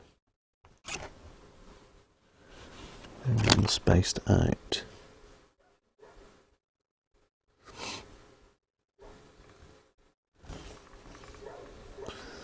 Okay, so that's the ground. Right, let me see if I can get that out a minute. Let me see if I can get that out. It's a tough job. Someone's got to do it. I'm going in. Wish me luck. Oh, that's that side of it out. And the other one is there, I believe. There she blows. So let's have a look at this nasty thing. This nasty this is. It's nasty. Right. Now it might just be that this is how it's been potted, but it does look a bit mullered to me. What do you think?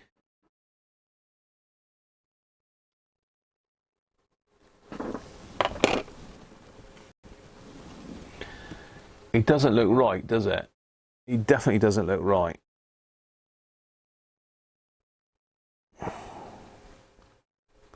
We can even see a bit of copper coming through there. You can see that or not. Yeah, you just see that shiny bit of copper shining through there. Right. So I need to just jumper that across. So let's get a bit of wire and pop in across there. For now. Let's find a bit of link wire. I'll do. Just a bit of hookup wire. Do a Mr. Carlson and dissect it. I think if it works after this, then I think we will dissect it, Tony. It does look chewed, doesn't it? It looks like Chewbacca's been chewing it. More than a chew thing. Where's the beer anyway? I'm going to have another beer. It's time.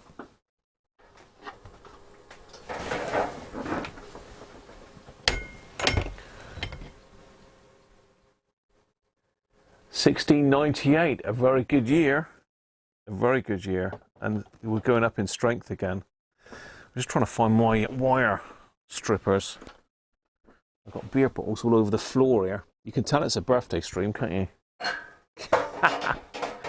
Because the beer's flowing. It looks... hello, Millin Chip 2. It does. It's weird. It's... It looks like a bit of epoxy that's been melted. Obviously, there's a filters in here. I can see filters. So it's just an incoming filter. I hope that bridging it out ain't going to make the radio work any different. It might make it work amazingly well. I can't find my other wire cutters now. Wire strippers. So it doesn't need to be a massive bit of wire, Graham. You need a huge bit of wire. Something for signal path.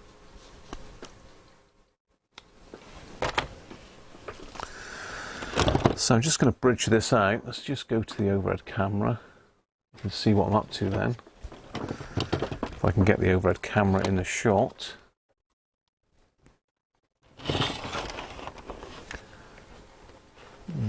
It's difficult to see. You can just about see it in there, look. So I need to bridge out I don't want to bridge anything to ground, obviously. Gonna miss the ground connection out. I didn't pour that beer then, did I? I'm too excited about this.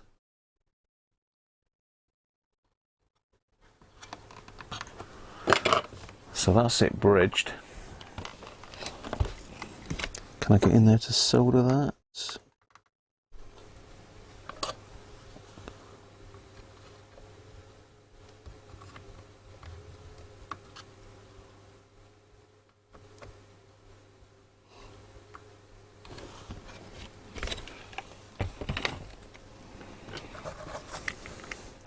Right, let's just chuck a bit of solder in there and then we'll give it another try.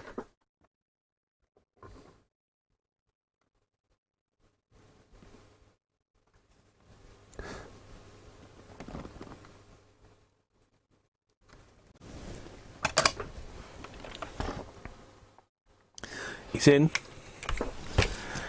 It's in.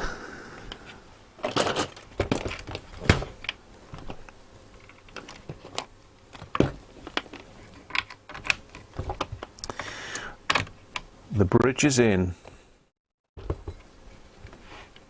That is horrible though, isn't it?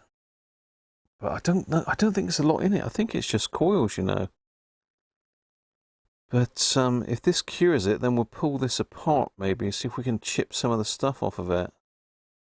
Maybe give it a bit of it's obviously like a miniature little module board. I can definitely see there's a coil, 2 coils on it. There's probably a diode or something in there as well.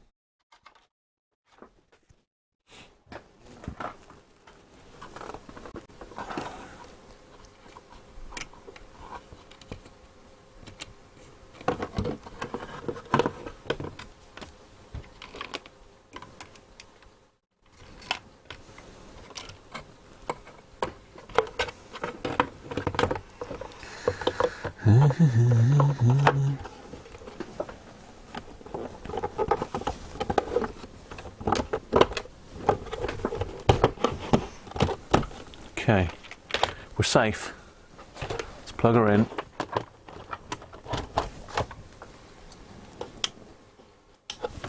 Right, test set on. Let's get the top off of the Shepherd first. Audi wasn't going in 1969. It should be okay, Spanky, shouldn't it? It is another good one though, Multi. You are dead right, mate. What does the multimeter read on it? We'll have a look at that in a minute. Let's get her tested first and see if that's made any difference at all.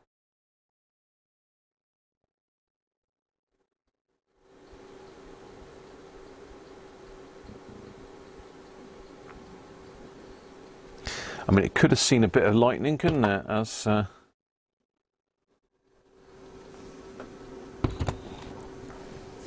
that's said. Right, okay.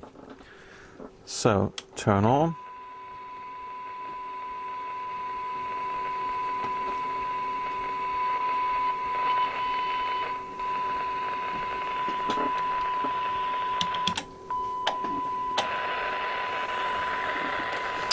Ah, okay, now we're getting there. So for 73 before, it's getting a bit closer.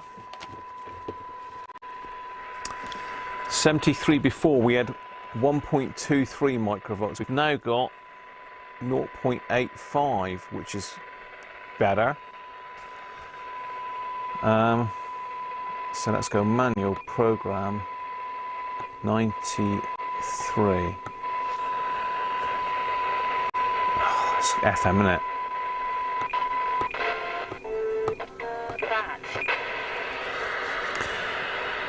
Frequency 93 megahertz. On 08. On 12.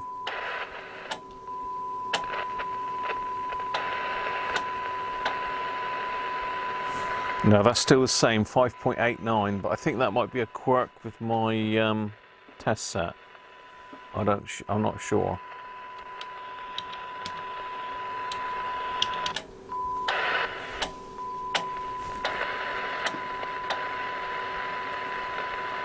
Yeah, I'm not 100% sure on that.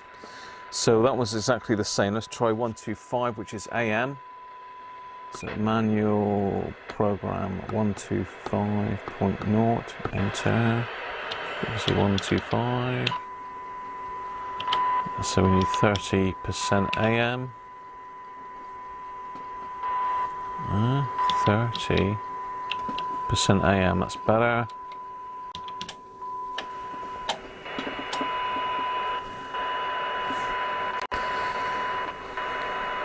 Better, 1.78, still ain't great though, but it might be because it's AM not FM. Again, it might be a quirk with how I've got this set up. Let's try 142 then. Program 142.0 megahertz. 142.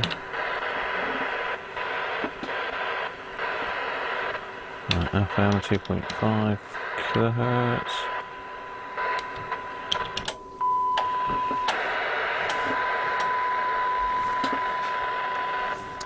That's actually worse. 2.82 microvolts instead of 1.62.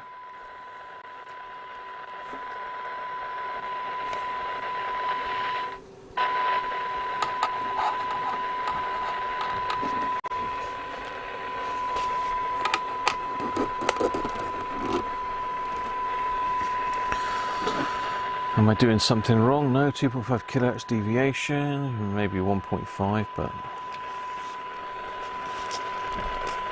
no, so that's actually worse. So 145.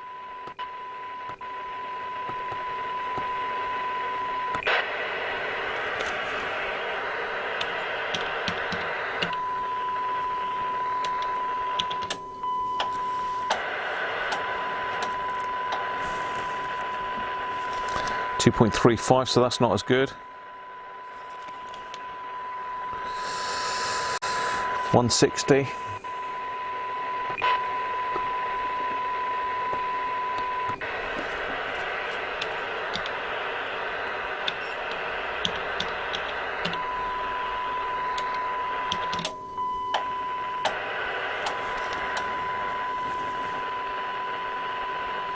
.63, slightly better.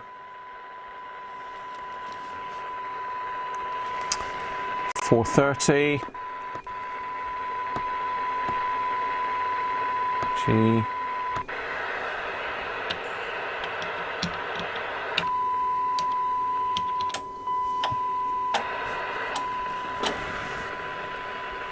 .48, it's pretty much the same. 460.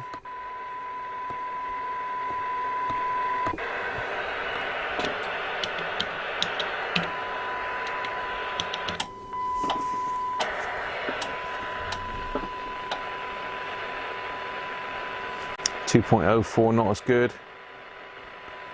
And last of all, 490.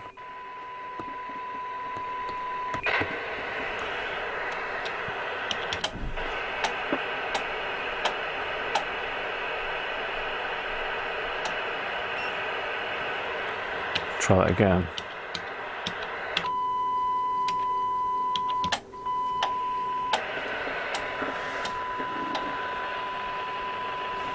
.35, so about the same. So it's made a little bit of difference in some bands better than others. Hi Mac Vision, how are you?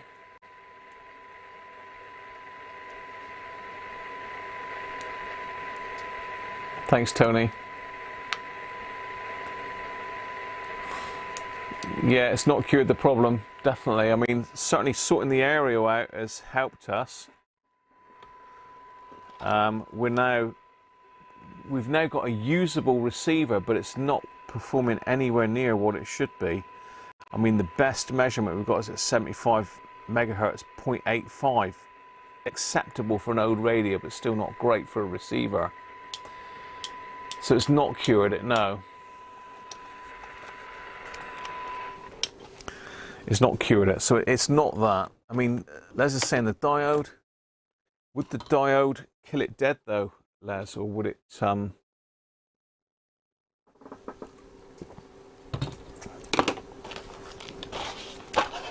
cause us a problem? Because that is part of some sort of feedback circuit, isn't it?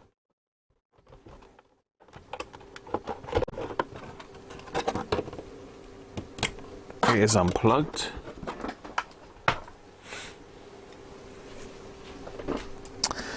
So the next thing in line is this diode, as Les says. We should be able to test that underneath with the multimeter.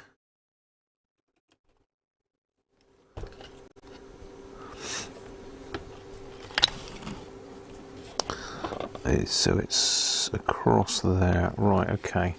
So say we should be able to test that with a multimeter.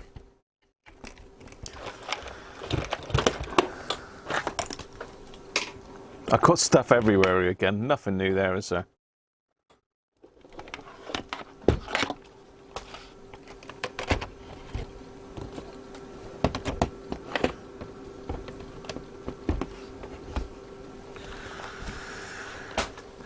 So let's pop that on diode check. So we should have, what's it, about 0.6 of a volt drop across it. Something like that. And let me see where it is. It is between there and there. Nothing that way. Let's swap the leads.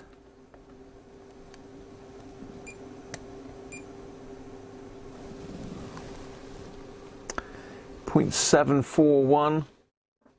So we have got a diode. Might have gone slightly high. I would have said about 0.6, but I'm not 100% sure. Let's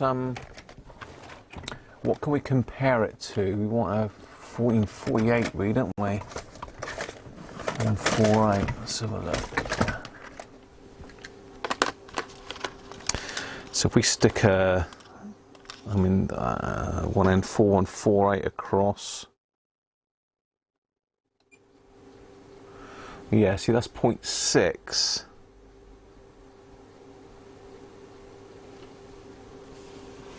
But is that a germanium that they've got in there?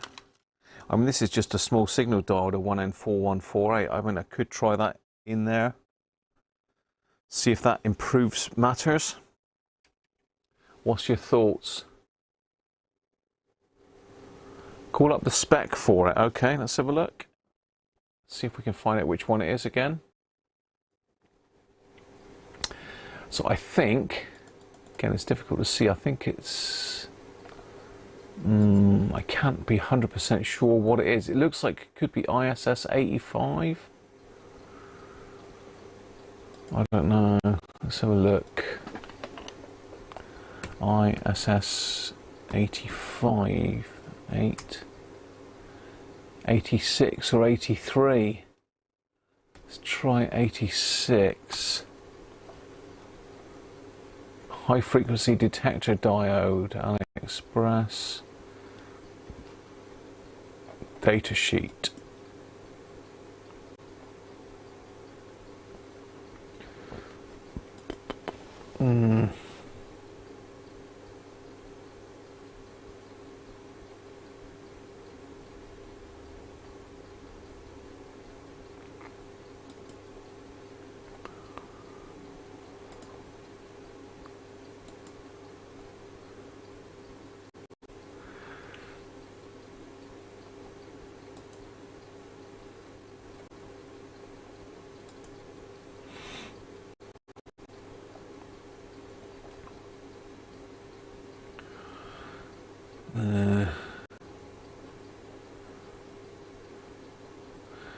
I'm not sure it's an ISS 86. I mean,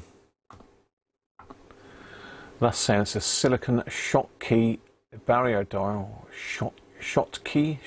I can never pronounce that. Schottky for UHF TV tuner mixer.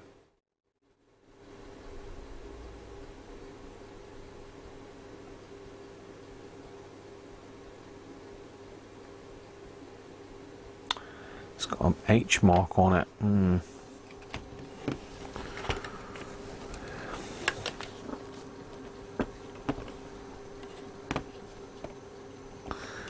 I don't think there's anything marked on it. There might be. Is that an H? Oh, it might be an H on it. Oh, it might be right. I might have hit it on the nose.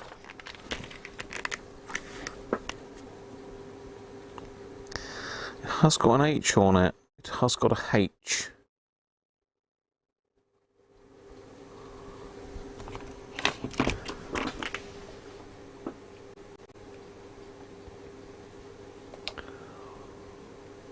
Power dissipation, full current, junction.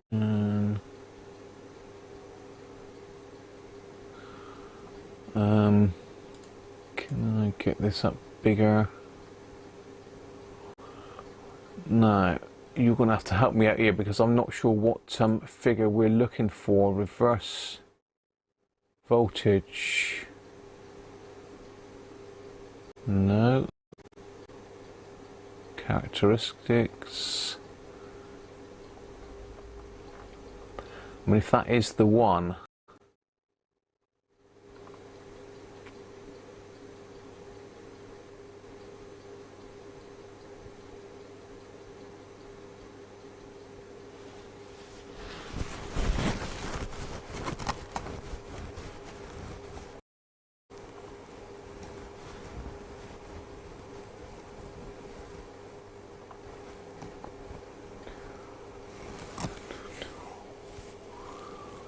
Yeah, I don't know. I mean, that says it is a Schottky diode, so that should have less voltage drop, shouldn't it? A Schottky, that's even less voltage drop, isn't it? Or am I wrong?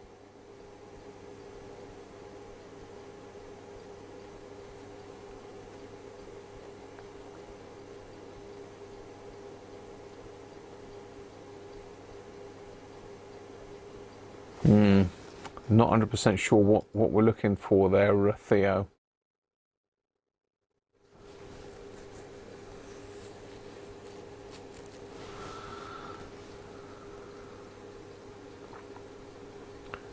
Yeah, I'm not sure where you saw that, Theo. I mean, this is the correct one. Let me find the schematic. Yeah, that's not 86, is it? Oh, it could be 86, I suppose. Yeah, it could be.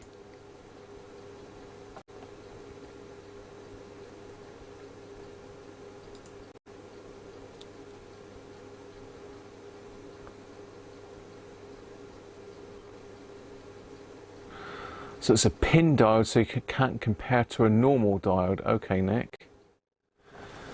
So we'd need another Schottky diode, wouldn't we? Which I have got here somewhere.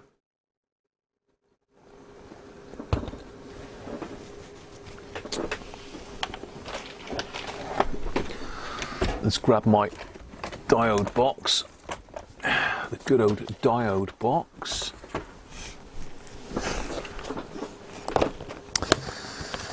Zener. Zener. Zener.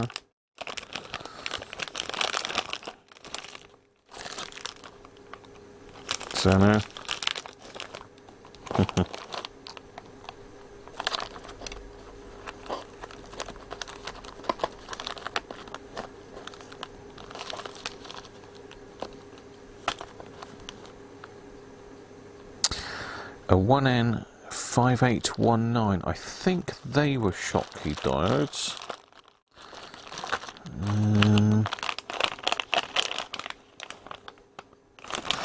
Yeah, these are mostly Zeners in here, but I think these are Schottky ones. Let me just have a look these up a minute, because I've got these in specifically for protecting front ends and that.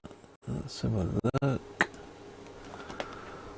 A 1N5819.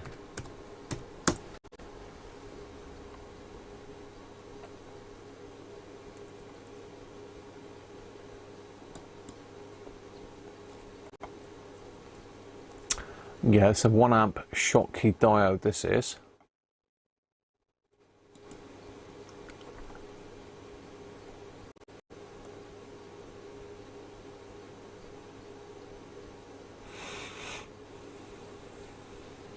20 to 40. Okay, so let's have a look at this one then. What screen are we on? I'm a bit lost now. Oh, we're on every screen. Let's have a look at one of these then. So these are 1N5819s, which are Schottky diodes.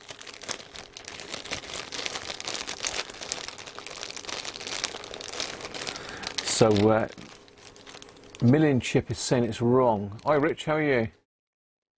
Is epitaxial planar diode forward voltage higher than normal? Do not replace. Okay, Rich. Thanks, mate.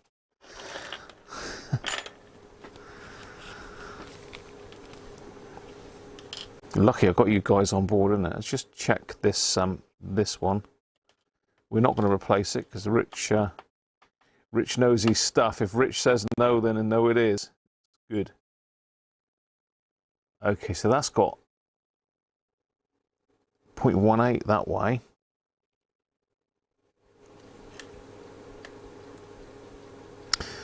Yeah, so that's strange, isn't it? So this one, my Schottky diode, which is the whole purpose of normal Schottky diodes, are that they have a very low voltage drop, so they don't upset circuits as much. And you can see that's a 0.19, but Rich is saying that other one's good, so maybe we need to look elsewhere.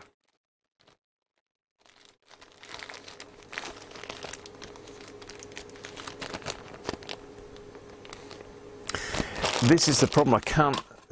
The instructions aren't good enough. The schematic's not good enough to identify it properly.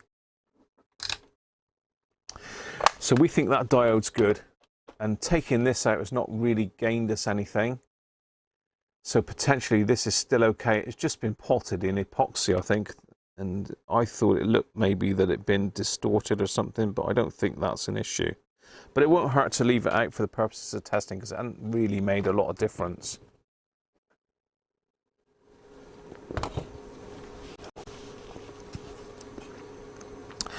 So it's not that diode dragging it down, it's not that module dragging it down.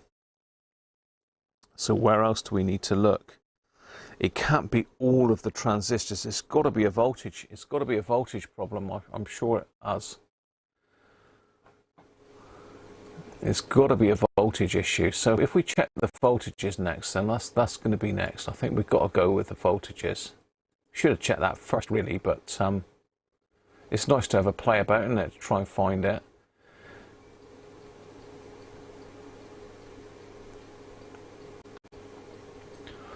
I've lost my bottom arrow now. Where's my bottom of my page gone? There we go.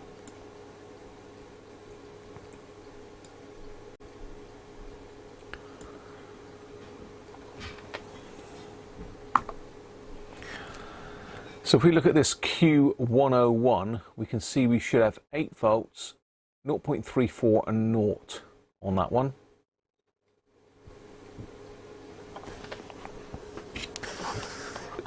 So we've given up on the diode situation. That's a red herring.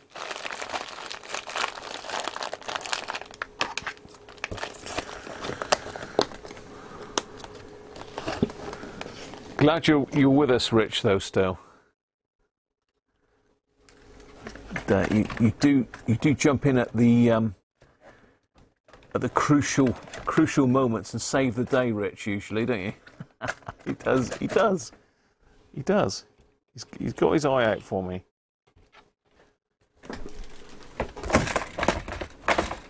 Oh, that's decided it doesn't want to go back up there now, does it? Okay.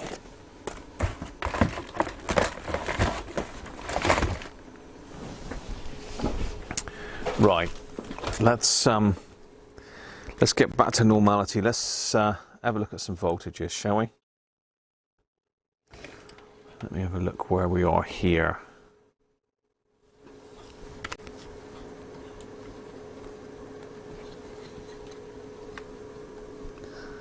So damn difficult to see where they are because we've got no board layout. We've got another actually that one could be possibly one of our issues. I've just found another solder blob, and this one is I don't know if it's attached or not, but this could be dragging our signal down. Let's just have a look. Let me just show you that a minute, see what you think. If the camera will get in there.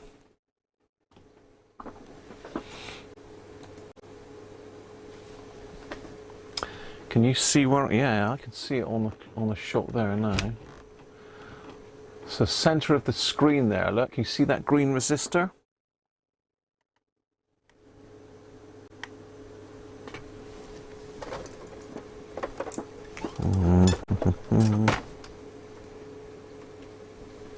I know it's a bit of a fuzzy picture because I've zoomed in so far, but let me just have a look, see if I can get that picture any better.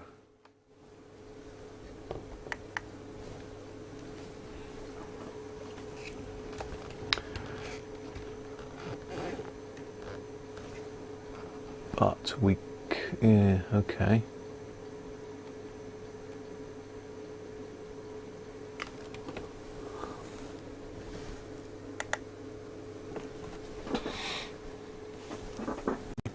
Focus. We have another blob.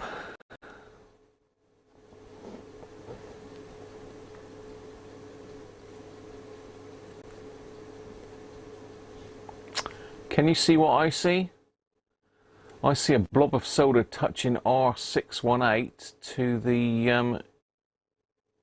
actual shield.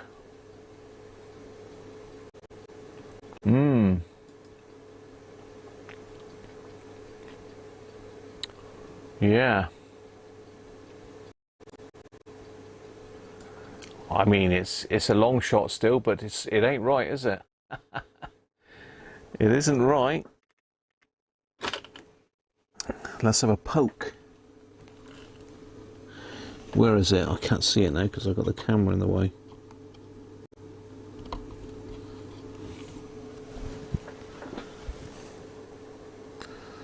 So yeah, we've got a solder ball. So someone at some stage has had a bit of a play with the antenna connector here. Let's zoom back out again now, I'm in way too close.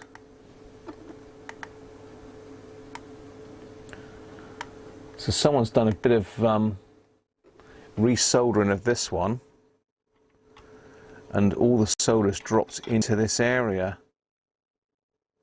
Now it might have caused an issue and killed this.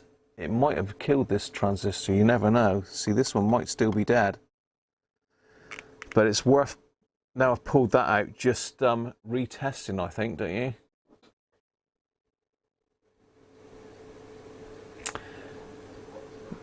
Yeah. So let me just, I'm going to get my head in this a minute and just make sure there's no other bits of solder in here anywhere. Because I missed that one.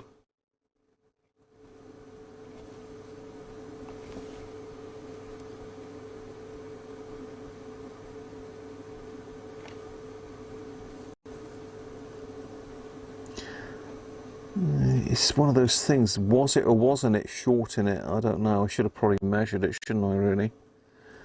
But we've got a little tantalum in there as well.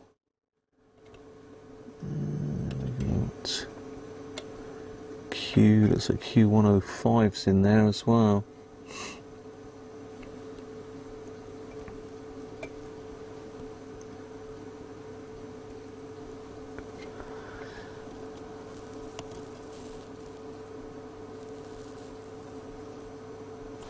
I think we need to try it again.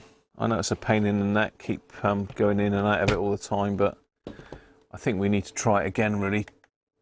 Now that I've found that, it may be dragging it down, I don't know. Let's get it together yet again. Oh dear. This is what it's all about, isn't it?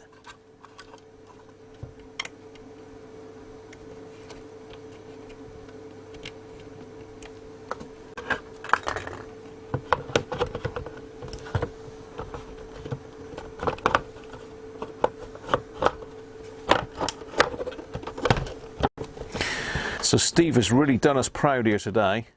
So Steve, if you're watching, you've certainly given us a bit of a challenge on this one, which that's what it's all about, really.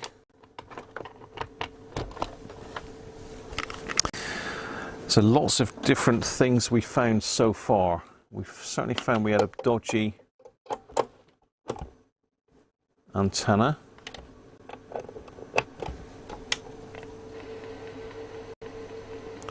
Okay, what's it doing now then? It needs a manual program. What am I on now? 490, 490.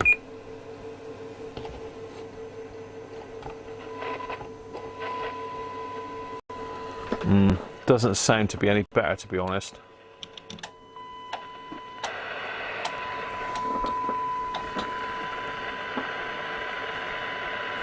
.82. Okay, it was 2.35, so it's better. So let's try 460.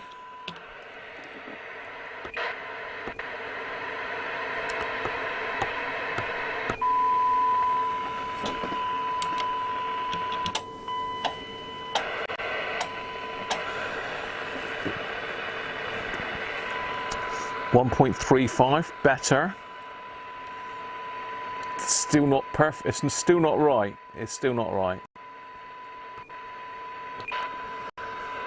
430.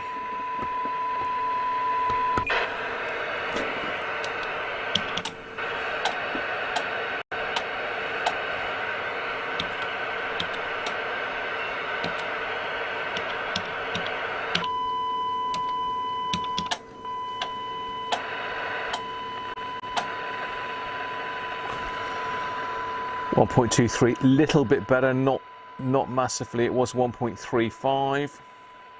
It's now 1.23. Again, you do tend to find with cyanide measurements, because it's measuring noise, sometimes it's better than others. You can get differing measurements. So let's go manual program 160.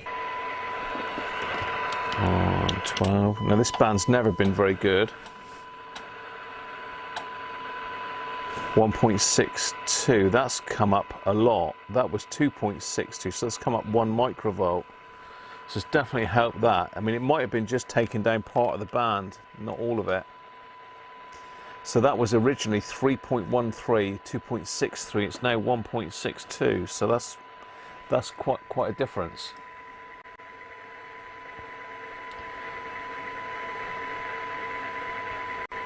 Could be FET copped it might do.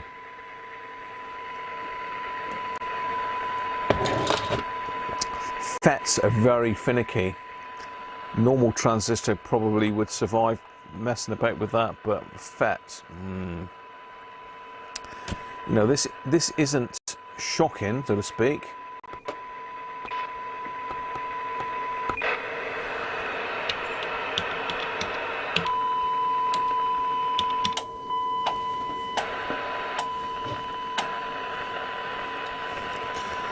.23, so yeah, we've gained a bit on that. It was 2.35, 1.78, so that's better. 142.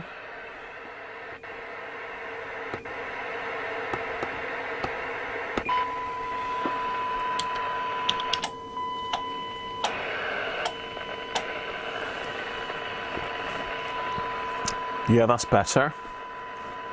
It's now 1.23. So maybe that blob was dragging it down, but that blob may have damaged, it may have shorted out and damaged that transistor possibly, wouldn't it? So let's try 125 then. We need to go to 30% AM.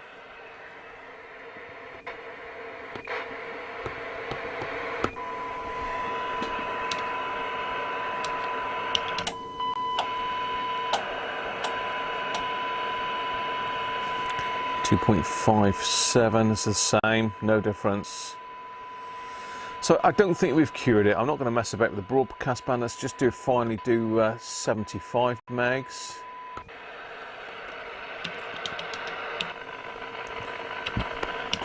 Go.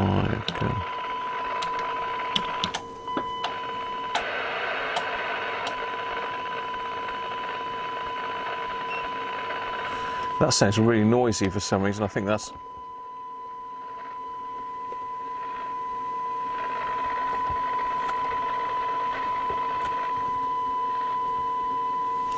Yeah, that's my plug, I think. Try that again.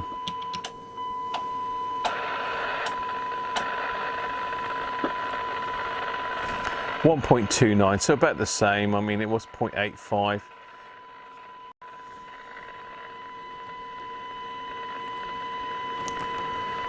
I need to get myself some new test leads made up, I think. Yeah, so that's better than that.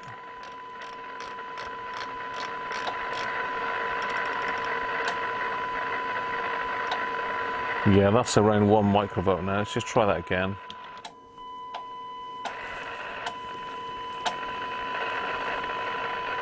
Yeah, 1.12 microvolts. So it's still a bit insensitive. Thank you, Tony. What's camera I'm on? Thanks, Tony. Kept me from an old echo. No worries, mate.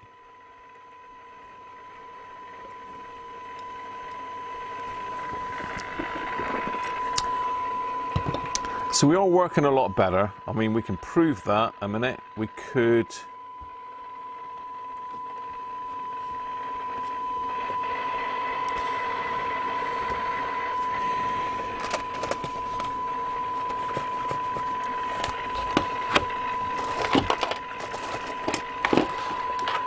We could have a listen to it. Let's just quickly plug the original aerial back in and just see the difference in it now that we've corrected the antenna issue and we've removed that short, or various shorts from that section.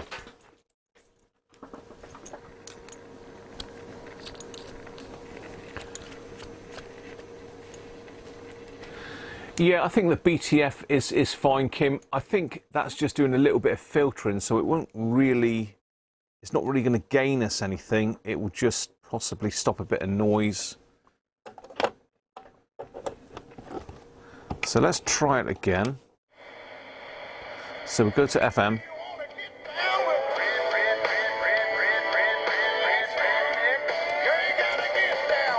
That is a hell of a lot of difference. Let me just get you in a bit closer and see the difference now in the squelch, etc.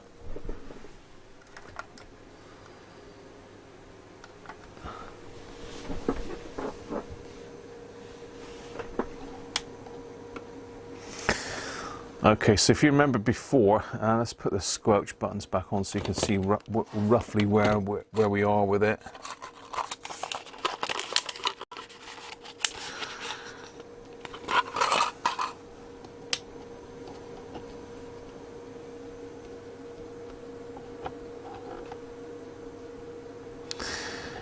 So if you remember before, we could kill radio 2 by just moving the squelch to there, couldn't we? And that would squelch it out. So let's have a listen now. Festers, that sounds terrible. I got something really special for y'all. Let's do it. Now look where we are.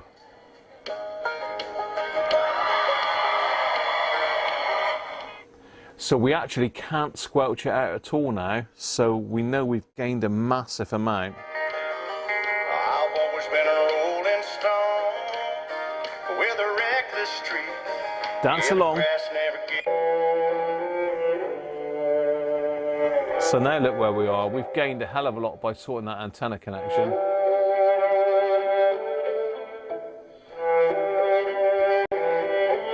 Squelch on maximum, and it's still coming through.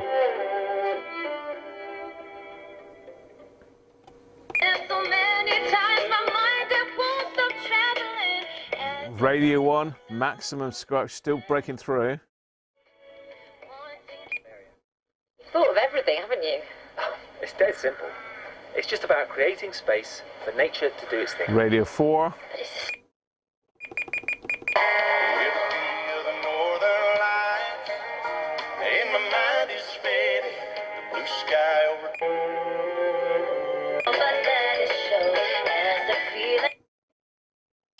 So we have made quite a lot of progress in a short amount of time.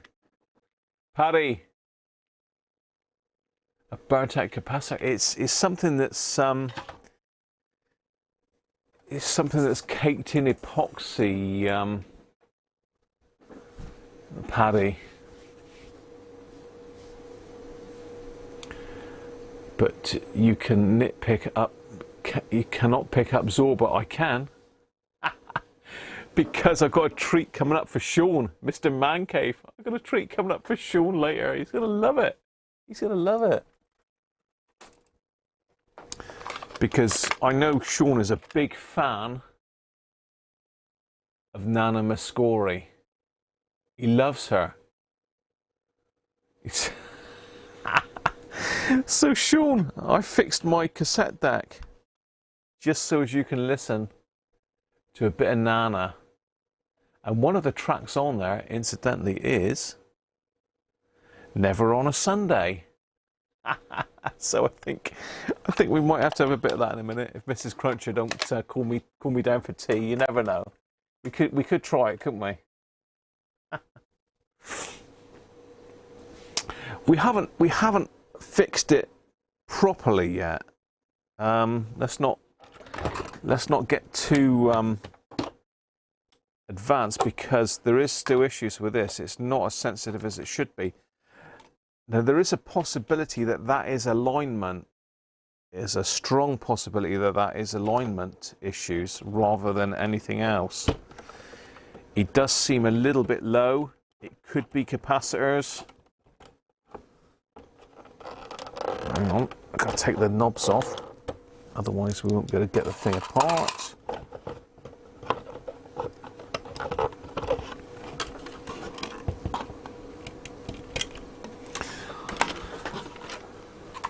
Cheers, thanks Chris. We're getting there, aren't we? So it could be alignment. You know, there's obviously a front end on this that we can align to try and pull the cyanide measurements up, and we can use the cyanide measurement to try and tweak it a bit.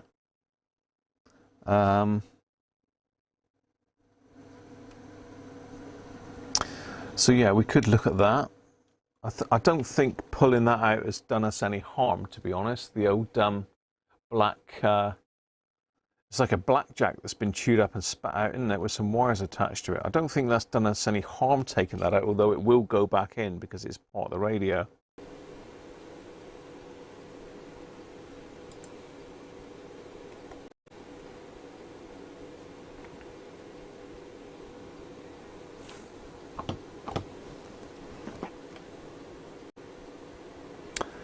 Okay, it should be coming back. Let me just double check. The internet just dropped out bizarrely. Unable to connect to chat, please try later. Let's just refresh that.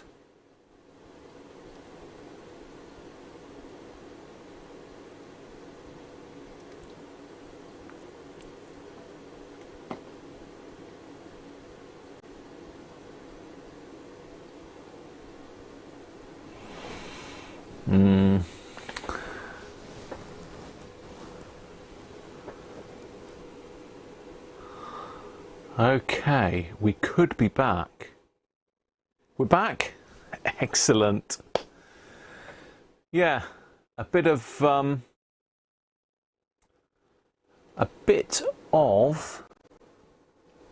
internet issues, I believe. We've had internet issues all day, actually, so hopefully we'll be back.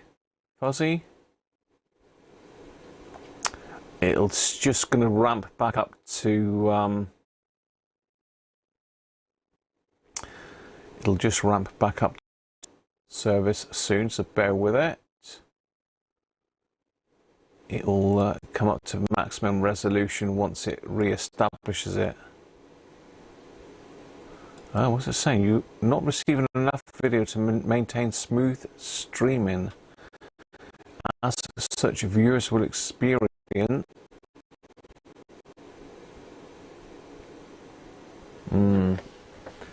my internet is playing up, people. I don't know if you can see me or not.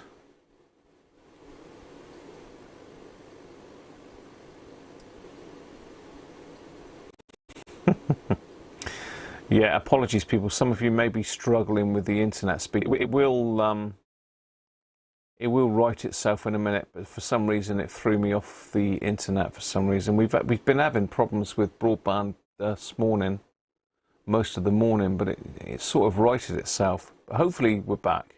You off now, Derek? Catch you later, mate. Say hello to Jill for us. Stuttering voice now.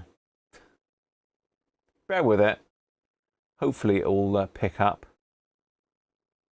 I'm doing 25 frames per second, but I think the internet speed is dropped off a little bit. I'm going to. I can't get over that. I was going to say I would go and knock the broadband connector thing off, but yeah.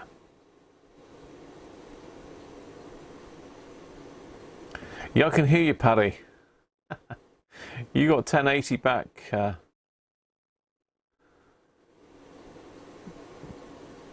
Paul, you're off, Paul, as well, mate?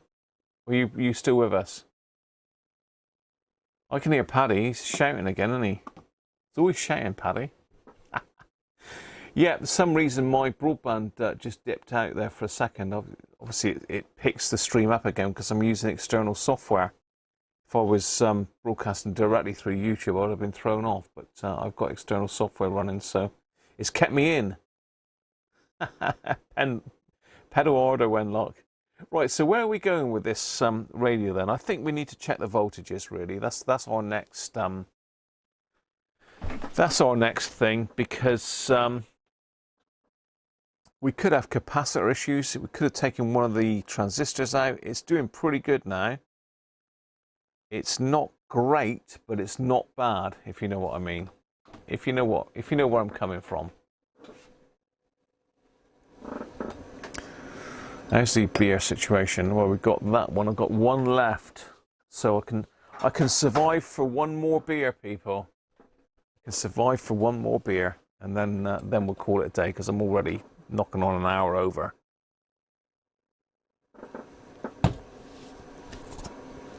Right, voltages.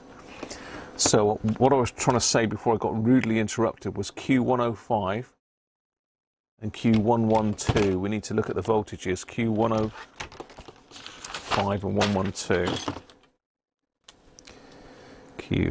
But I'll have either higher voltage or lower voltage to the other side of that. But it's not going to be a massive amount. It's 47 ohms. It might be.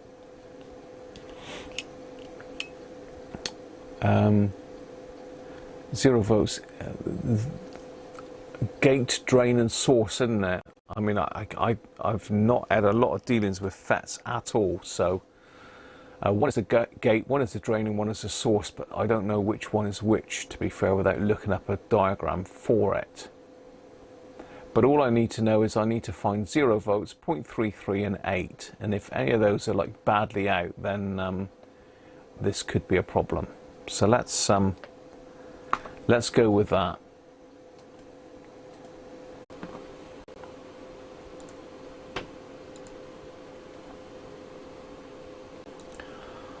Okay. Right. Hopefully I'm back. But who knows? Let's restart that.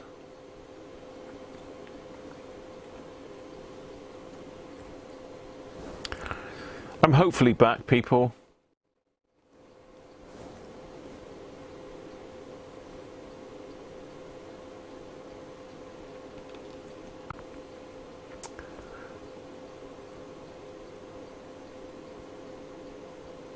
Seize the day, go away. If you don't like it, Graham has already said he's having internet problems.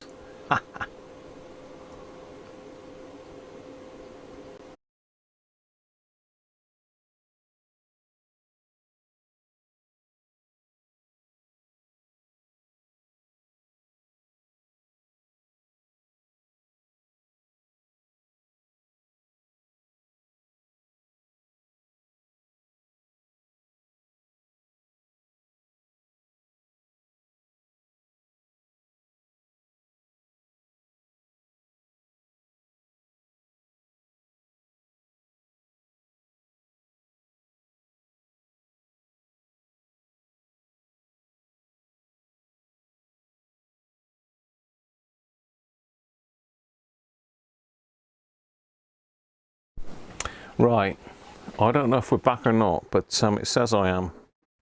It says I'm back, and it looks like I've go into detail. That's not good. Okay.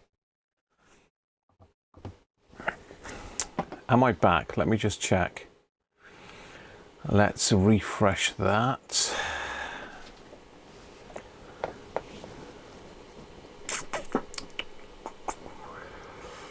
We've still got a stream running, I think.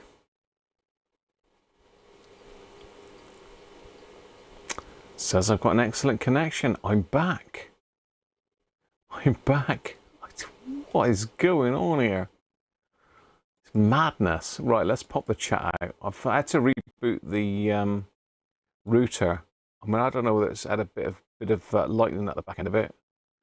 But we do have problems around here when it rains. Unfortunately, it takes our electrics out and all sorts of stuff. So let's just get my screens back, and hopefully we're back. I've probably lost loads of people on the way. Jim, how you doing, Jim? Right, I think we're okay now. But yeah, the router just went orange. Enough's enough. I'm going off. I thought it was YouTube initially, but it's not. So we can't blame them. It's just purely down to the poor broadband coverage in my area. But we're doing the best we can. Go and repair the UK broadband system. Thanks, Jim. Yeah, we're back. Okay. Well, that was a bit of drama. I don't know what happened. We've had problems with the broadband all day, to be fair. This morning we've had to unplug it and plug it back in again because it stopped working, and it's obviously just done it again. So anyway, let's get back to it. Now, where was I? So we were checking voltages, weren't we? That was what I was doing. I was trying to check the voltages. I think we're all back, so thanks everybody for bearing with me. Hello, I'm back again. Yeah.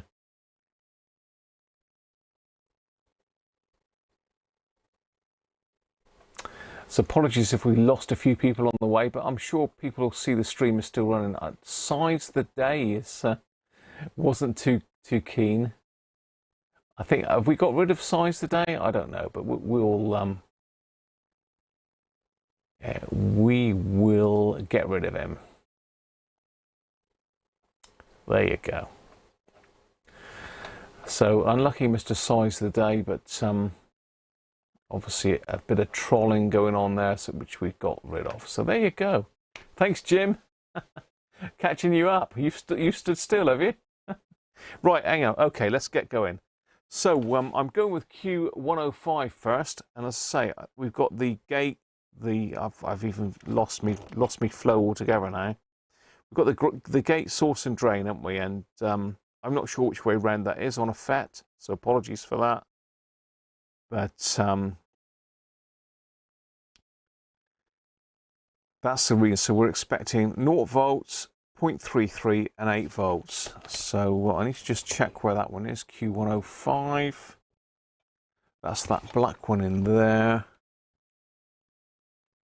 And that's the, well, one pin isn't connected at all, actually. Is that right? Is that right? One isn't connected.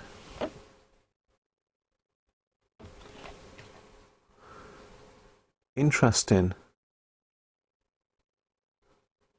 Okay, so according to that, one of those pins isn't connected. Looking at the back of it.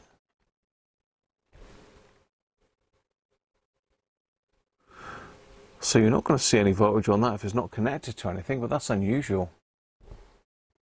Hi, Rob. Good stuff, mate.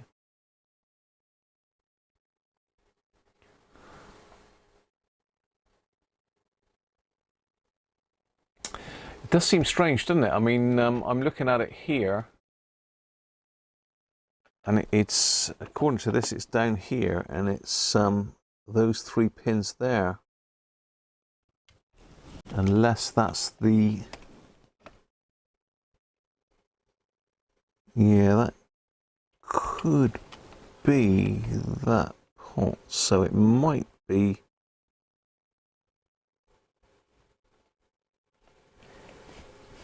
Oh, that's bizarre. I'm just trying to find the thing here. So we've got the can, we've got a capacitor behind it, and we've got the...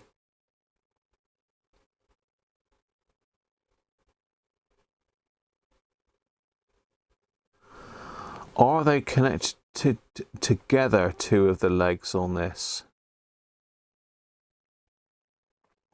Because I've got one connected to ground and I've got one connected in with a load of other stuff. I wonder if it's there. It looks like it is.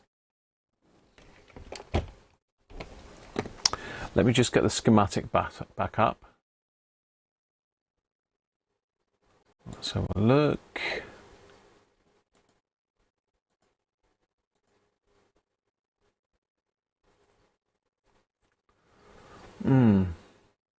No, they're not connected together.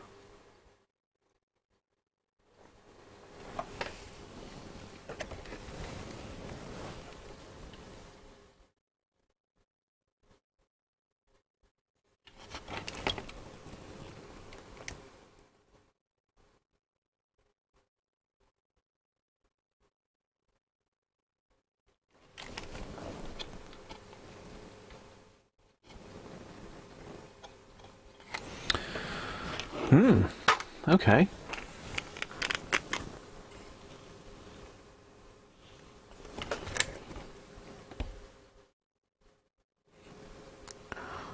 Right, to make it even more difficult, they put some sheathing over the top of the legs so you can't see them at all. So that or a bit of hot snot or something.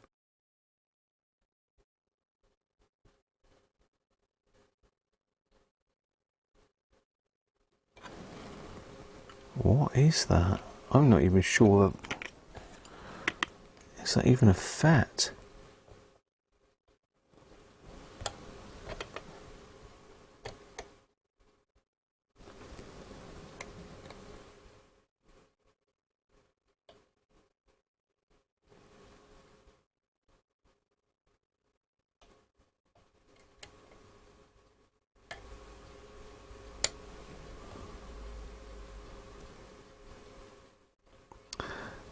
So I'm not convinced that actually is a fat.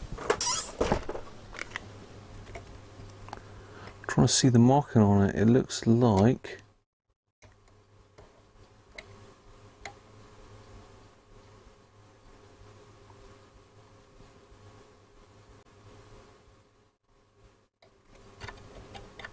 I can't see that.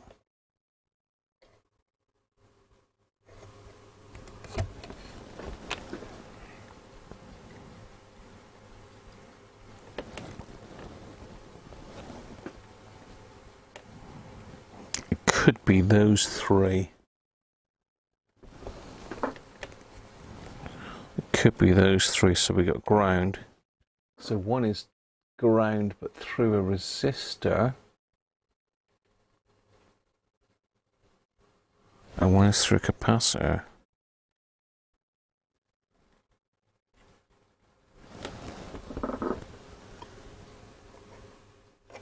C128. No, C130 and C and R128. I don't even know if I'm looking at the right schematic here. It just seems a bit bizarre. It doesn't seem to equate to the... See, is that a diode? Is that a D105?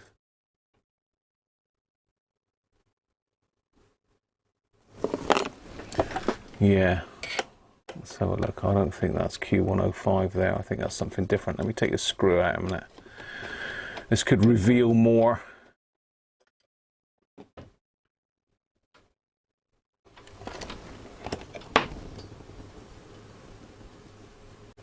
That's a diode, I think, D105.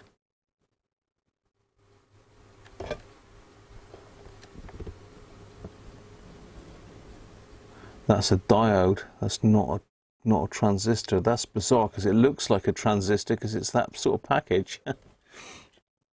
That's a diode. That's D105.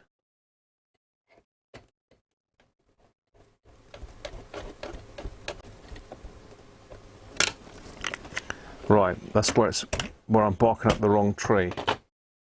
So where's D105 then? Are we on the screen?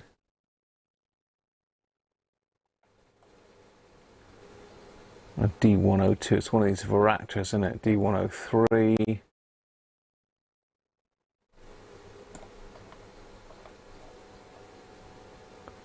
D105, there we are, yeah, it's a varactor diode. So I'm looking in totally the wrong place. It's T106, different circuit altogether. Q105 is further up, so we can ignore that. Let's look at this one that's actually right in that circuit, which is Q112. So where's Q112? It was down in the VHF section, or UHF I think, wasn't it?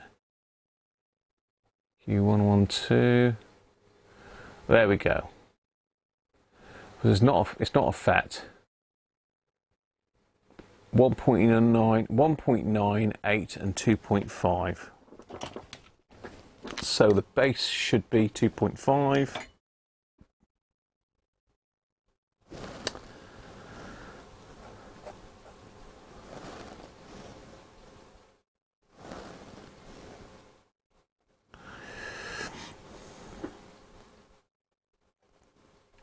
.5 on the base, 8 on the collector, and 1.9 on the emitter.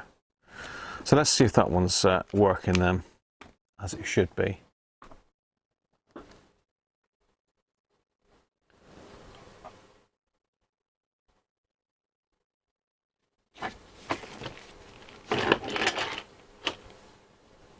Yeah, I think we're there. I think we're there. We seem to have got a decent stream going at the moment. It's holding up the internet for now, so fingers crossed. More beer required very shortly. So let's ignore that one altogether then and go back to this one.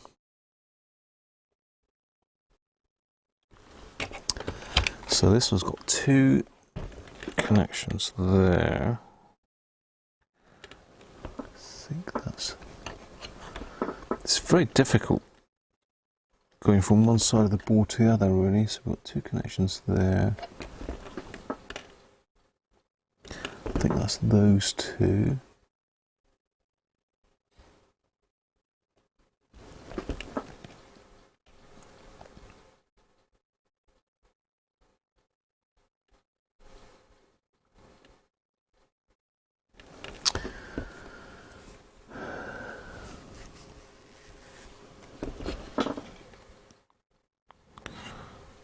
That's going to be 1.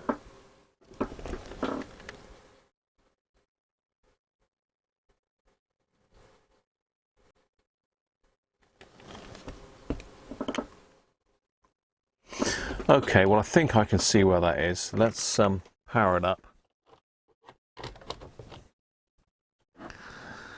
Where are we? Let's pop it. It's already on.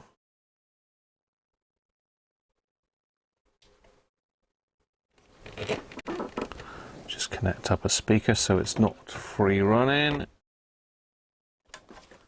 Need to worry about an aerial.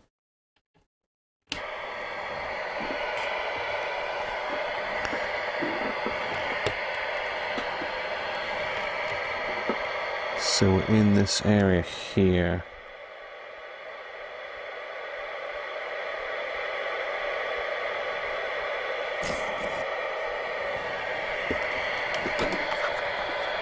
To make me smile. Thank you, Tony. Always smiling, mate. I've got me weird goggles on now.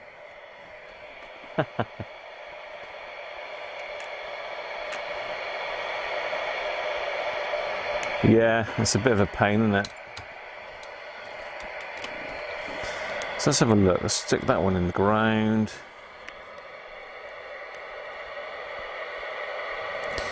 And I think we're here. So that's going to be 0 volts. No, so we're not in the right place. Maybe we're over here. Nothing. Nothing.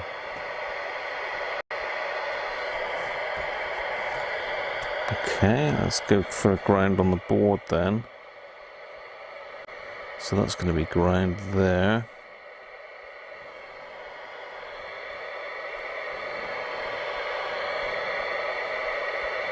Hmm?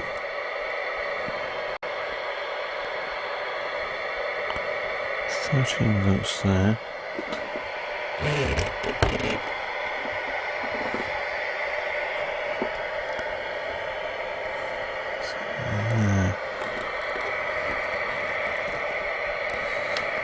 Got to be in here somewhere. I can't find the component, this is the problem.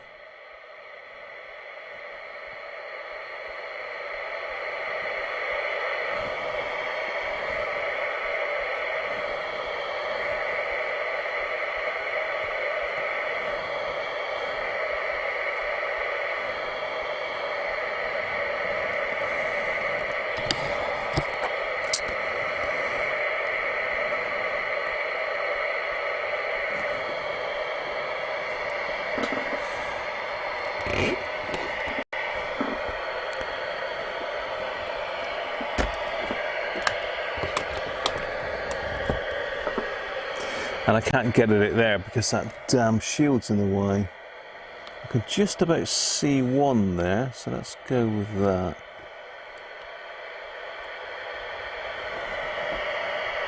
Got nothing there.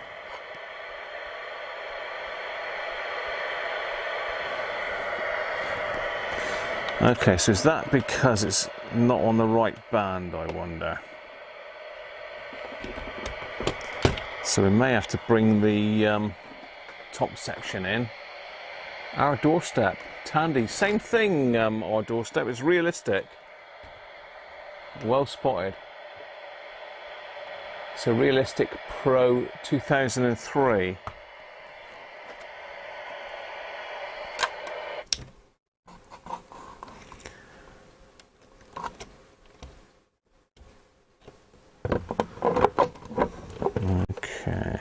Turn it back on again.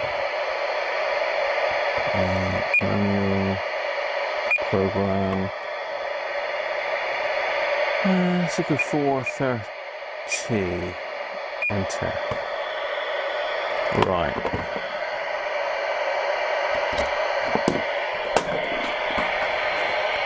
So I think that's that section, isn't it?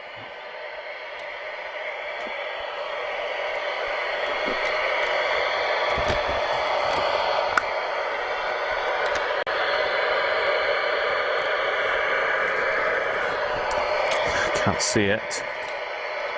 I cannot see it.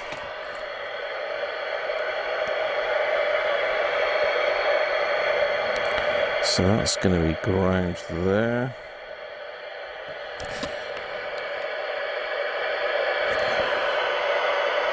So we've got 2.54. Okay, so we've got 2.5, so that could be right.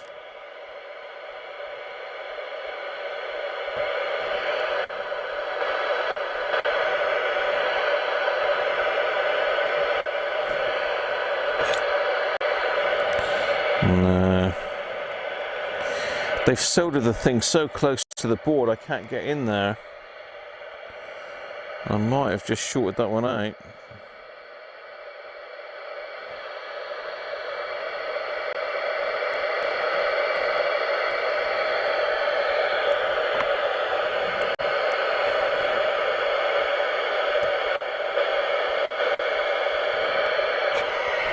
No, let's get a different lead.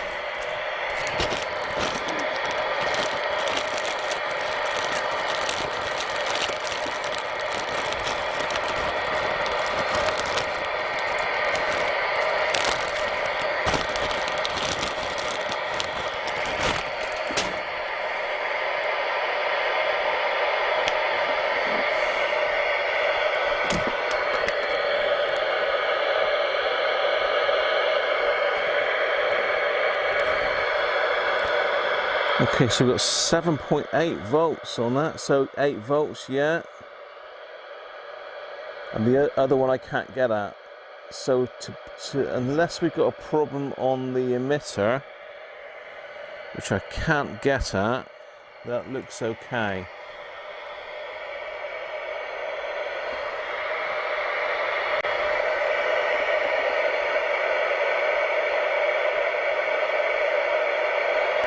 Emitter's going to be one of those two there.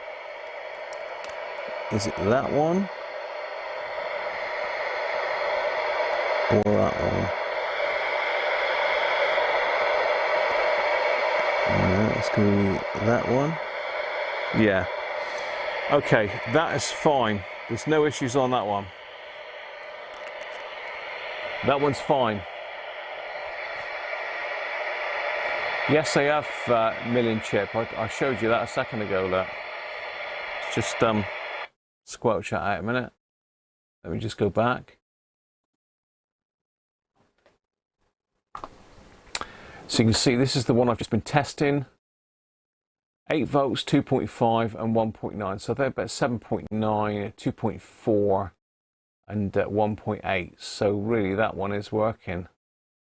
So it doesn't appear that we've damaged anything in that area.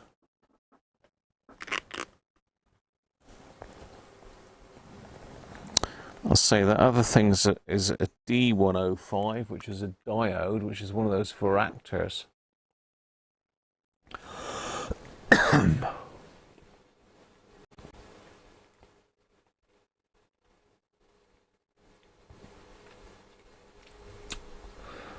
Yeah, we've got no voltages on that one.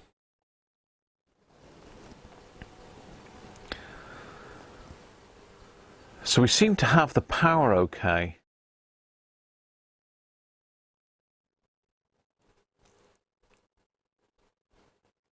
So I mean, it might just be alignment. It might actually just be alignment. Let's just zoom back out of this a minute.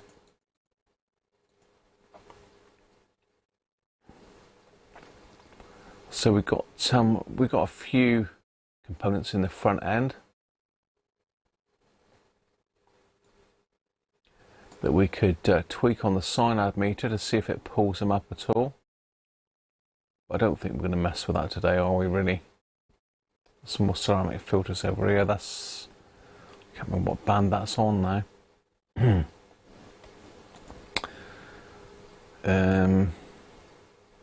So we were just checking Q112, weren't we? So this is 410 to 512 megs.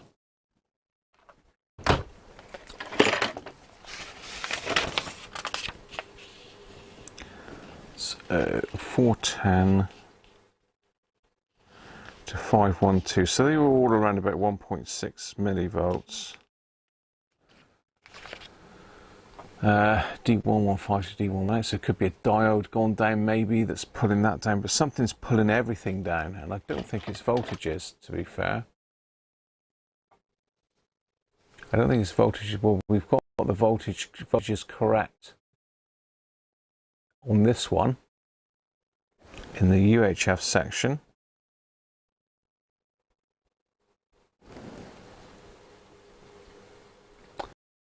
The megas are correct. Maybe this is what we should be expecting. I'm tempted to pop the top back on a minute and give it another run through.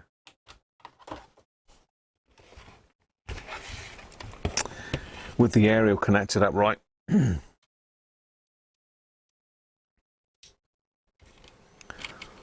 External speaker. And just see what it's performing like, because it doesn't give us cyanide measurements in that. I mean, it's not great performance-wise, but is it? Are we expecting too much from it, so to speak, or is it actually how it should be? Because all the measurements they give are signal to noise, not cyanide. Now, I'm sure I can measure that on this test set, but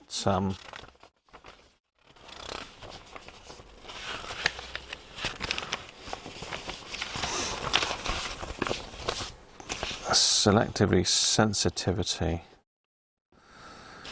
So 1 microvolt in the AM band. Well, we've got with it, we're not far off, 1.7, give or take. FM, so it differs according to what band we're on. So the lower bands, it should be around about 0.5, and we had 0.8 there at one stage. 1.3, 138 to 174, so that's up here. We're expecting 0.5 microvolts, and we're 1.6, 1.5, 1.6. Then the higher 410 to 512, we're around about 1 microvolt, so we've got 1.6, but this is cyanide, not signal to noise ratio.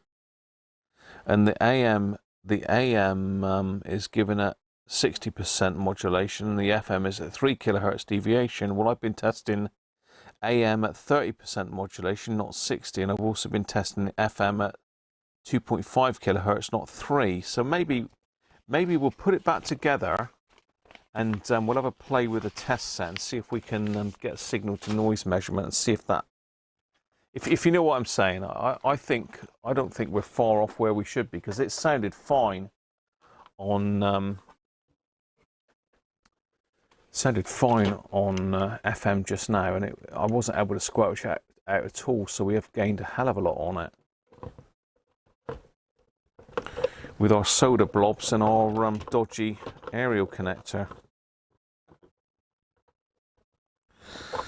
So that's the plan. Let's get it.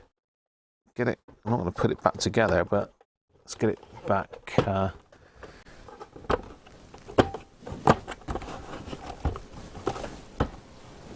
And test it again. It's wrong. I've got that one there.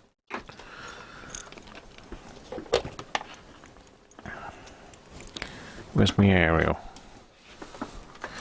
So we'll do the measurements as per the book and see if that differs, because as I say, I mean, it's not great, but it's an old set, and I don't know what they would have performed like on cyanide. The thing is, we compare them to CB radios and that, which have got very, very sensitive receivers, and maybe this is not as sensitive as what a CB would be. I don't know,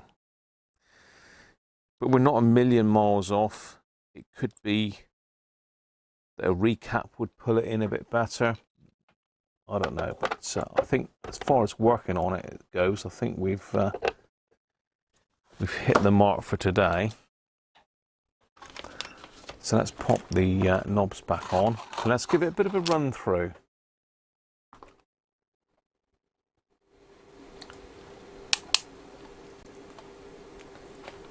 I think that's where I'm going with it, Doug. To be fair, that's what I'm thinking.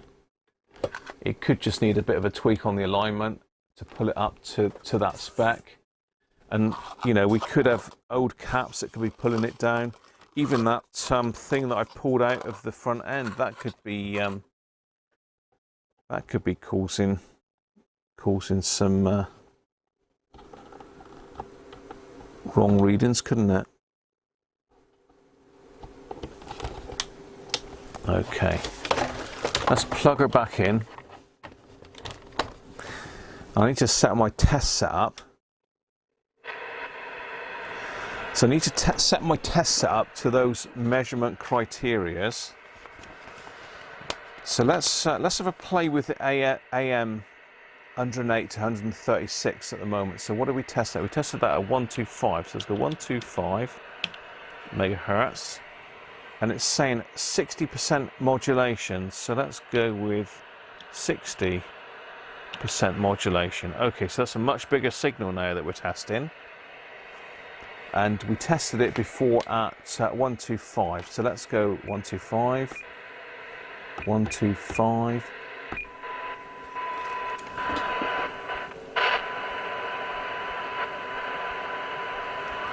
Okay, have we got everything set up? 125, we should be in AM mode on this one. We're on AM 60%, 125, let's try that again then. Well, actually, no, we need to do signal to noise now, which is 11.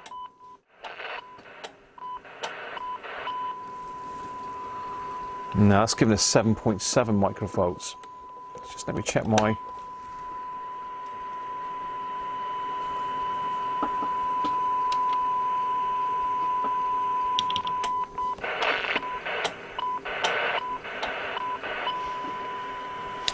.37 just by wiggling the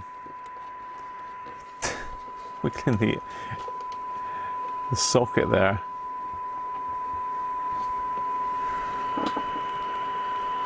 Let me just try sign out on that then a minute.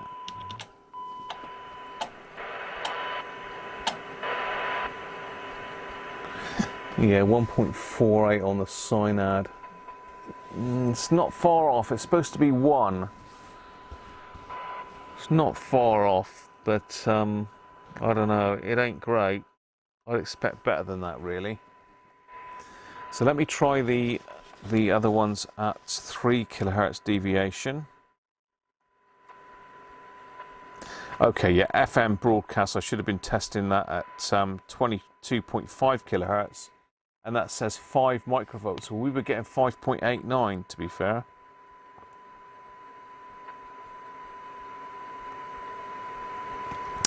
So let's try our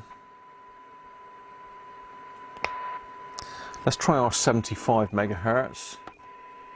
75 megahertz, frequency 75 megahertz, FM 3 kilohertz, FM 3 kilohertz.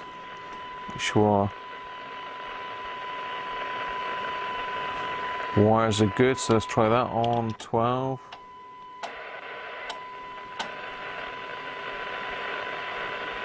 .29, 1.23. I think I need to revisit my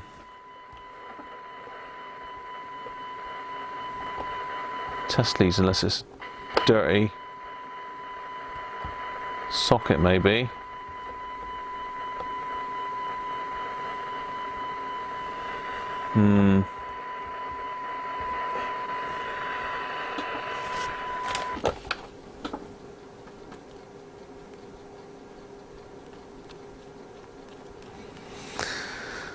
Yeah, my leads, I did spend quite some time setting these leads up, so they're not bad.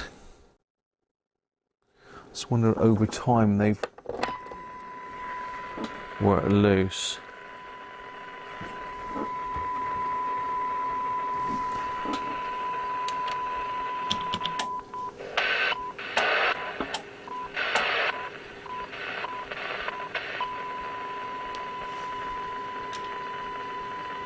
Okay, right. So what I didn't do was have it into 50 ohms. 0.7 microvolts. That's better. Okay. I thought it might be something to do with how I set it up. So let's try 138 to 174. What did we have before? We had 145. Let's try that.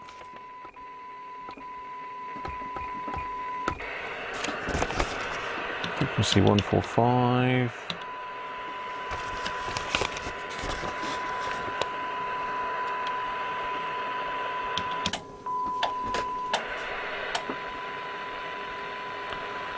.78.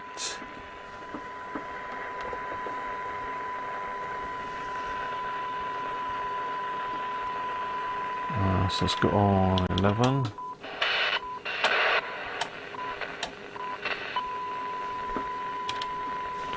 .28. That's not great. On 12.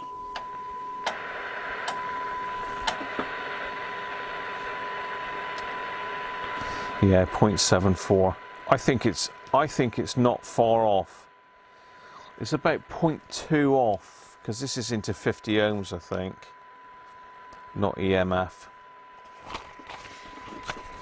So they're always going to give you the better.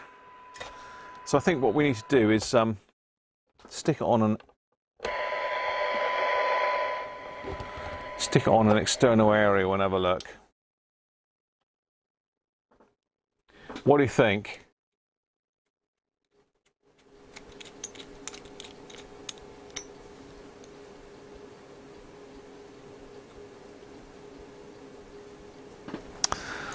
I think it's not far off. So let's stick the disc cone in it and give it a run through the bands and see if we can pick up anything.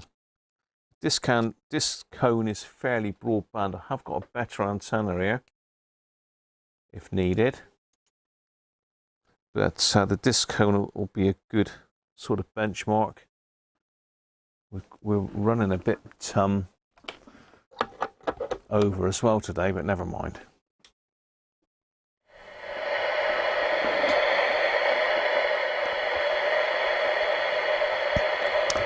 So we're on the calling channel at the moment, which is, no we're not. No we're not.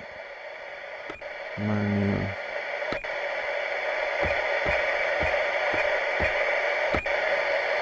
It's 145.5 is the calling channel. There's nothing on there.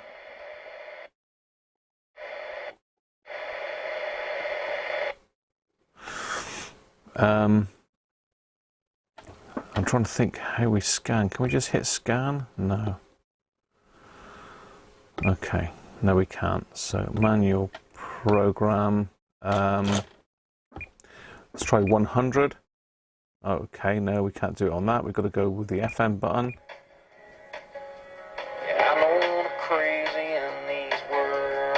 So we can't squelch that out at all now.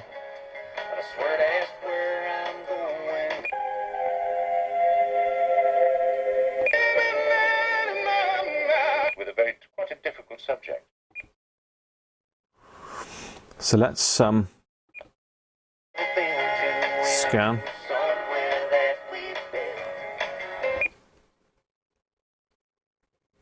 So I'm just scanning through the FM band, see what it'll pick up now with the squelch up high. And that a strange one too, which did awake me. I shaked you, sir, and cried, as mine eyes opened. Drawn. There was a knock. So it's certainly picking up stuff now. Program was going to lead into having these open conversations without bias, so I thought it was a good way to start. I think that's a good point, and I hadn't thought about it that way. I suppose if more people were having conversations like that in their own homes with their friends, maybe we wouldn't be in the sorry state.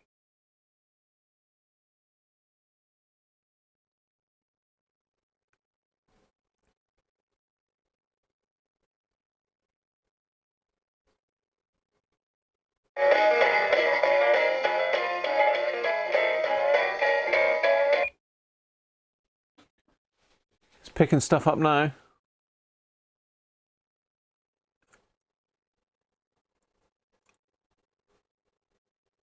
Doing a lot.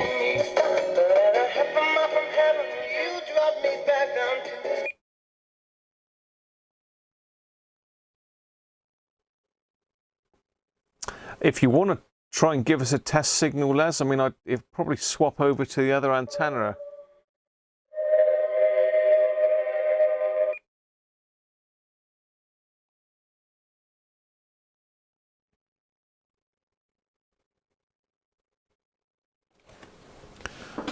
So we can scan faster, can't we? I've got to push the speed button.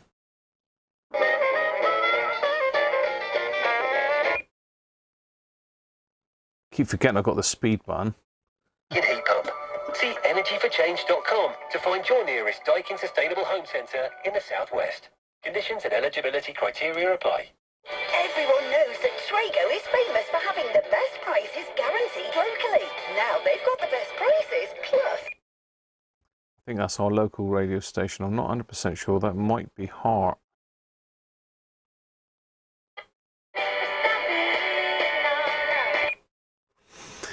It's working fine on.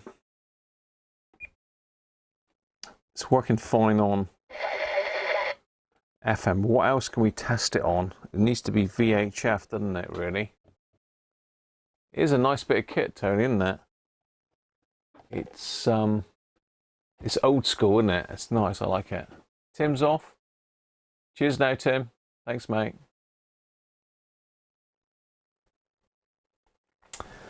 Just trying to think. We can have a look. We can have a scan through the aircraft bands, can't we? So if we go to manual program 108, enter, and then hit.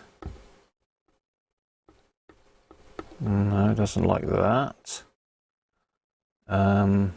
Scan. No. Scanning the bands at the moment. Okay.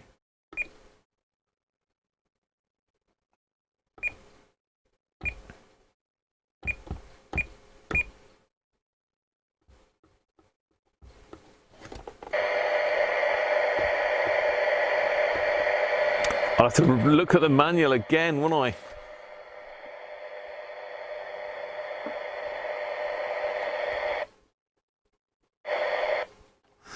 I'll have to look at the manual again and see. I thought I could just push these up or down and it would just scan through, but obviously not. It doesn't like doing that, does it? It's not. 118, 118, 118. You'll blast 50 watts, Les. Well, if you give us a signal, Les, and just give us a flat key or something, let me have a look. If I can connect up the decent antenna that's up higher, we'll need to find my adapter, which I took off just now. Now, where did I put the adapter? That's the question. So I need from... There we go. So this is now my my tri-band collinear up on the apex of the house. So it's without doubt the best aerial I've got here. It is sort of centered on the amateur bands though. So if I get myself sorted out and Les gives us a shout, maybe on 475, Les, if there's no one about on it. That might be better off. Let's get that in.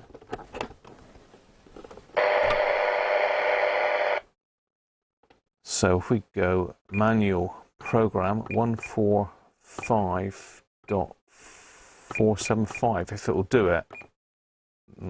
Yes, it will. Okay, there you go, Les. 145.475, Les.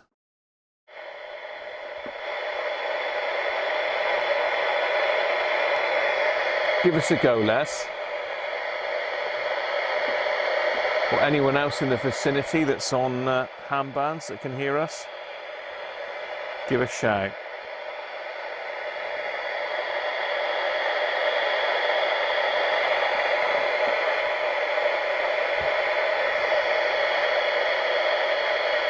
There isn't, Doug, unfortunately, no.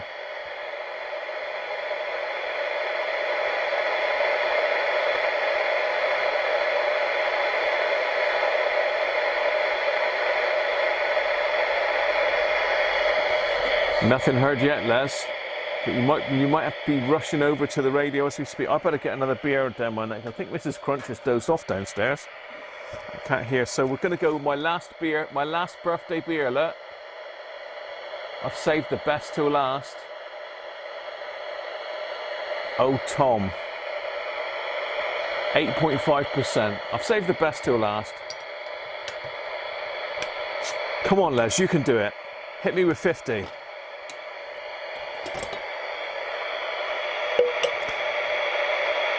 Les is a fair way away, to be fair, and I do struggle to hear him.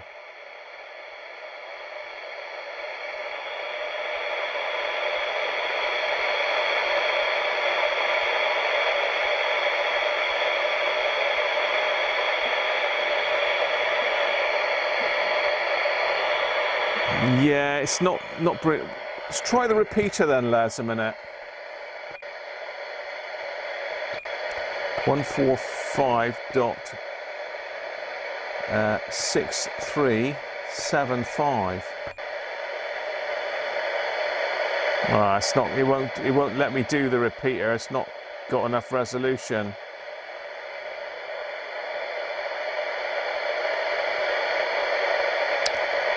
Yeah, it won't let me do that. It's got 25 kilohertz steps, I think, isn't it? Not 12 and a half.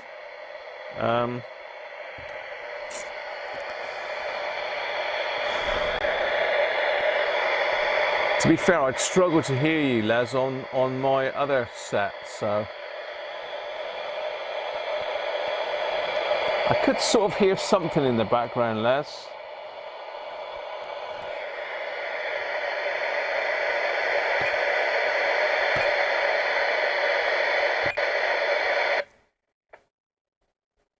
Oh, I can hear. So I am picking up the repeater, Les. Try that again. Was that you?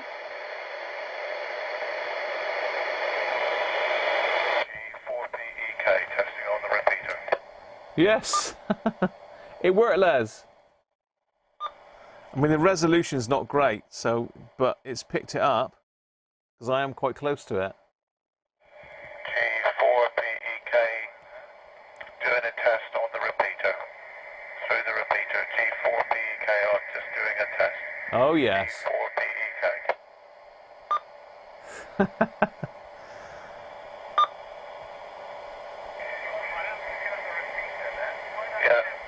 Yeah, that's me, Graham. I wonder if it's going through now. G4PEK. Yeah, I can hear it now, Graham. Yeah, that's fine. Going through the repeater, Graham. Brilliant. Thank you, Les. Cheers for that, mate. So there you go. We've heard Les live. Yeah, that's fine,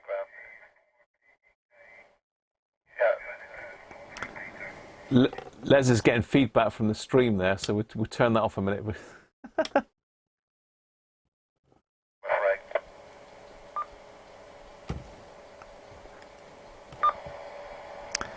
Brilliant. There you go. Now it's slightly off frequency because this one won't do the. It should be 1456375. I just decided it was going to turn itself off then, didn't it? Manual program 145.635 it will do, wouldn't it? So it should be 6375. I don't think it'll do closer than that.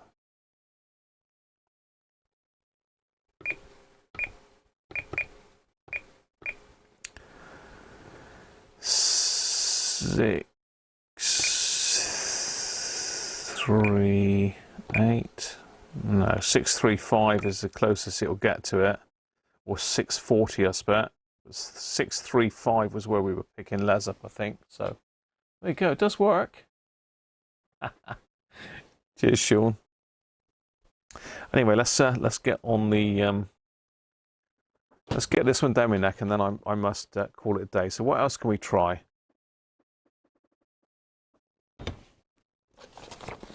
What we want to try and do is get to scan one of the bands, don't we? Airband would be nice.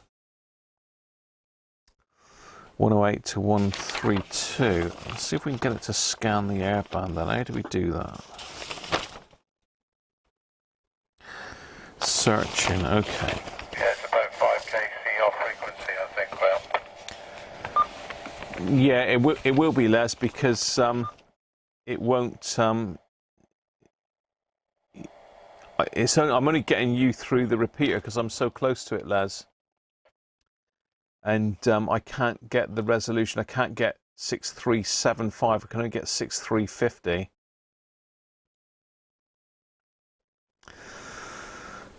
I think that's right, isn't it? Yeah.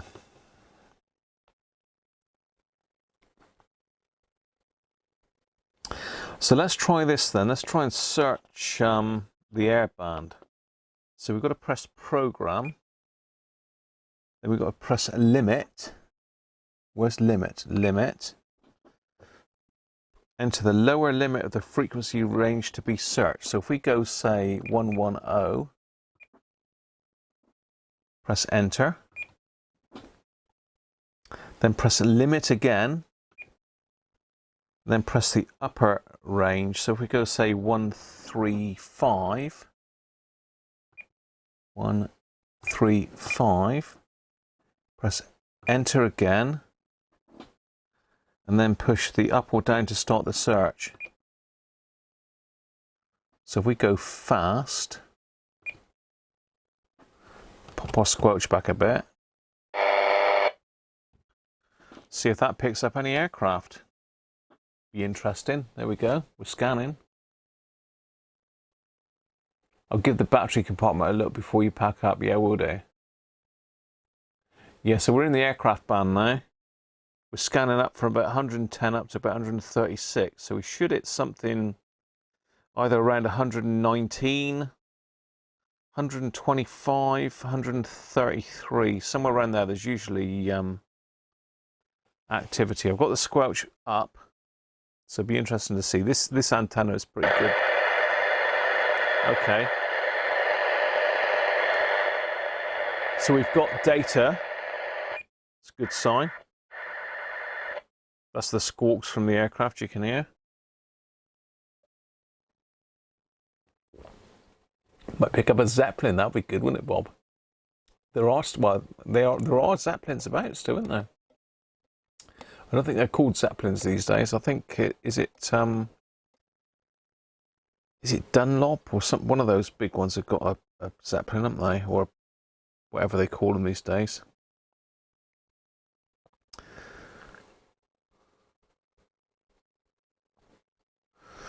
The problem is you've got to land on one where someone's actually talking, so they key and unkey so quick. Plus we're dark now, so there's not going to be a lot of thank you very much, wild geese. There's not going to be a lot of airband activity out there now this time of night. I wouldn't have thought. There's going to be international flights going over possibly, but so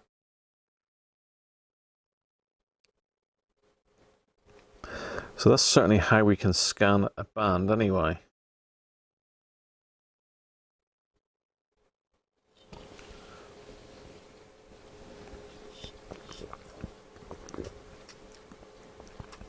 I don't reckon we're far off with this bit of kit. I think a full alignment on it would sort it if we can work out how to do it. That's the thing. It's Tony. Thanks, mate. If we can work out how to do it, we'd be lethal. Rich, how you doing?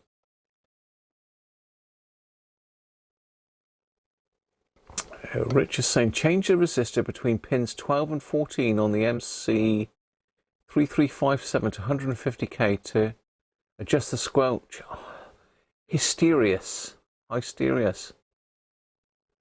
Try 100 to 250. Thanks, Chris. I was going to show you your progress on your radio there, Chris, actually, wasn't I, while you're on, mate? You just pop back up. So there's our data noise again. But yes, they're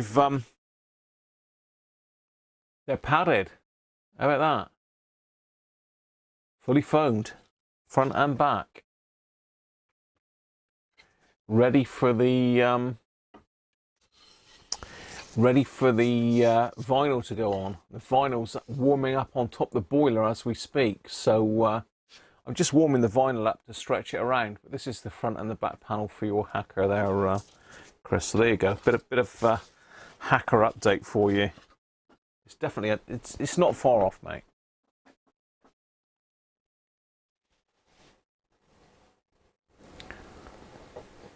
You in a bucket? Yes, you are, Les. I do struggle to hear Les on Simplex, so it's no surprise that this didn't pick it up. It's not the most sensitive set on the planet, but it's a good bit of fun. It's of its time and perfectly restorable, and I think we can get it working a lot better with an alignment. Be nice to get some airband, but I don't think we're going to at the moment. I'm trying to think. PMR, it'll do PMR, won't it? But I'm not sure if there's anybody about on PMR.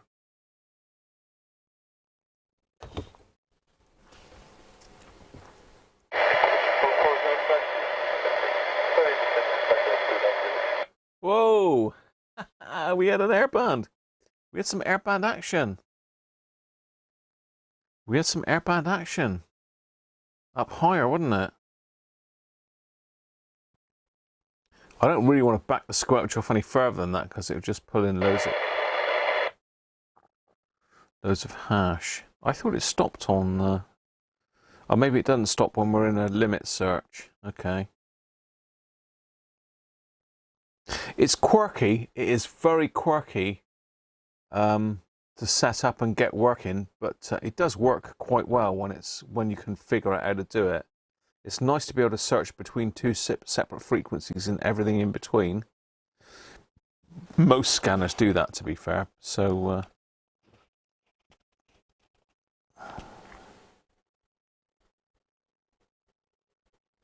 so what I thought of, see, Newquay Airport, which is closer to me, is around about the 119 mark. So I'm sure I can sort out an antenna to go in the hole.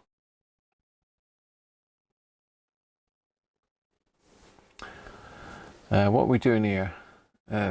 Theo's saying that's something to do with filters and fields collapse time. Magnetic field collapse time. Cheers, Jess. Always enjoy a drink.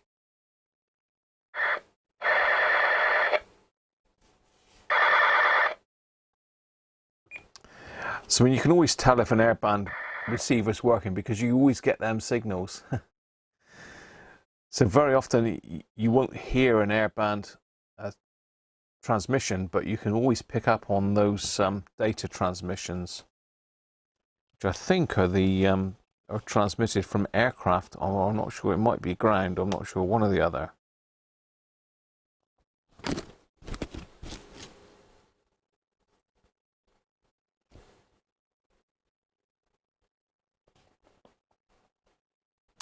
See, it says search will stop when a frequency is found with a signal. To restart, press. So it's not really stopping on the channels. It was previously.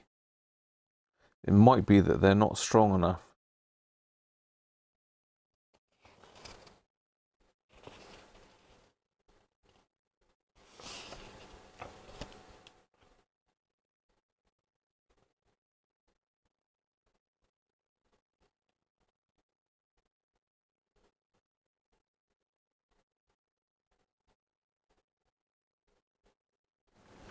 Well, we certainly had a bit of airband action there. It doesn't look like we're going to get a lot more.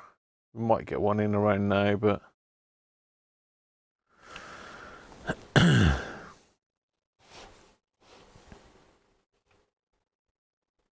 again, I think the PMR band, we haven't got the step size to pick up on PMR, but we can try it. We can try it. So do I push limit again? What do I do to stop it?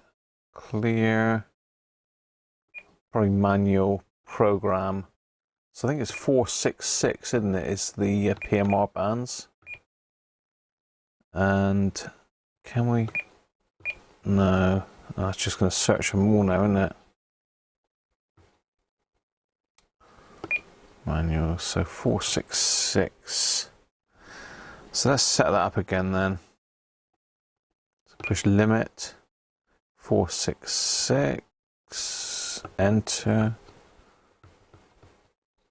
Right. Oh, program. Sorry, I got to push program limit 466. Enter. Press limit again. So say 467. Enter and then search.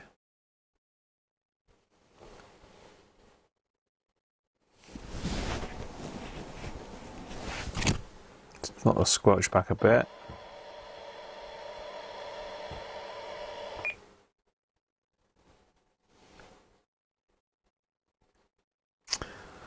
What are we on speed?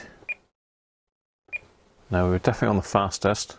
It's an interesting bit of kit, isn't it? Very, very interesting. Thanks, Tony. Chrome pen. I thought that, but it's actually white. It's white, not chrome.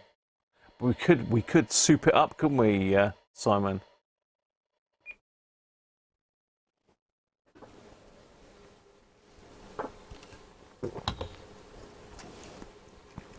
I used to do a lot of scanning on VHF, UHF, but there's nothing on it these days. Does anybody know of any frequencies on VHF or UHF that we could scan? And we can scan the amateur bands, couldn't we?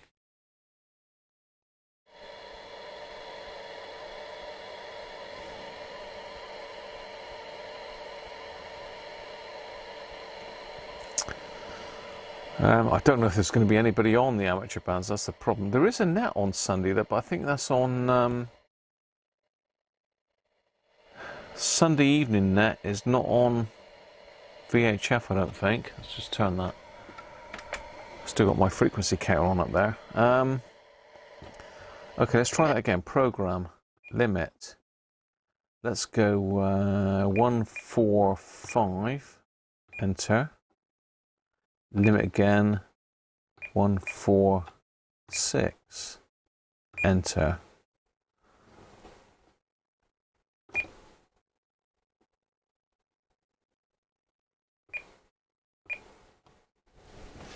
See if there's anything on the amateur bands. As I say, unfortunately the step size isn't great. It'd be good with 12.5 kilohertz step size, but it's 25 because that's how it was back then. And there might be something you could do to it to get it to do the 12.5K steps. I don't know. There might be a filter or something they could put in there to do it.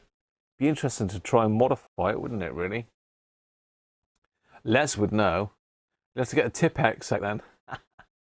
Yeah, or a very fine... I have got a white pen somewhere because I used to use a white pen to write on a black book when I was doing my photography A-levels. It doesn't sound like there's anybody.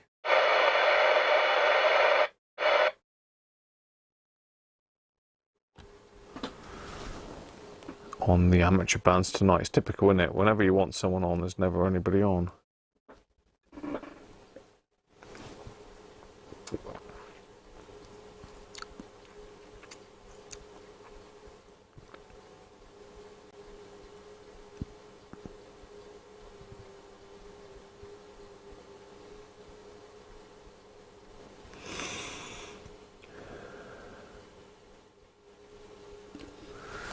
Yeah, I mean, maybe we can have a look at the circuit, Les, and see if we can work out how to adjust the steps on it. I'm not sure. It's probably done by logic, isn't it? And it'd be like modding the CB, Les, wouldn't it?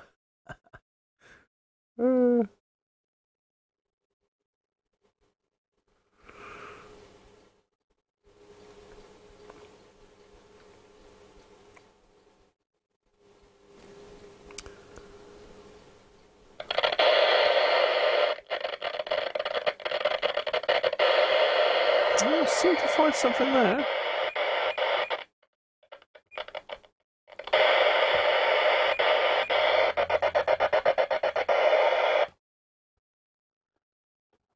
Something started breaking through the squelch there, but it's nothing exciting.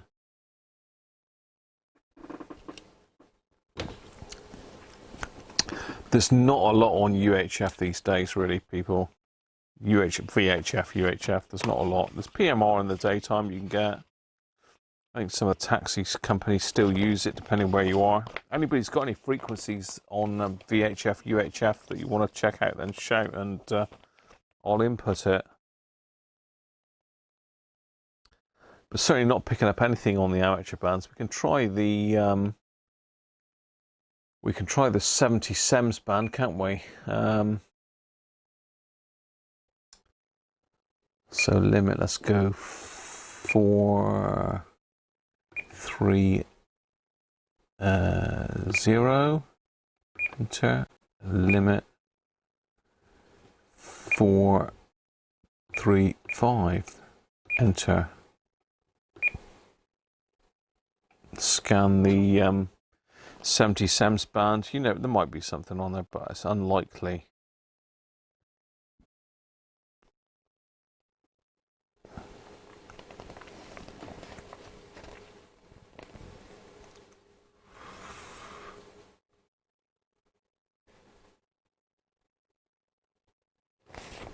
Yeah, it's been interesting. I've got to thank Steve again, M0ZZT, for letting me have this to have a play with. I mean, we've sorted some bits on it. We've pulled out that little module, but I think I will put that back in because I think that's not an issue. If it had been an issue and all of a sudden the radio was a lot better, then I would have took it out and pulled it all apart. But I don't think we need to. Could be mods on the net. Yeah, we'll have to have a look. Let's see what we can find out. The supercharger thing. I mean, it'll want a recap. I mean, we've said about caps in the past. It might be a recap or pull up the sensitivity on it, because there is some caps in that circuit. So it might be that will pull it up. I don't know. Power supply seems okay. We're getting power through it. Whether it's clean power, you know, whether there's any ripple on it, I haven't checked any of that.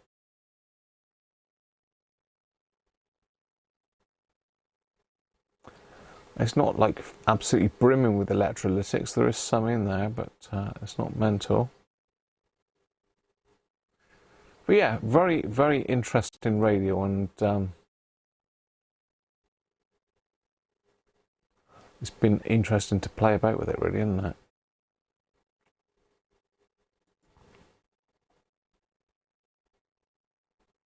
You're back. Welcome back, Rob.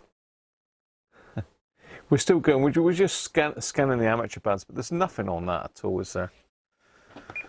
So let's skip that. Let's go back to FM.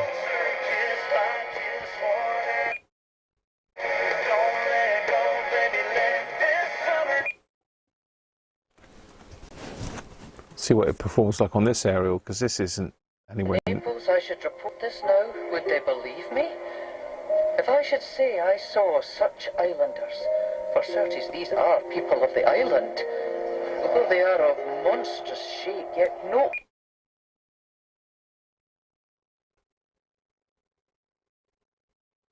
You know, in her 60s at the time, and then her mother was in her 80s. She was also very active in interracial justice. And they see nuclear weapons as actually taking money from the poor. So, what can I disconnect there? Objects of omnicide. And so her mother started to protest with her in the Nevada desert. What kind of a character was Sister Megan? She could really light up her room. She was not a huge... Excuse me, let me just quiet, get rid of me a minute. She had a very intense interest in other people. And also she was, you know, she was very intellectual. She was very smart. And so she could really sort of suss out a conversation and get to the meat of it. At the age of 82, Sister Megan embarked on her most daring direct action. With two other protesters, she was about to breach the security.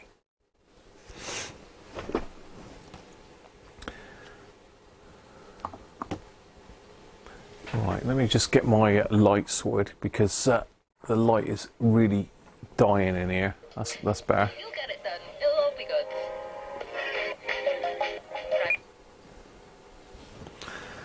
But those of you that are in the messenger chat will know that I've managed to fix my my Denon cassette player again, and I did promise Sean before I went to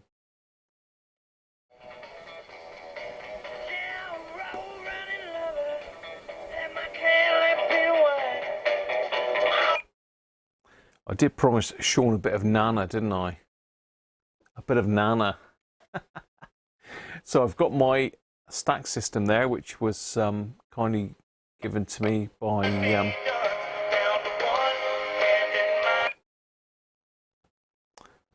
let's turn that down a bit. In fact, let's just stop that for a minute. Let's just turn that on, and let's have a listen to see if we can hear any Nana Muscori for Sean, because we wouldn't want to disappoint. And it's good to see Sean back in the stream again. So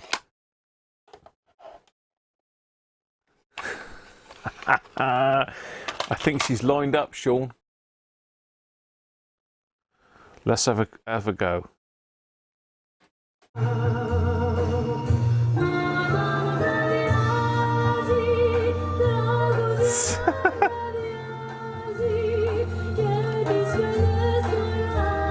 Never on a Sunday by Nana Muscori.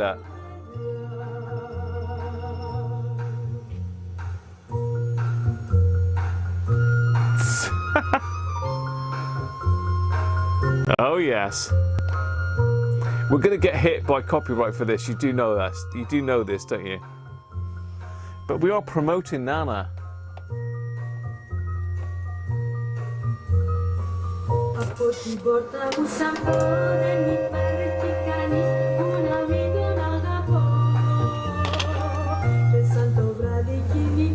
So cheers everybody, and thanks for joining me for my birthday live stream. It's been a good one. Voice of an angel. And this is coming through Gary's speakers that he let me have as well, so good stuff.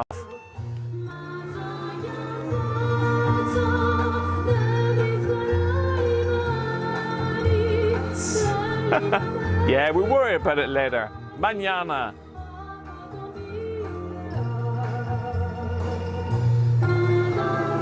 Cheers, Tony.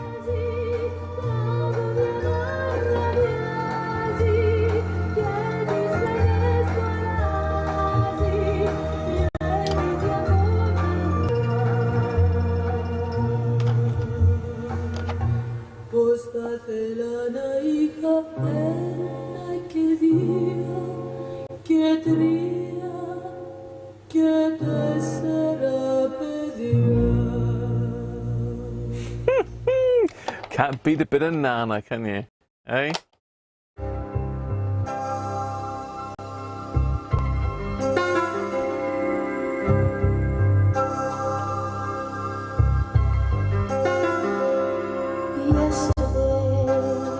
No, Nana, you can't redo this.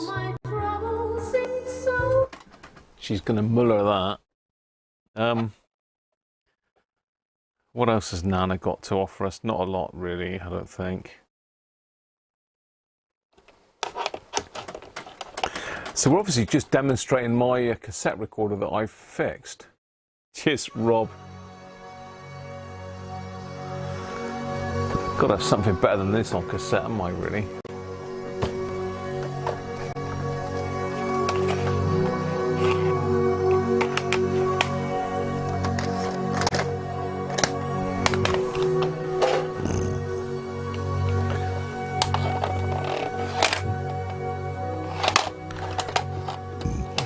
Whoa, steady on, Mario.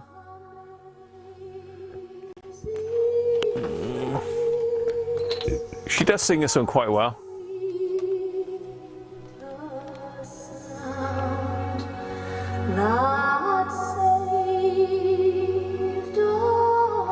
Get the 78s out you. Cheers, Sean. Gotta love a bit of Nana, haven't you? Thanks, Chris.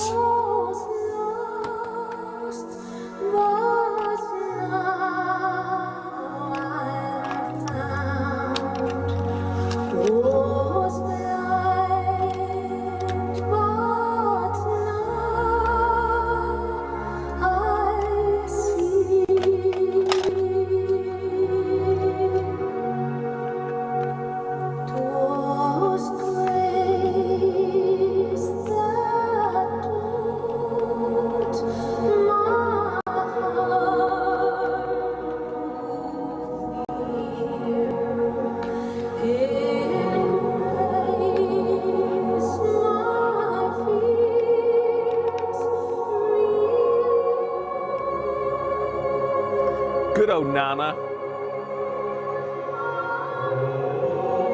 Tamisis Roussos.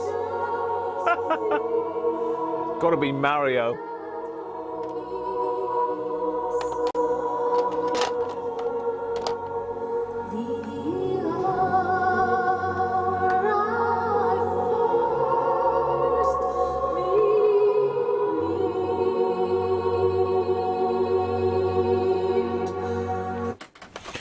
Well, there you are. That's been an. I think we ought to have a bit of my signature tune on. Really, we ought to have a bit of the old Cruncher signature tune on. So let's have a look. Side 1, track 2. We want bit of Mario, and then I'm definitely going to go.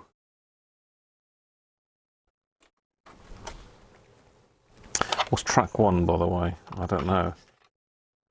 Be My Love. No, we want track 2 really. So let's get my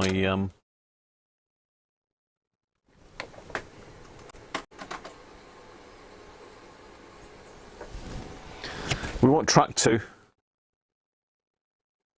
Get the plates. No, this is Mario Lanza, Sean. You'll recognise the tune because I had it on 78, but the 78 had a crack in it. That was a bit loud. Christ. Oh yeah. Lift your stein and drink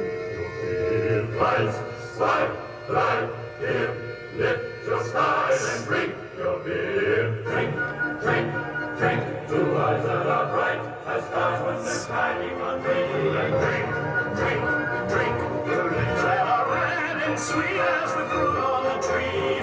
Here's a hope that those bright eyes will shine. It's a chrome tape as well. It's chrome. Extra. Yes, Tony. Very nice multi. Drink, drink, let the toast start. May young hearts never part. Drink, drink, drink, let every true lover salute his sweetheart. Drink, drink, drink, you wonder drink, drink, drink, two hearts that will love one only when I am the one. Here's a hope that those soft arms will twine. Yes. Fade him out at 8.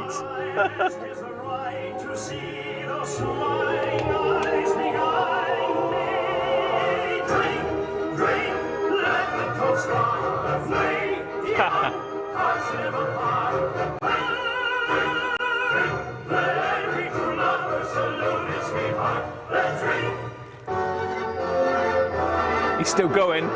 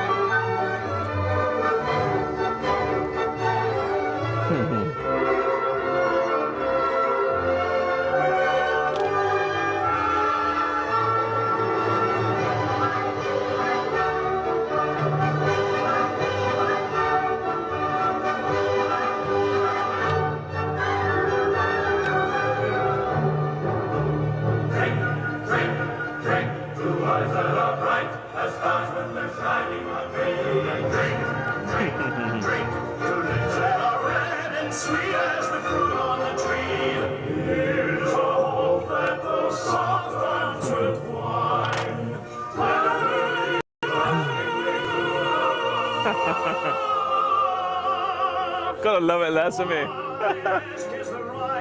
I'll be in trouble. It won't be the first time. Cheers, Tony.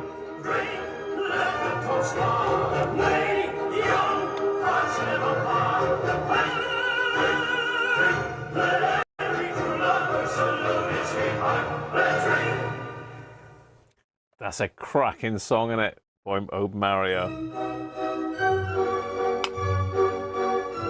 Are we carrying on or are we going to stop now? What do you think? I don't know if I've got any more beer.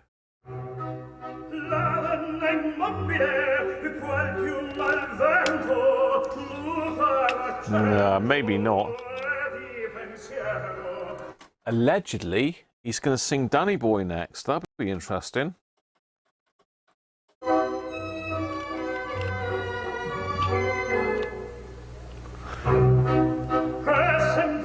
No. Danny Boy, I said, not that stuff.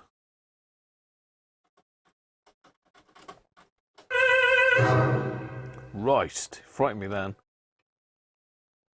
Oh, Danny Boy. He's doing it. The pipes It's pipes. From glen to glen and down the mountainside. The summer's gone. I have got some more cassettes here. What do you think? It's you must go and I must bide. But come ye back when summer's in the meadow, or when the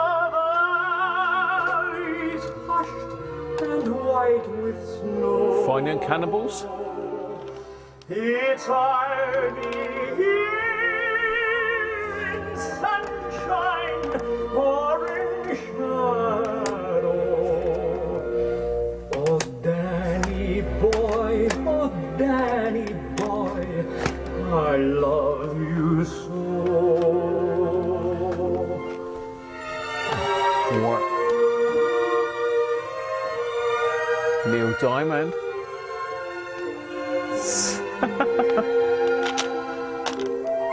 But when ye come and all the flowers are dying, if I am dead as dead I well may be,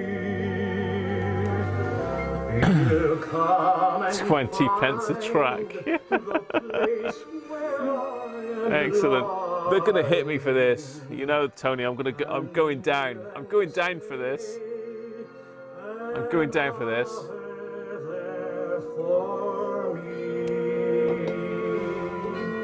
And I shall hear Mario's got a hell of a voice, though, hasn't he? and all my grave will warmer, sweeter be. For you were there to tell me that you love me,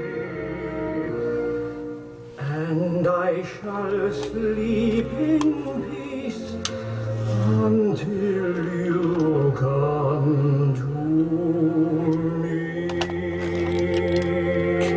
Mario Lanza doing Danny Boy, eh? Who would have thought it?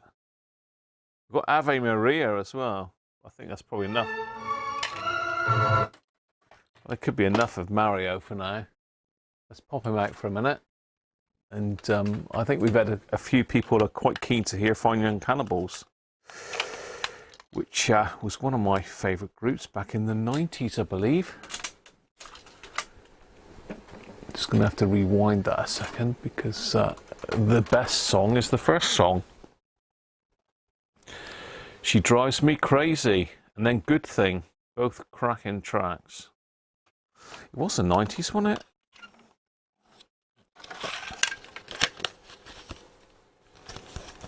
Bloody hell. It's a massive, great inlay card with this thing, but I'm sure it was in the 90s. It's got to be mid to late 90s? I don't know.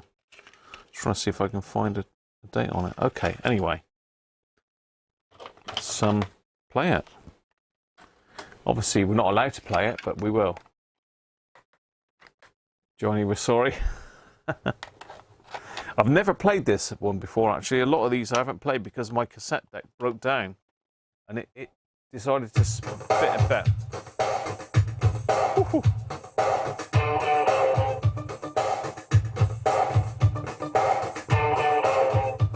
This will wake Mrs. Cruncher up.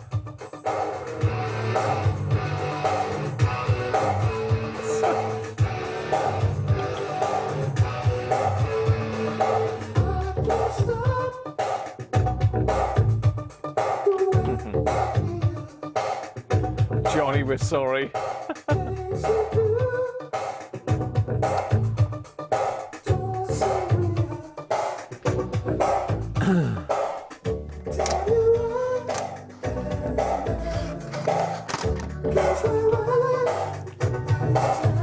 Did someone say Johnny?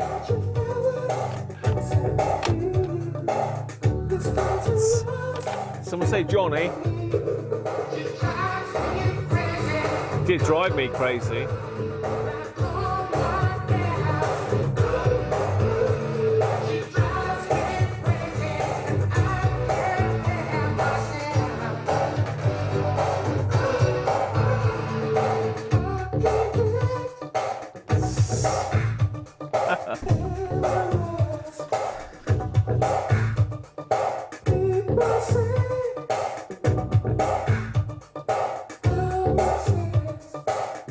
Johnny Cash, he's the man.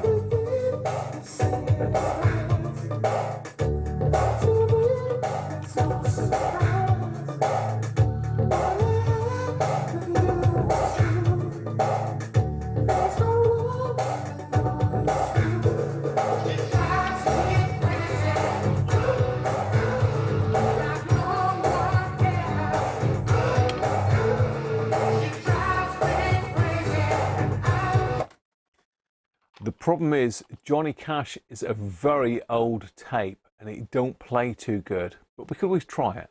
Anyway, back to Fine Young Cannibals.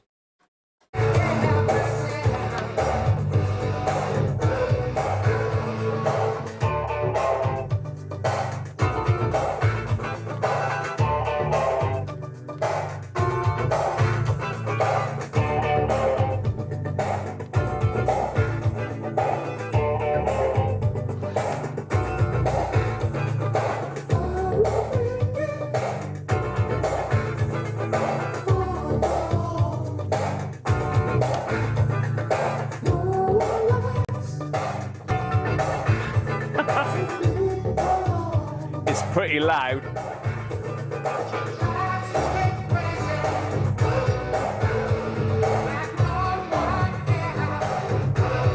Ring of Fire.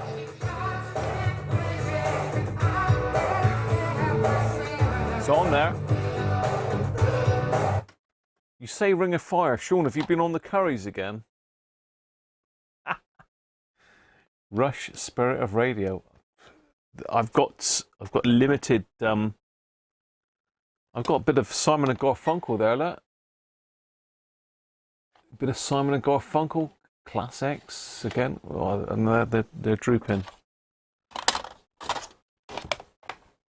Bit of Carpenters. Look, so I've got various here, but you know, I'm gonna have to go in a minute. Should we a bit more Fine Young Cannibals?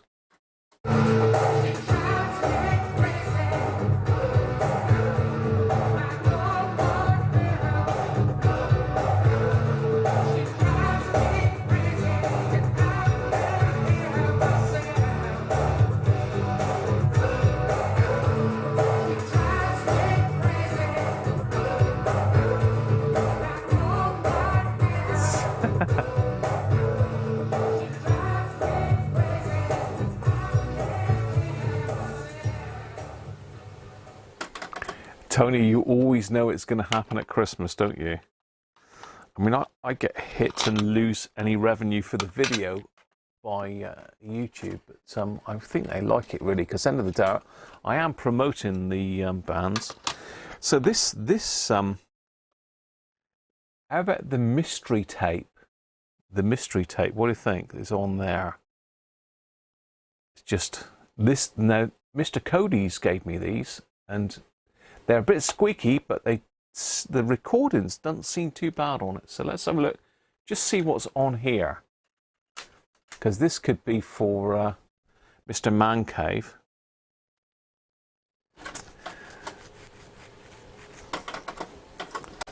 I'm not sure what's on here, so we'll see.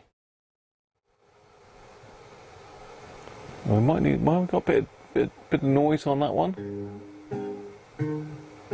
What's that?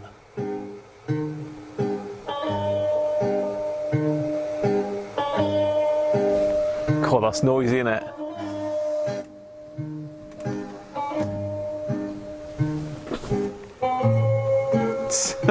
What is that?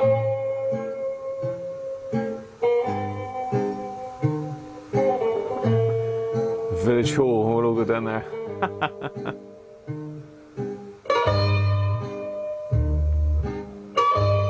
Never heard that? So you do realise we've now got a worldwide ban on this video, don't you?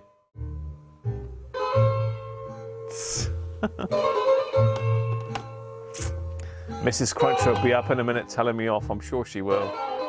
Not telling me off because I've gone on too long, but telling me off because I've been playing music again. Get the plates! Get the plates out!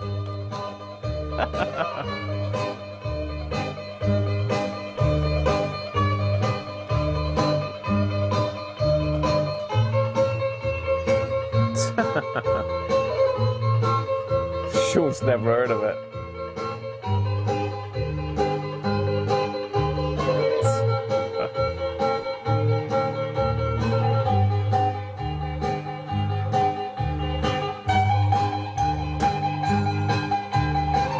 Zorba. Zorba the Greek or Zorba Stance? One of those.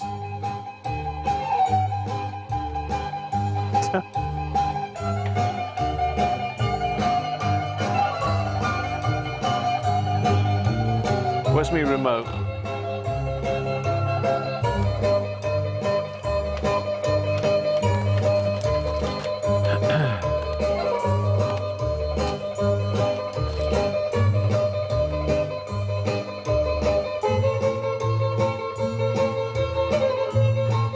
Oh yes.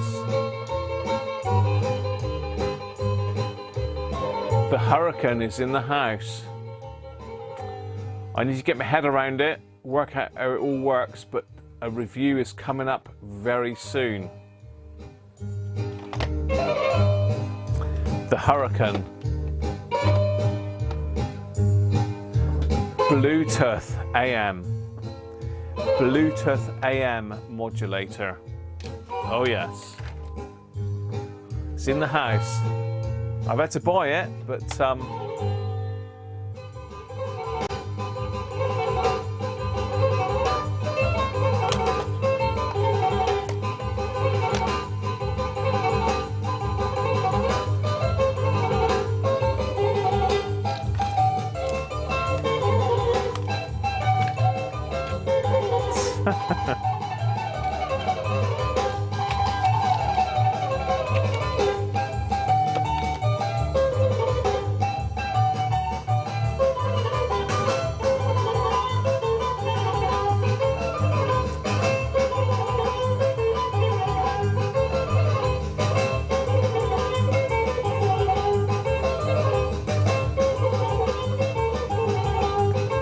you've got to bear in mind though, people, that YouTube tend to catch up with this sort of stuff pretty quick. Their algorithms are always running, so at some stage it might just go cut the stream, but you never know. We're still going. I don't think there's anything else on this tape, is there, Sean? DJ Cruncher.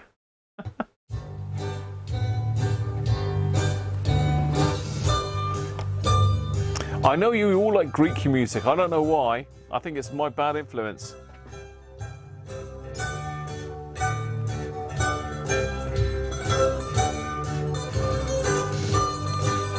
It does make you think of sunny climates though, doesn't it?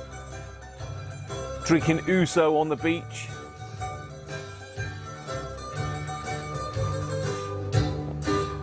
YouTube cut comes. I know. I could leave that playing and have a quick walk downstairs to see how Mrs. Cruncher's doing. See if we can still hear it downstairs.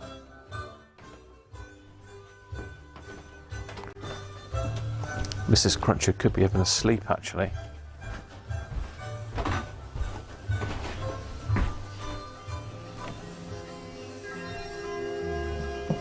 Yeah, Mrs. Cruncher's having a kip. I could be extremely naughty and play this one.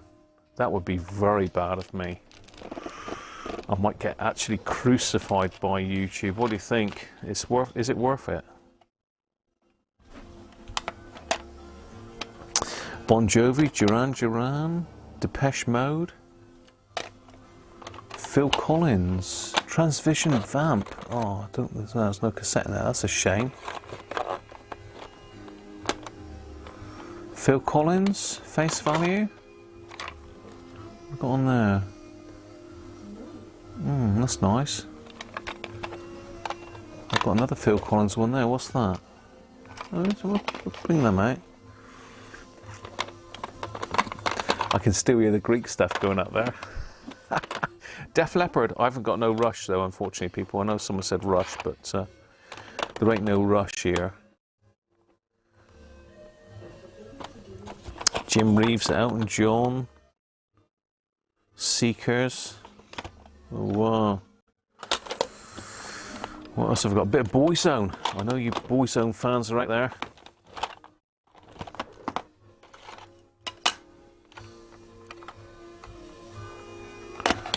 Some of these have got nothing in them. Classic rock. Okay, we'll bring classic rock up. You might like to hear that. So yeah, okay. Let's reconvene up. Let's reconvene up in Santorini. As you can hear, we're getting closer to the music. I'm going to get a shot, aren't I?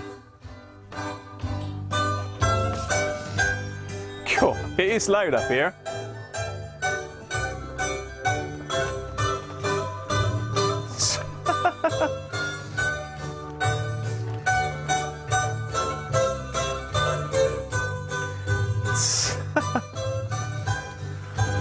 What about this? This would be extremely naughty to play this, but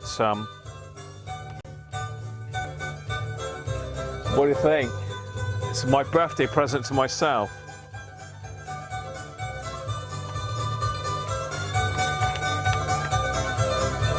Pink Floyd. I don't think I got any Pink Floyd. Or did I say I had Pink Floyd? Oh.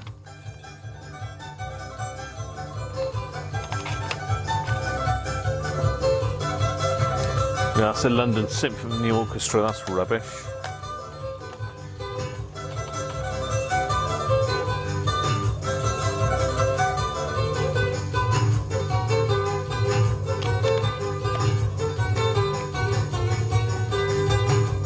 Thanks, Jed. Certainly did.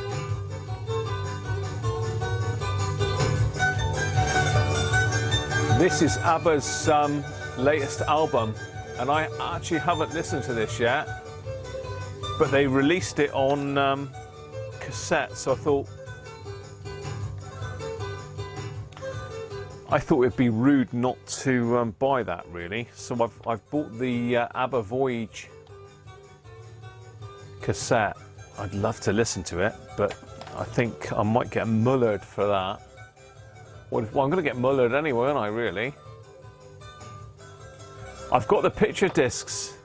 I'll go and get them in a minute, Spanky. Simon, I've got the picture disc. So I bought the cassette, the picture disc, and the single.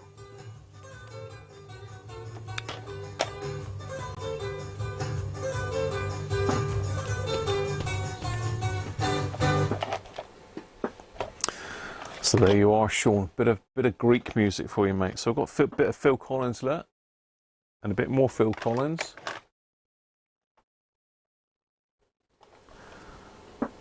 I don't know what else is on this cassette, if anything. Is that it?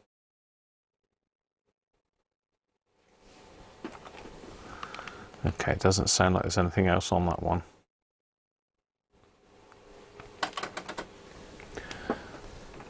So what do you think then? What should we play? Should we play anything, or should I call it a day? Do you want to see the back of me? Have you had enough? Worry about it tomorrow, yeah.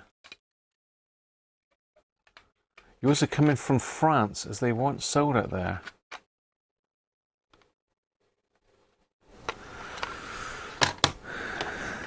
Ought to play it, really, didn't I? Do I dare? Yeah, go on, let's do it. Let's do it. Let's play. Let's play ABBA's latest.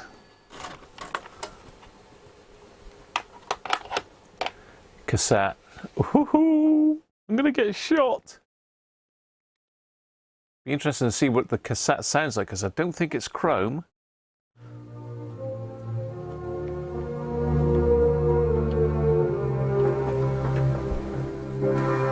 I still have faith in you. I want a bit of Dolby. I see through all these years that faithfully song. Does sound good. There was a union of heart and mind, the likes of which are rare. Where's the webcam? Ah, it's frozen. Horrible thing. Till I have it in me, I believe it is in there. For I know I hear a bittersweet song. You don't want to get the sack, I know. I still have faith in you, and I must say It does sound better with the Dolby off, actually. but there's a lot of hiss. You get better dynamic range, but there's a tape hiss.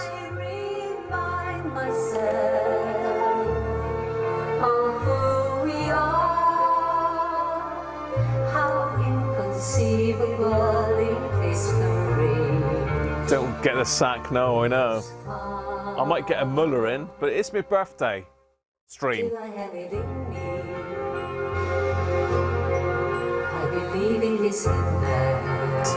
It's a lovely song, this, actually. It's probably my favourite.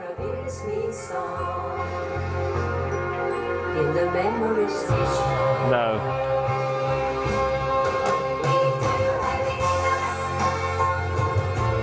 I might need to turn that down a bit. Doom bar. Nice one, Tony. I have got another beer. It's a great song, this.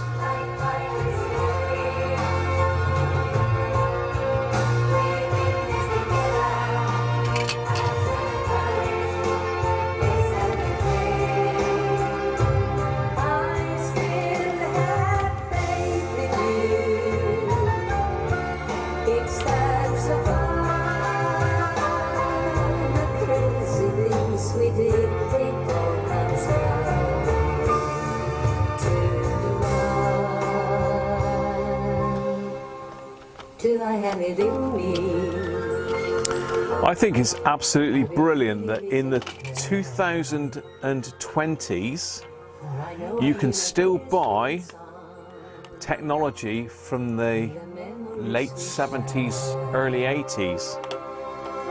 And for artists to still produce this stuff, I think it's brilliant, brilliant.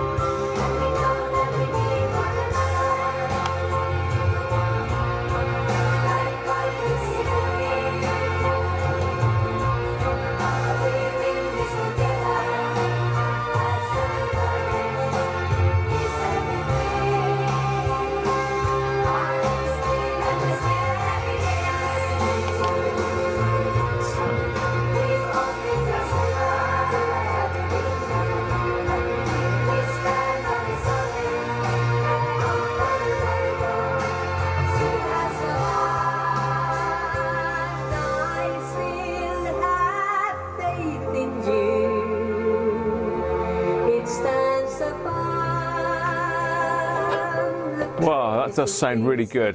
For an old cassette, well, not an old cassette, a new cassette, that is. I mean, you can hear the tape hiss in it, but I would have thought they'd have had some noise reduction on it, but they haven't.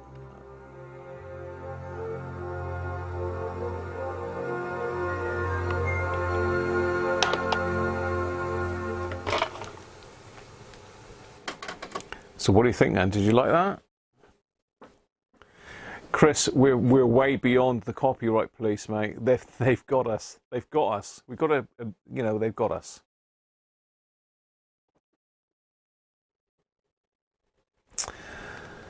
Tony, you're saying you've got a Evolve Class A stereo amp and turntable. It's great. I bet it does sound mental. I mean, I've not played it yet.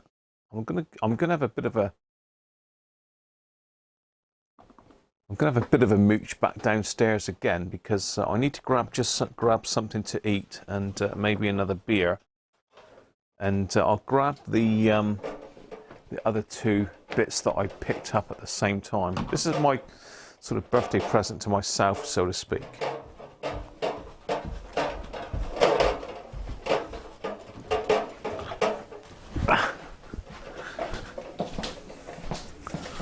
What's Mrs. Cruncher's done us some nice things here. What's all this going on?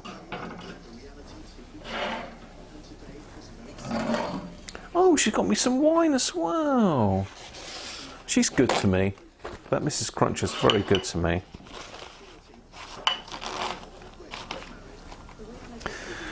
Right, so I need to just grab something to eat because it looks like she's had her tea and left me mine.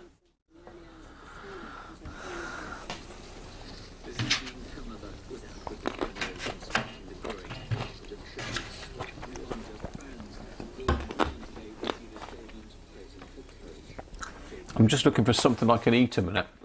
It's not too crunchy.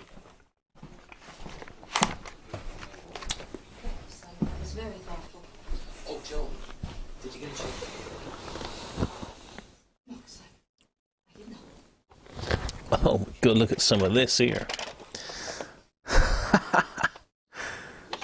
Oh dear, oh dear. Looks like I pulled out some really old cassettes here to have a look at. Val Doonican as well. Oh, gotta love a bit of Val. Right, let's get my two ABBA things.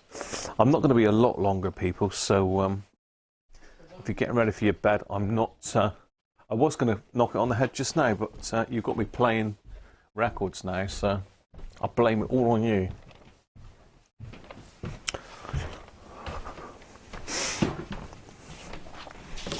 So I have found some more cassettes, but you never know. So hopefully you like that, Simon. ABBA's over for the minute, yes.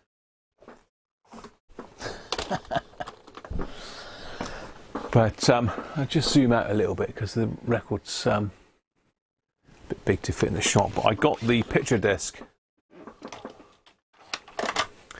So that's the Voyage picture disc. They did a couple types, but I didn't want the one with the avatars on it. I wanted just the picture disc. And I also bought the single 7-inch. So there you are. And I've yet to play them. They're still in their plastic. So that was the first time. Delaney's donkey. Oh dear. I need to just rewind that a minute then. I won't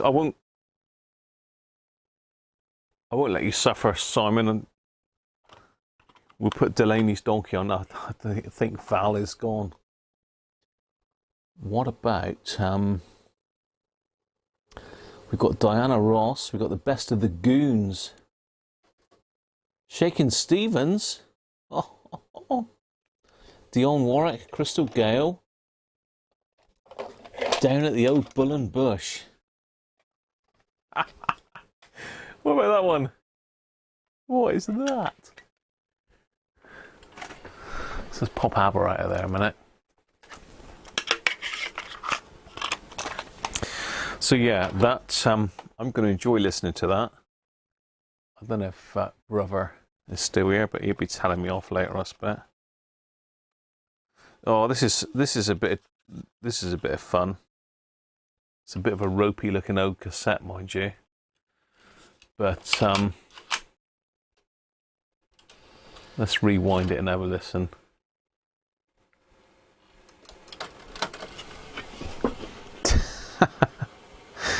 Oh dear, oh dear.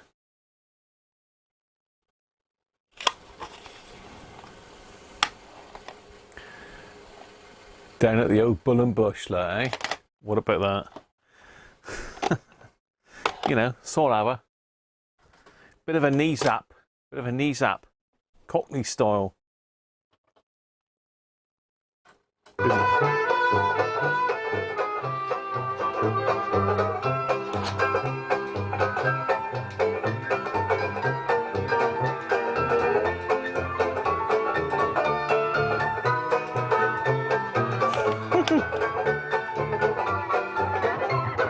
Oh, no. That doesn't sound good, did it? I think that's a knackered old tape, that one. Ah! Yeah, methinks that tape is no good. Yeah, I did say it's a ropey old tape. Hopefully my cassette player hasn't ate another belt. hopefully. Be careful, we certainly don't want to eat an ABBA. Brand new cassette.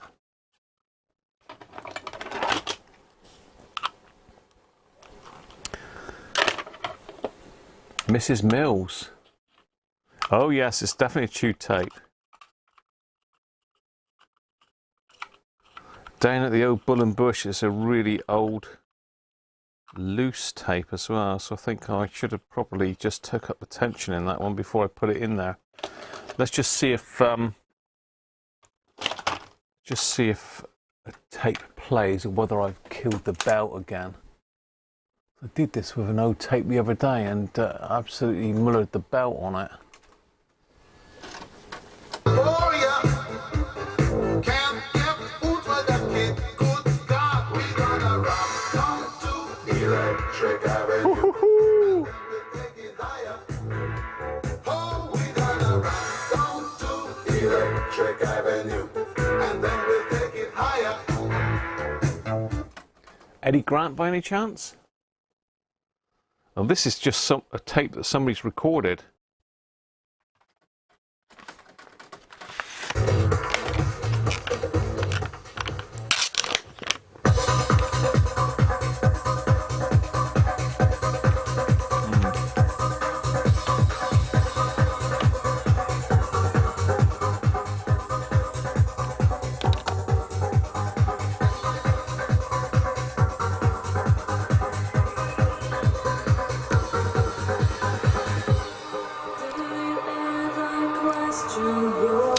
Now, I think this is one of the Now tapes.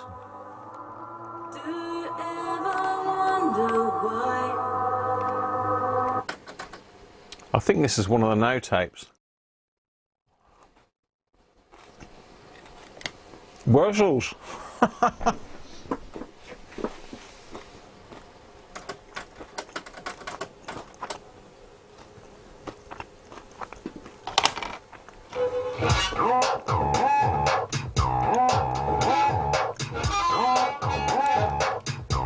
Opposites attract. Oh no. I just need a friend. I don't want a lover. I just need a friend. You can just leave me to face life on my own. I know you don't love me no more. You this day to come, even when it's not so deep. It's true, I still Texas, is it?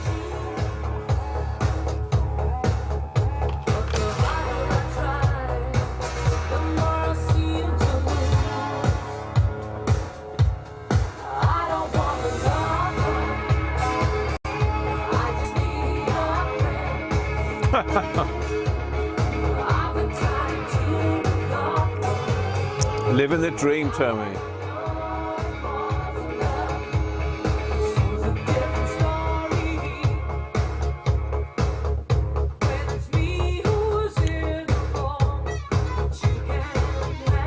Wurzels, I love a Wurzels.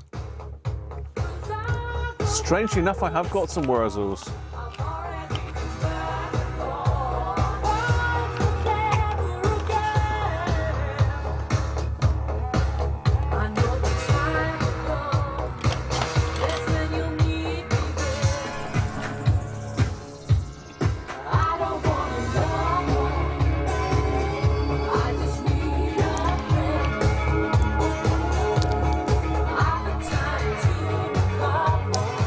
I've lost me doozle.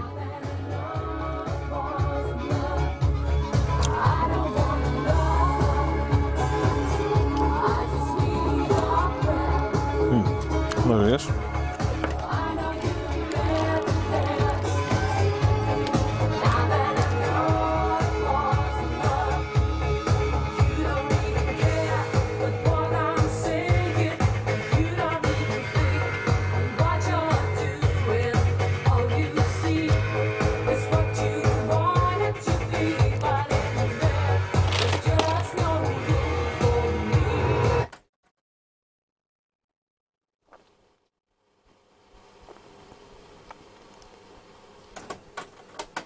I don't know what this is. Someone's recorded this one themselves, so God knows.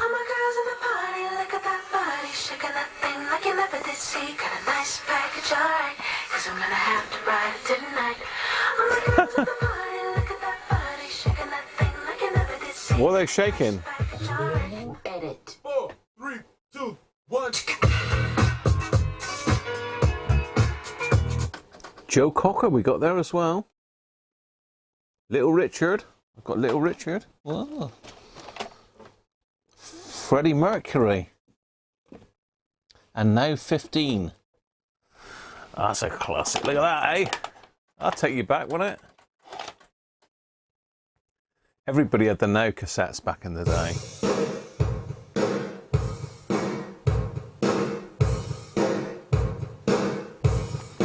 Transvision Vamp. Oh, yes.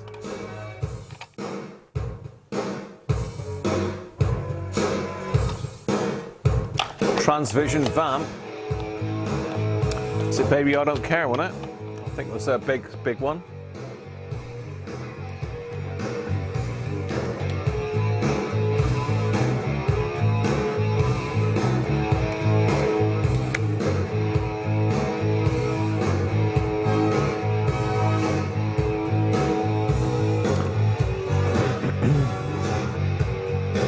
Where are you looking?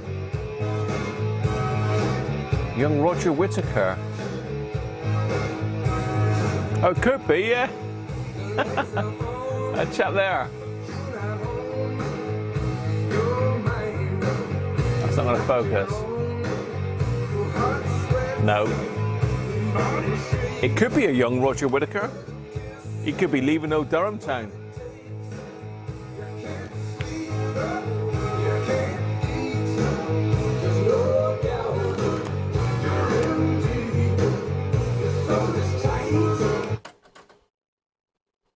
This is Robert Palmer, isn't it?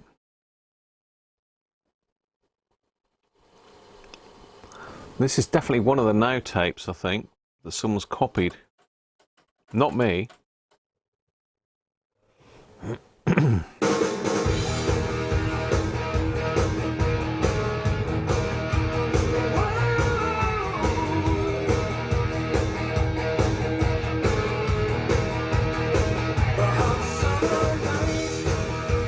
Who's this then?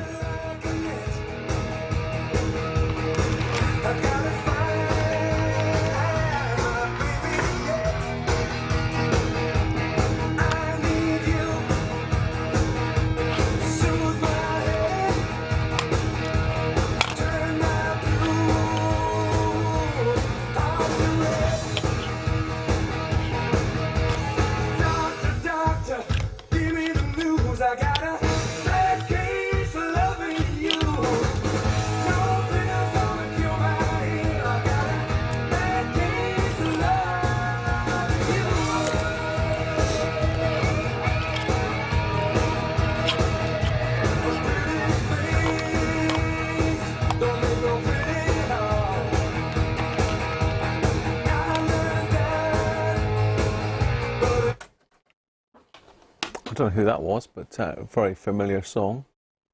K-Tel, yeah. Top of the Pops. Yeah, I remember those.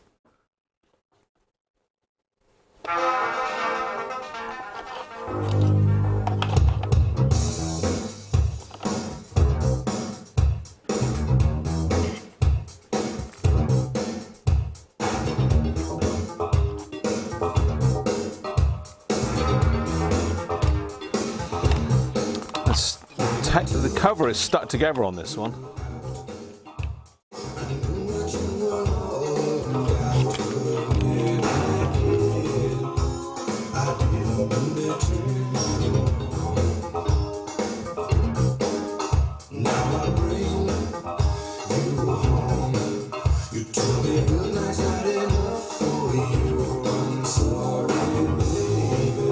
Five, side one.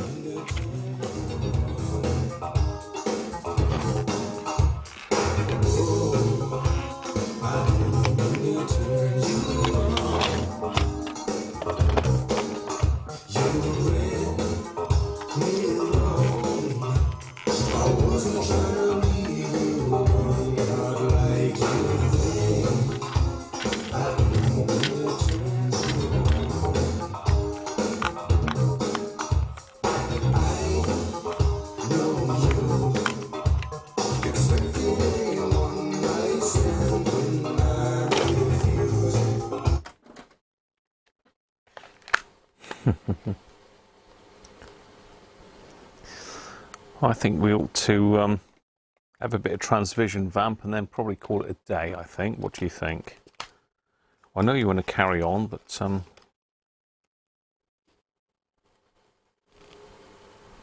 track number 5, side 1. So we're still going on this other.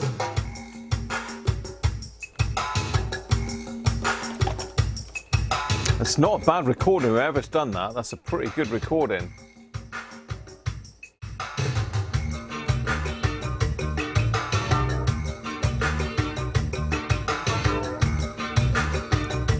This sounds familiar.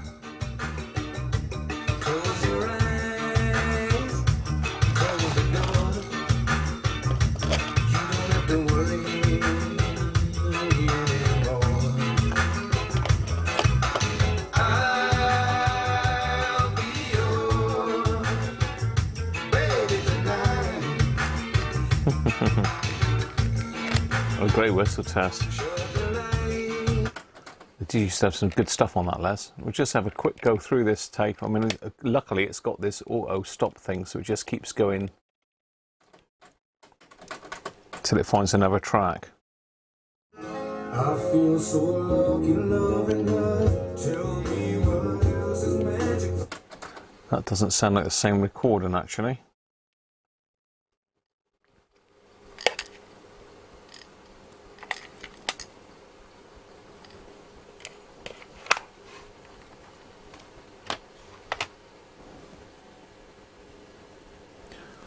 No, okay, let's get rid of that one then.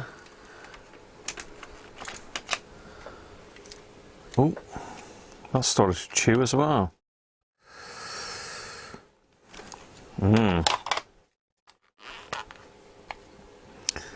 Let's try this one then.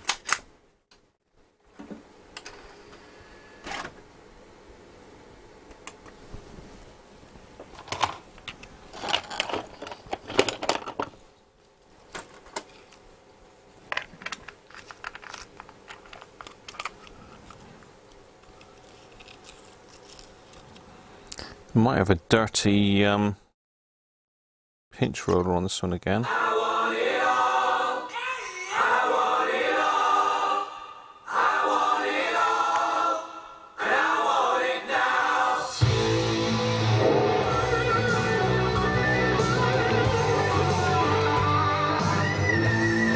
now. Bit of Queen. Whispering Bob Harris.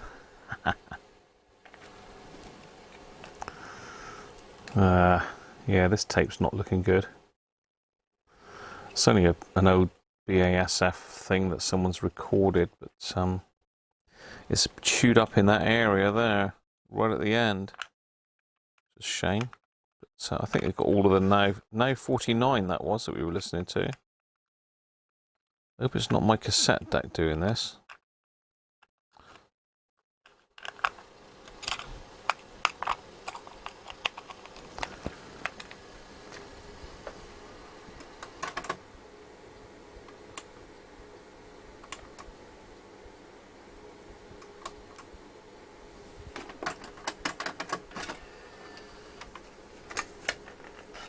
That's looking good so far, okay.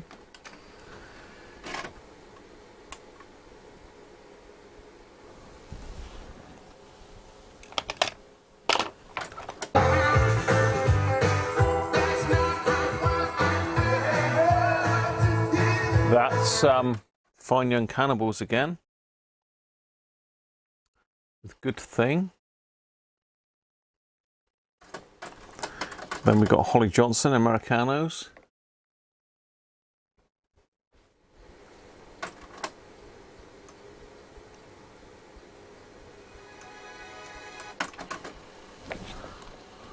And then our last track of the day. Our last track of the day, if it'll play. Hopefully it won't chew it up. Now 15 from 19... What do you think that is? 1990? Early 1990?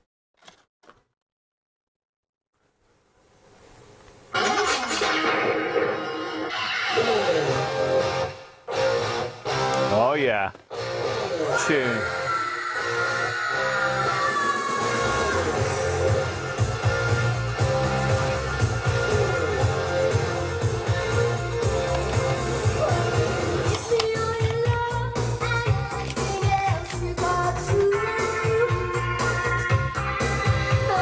86 was it? Bloody hell.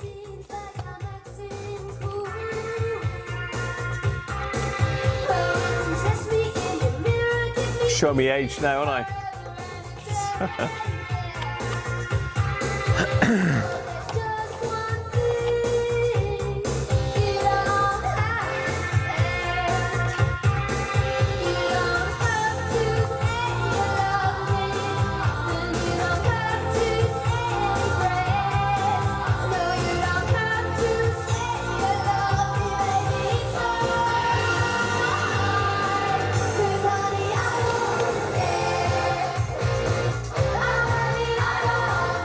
Hit it. Sweet. I haven't got any more.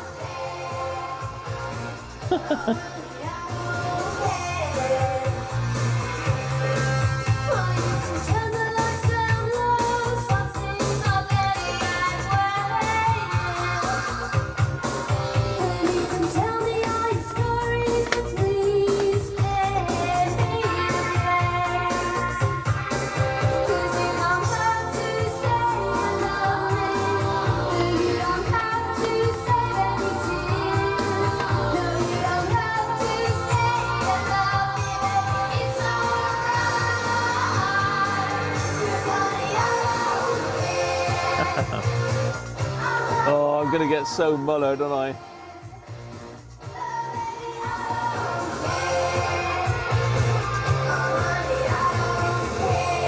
I've got no sweet.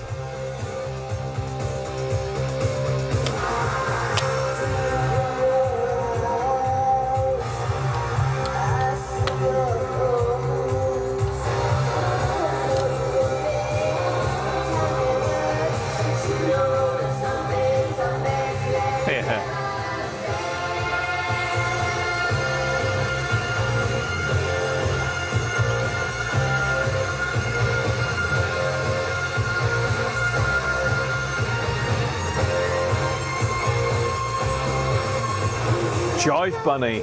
Oh dear, oh dear.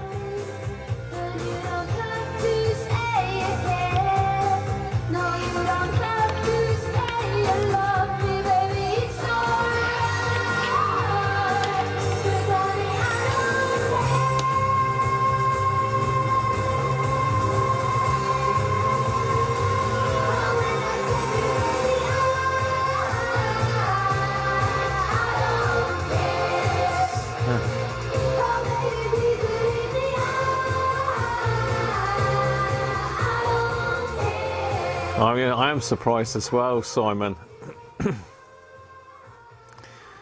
So there we are. That's my birthday live stream. Done. Sorted. Another YouTube copyright hit episode, but you know, I think it's unfortunately people watching afterwards aren't going to be able to watch it, but you've got to be in it to win it, haven't you? If you're not going to watch it live, then unfortunately you're going to miss out on stuff. Perhaps the new owners of YouTube don't care. Oh, they do, Theo. My video last week got pulled. So that's it for now, people. Hopefully you've enjoyed that today. It's been a bit different again, isn't it? And it's great of Steve to let me have that to play about with. And maybe we'll do an alignment on it at another stage. So I'm going to call it a day for now, people. Thanks for joining me. Give it the thumbs up. I don't think you're going to be able to watch it after the event. And it depends what's in it. I might be able to pull it so as you can watch it. But there you go. Glad you've all enjoyed that, people. Have a good one. And I'll catch you again soon. And preparations for Christmas are ongoing. So that should be interesting. So bye for now, everyone, and thanks very much to everybody that's donated today and for all my Patreons. Good stuff. Catch you again soon. Bye-bye.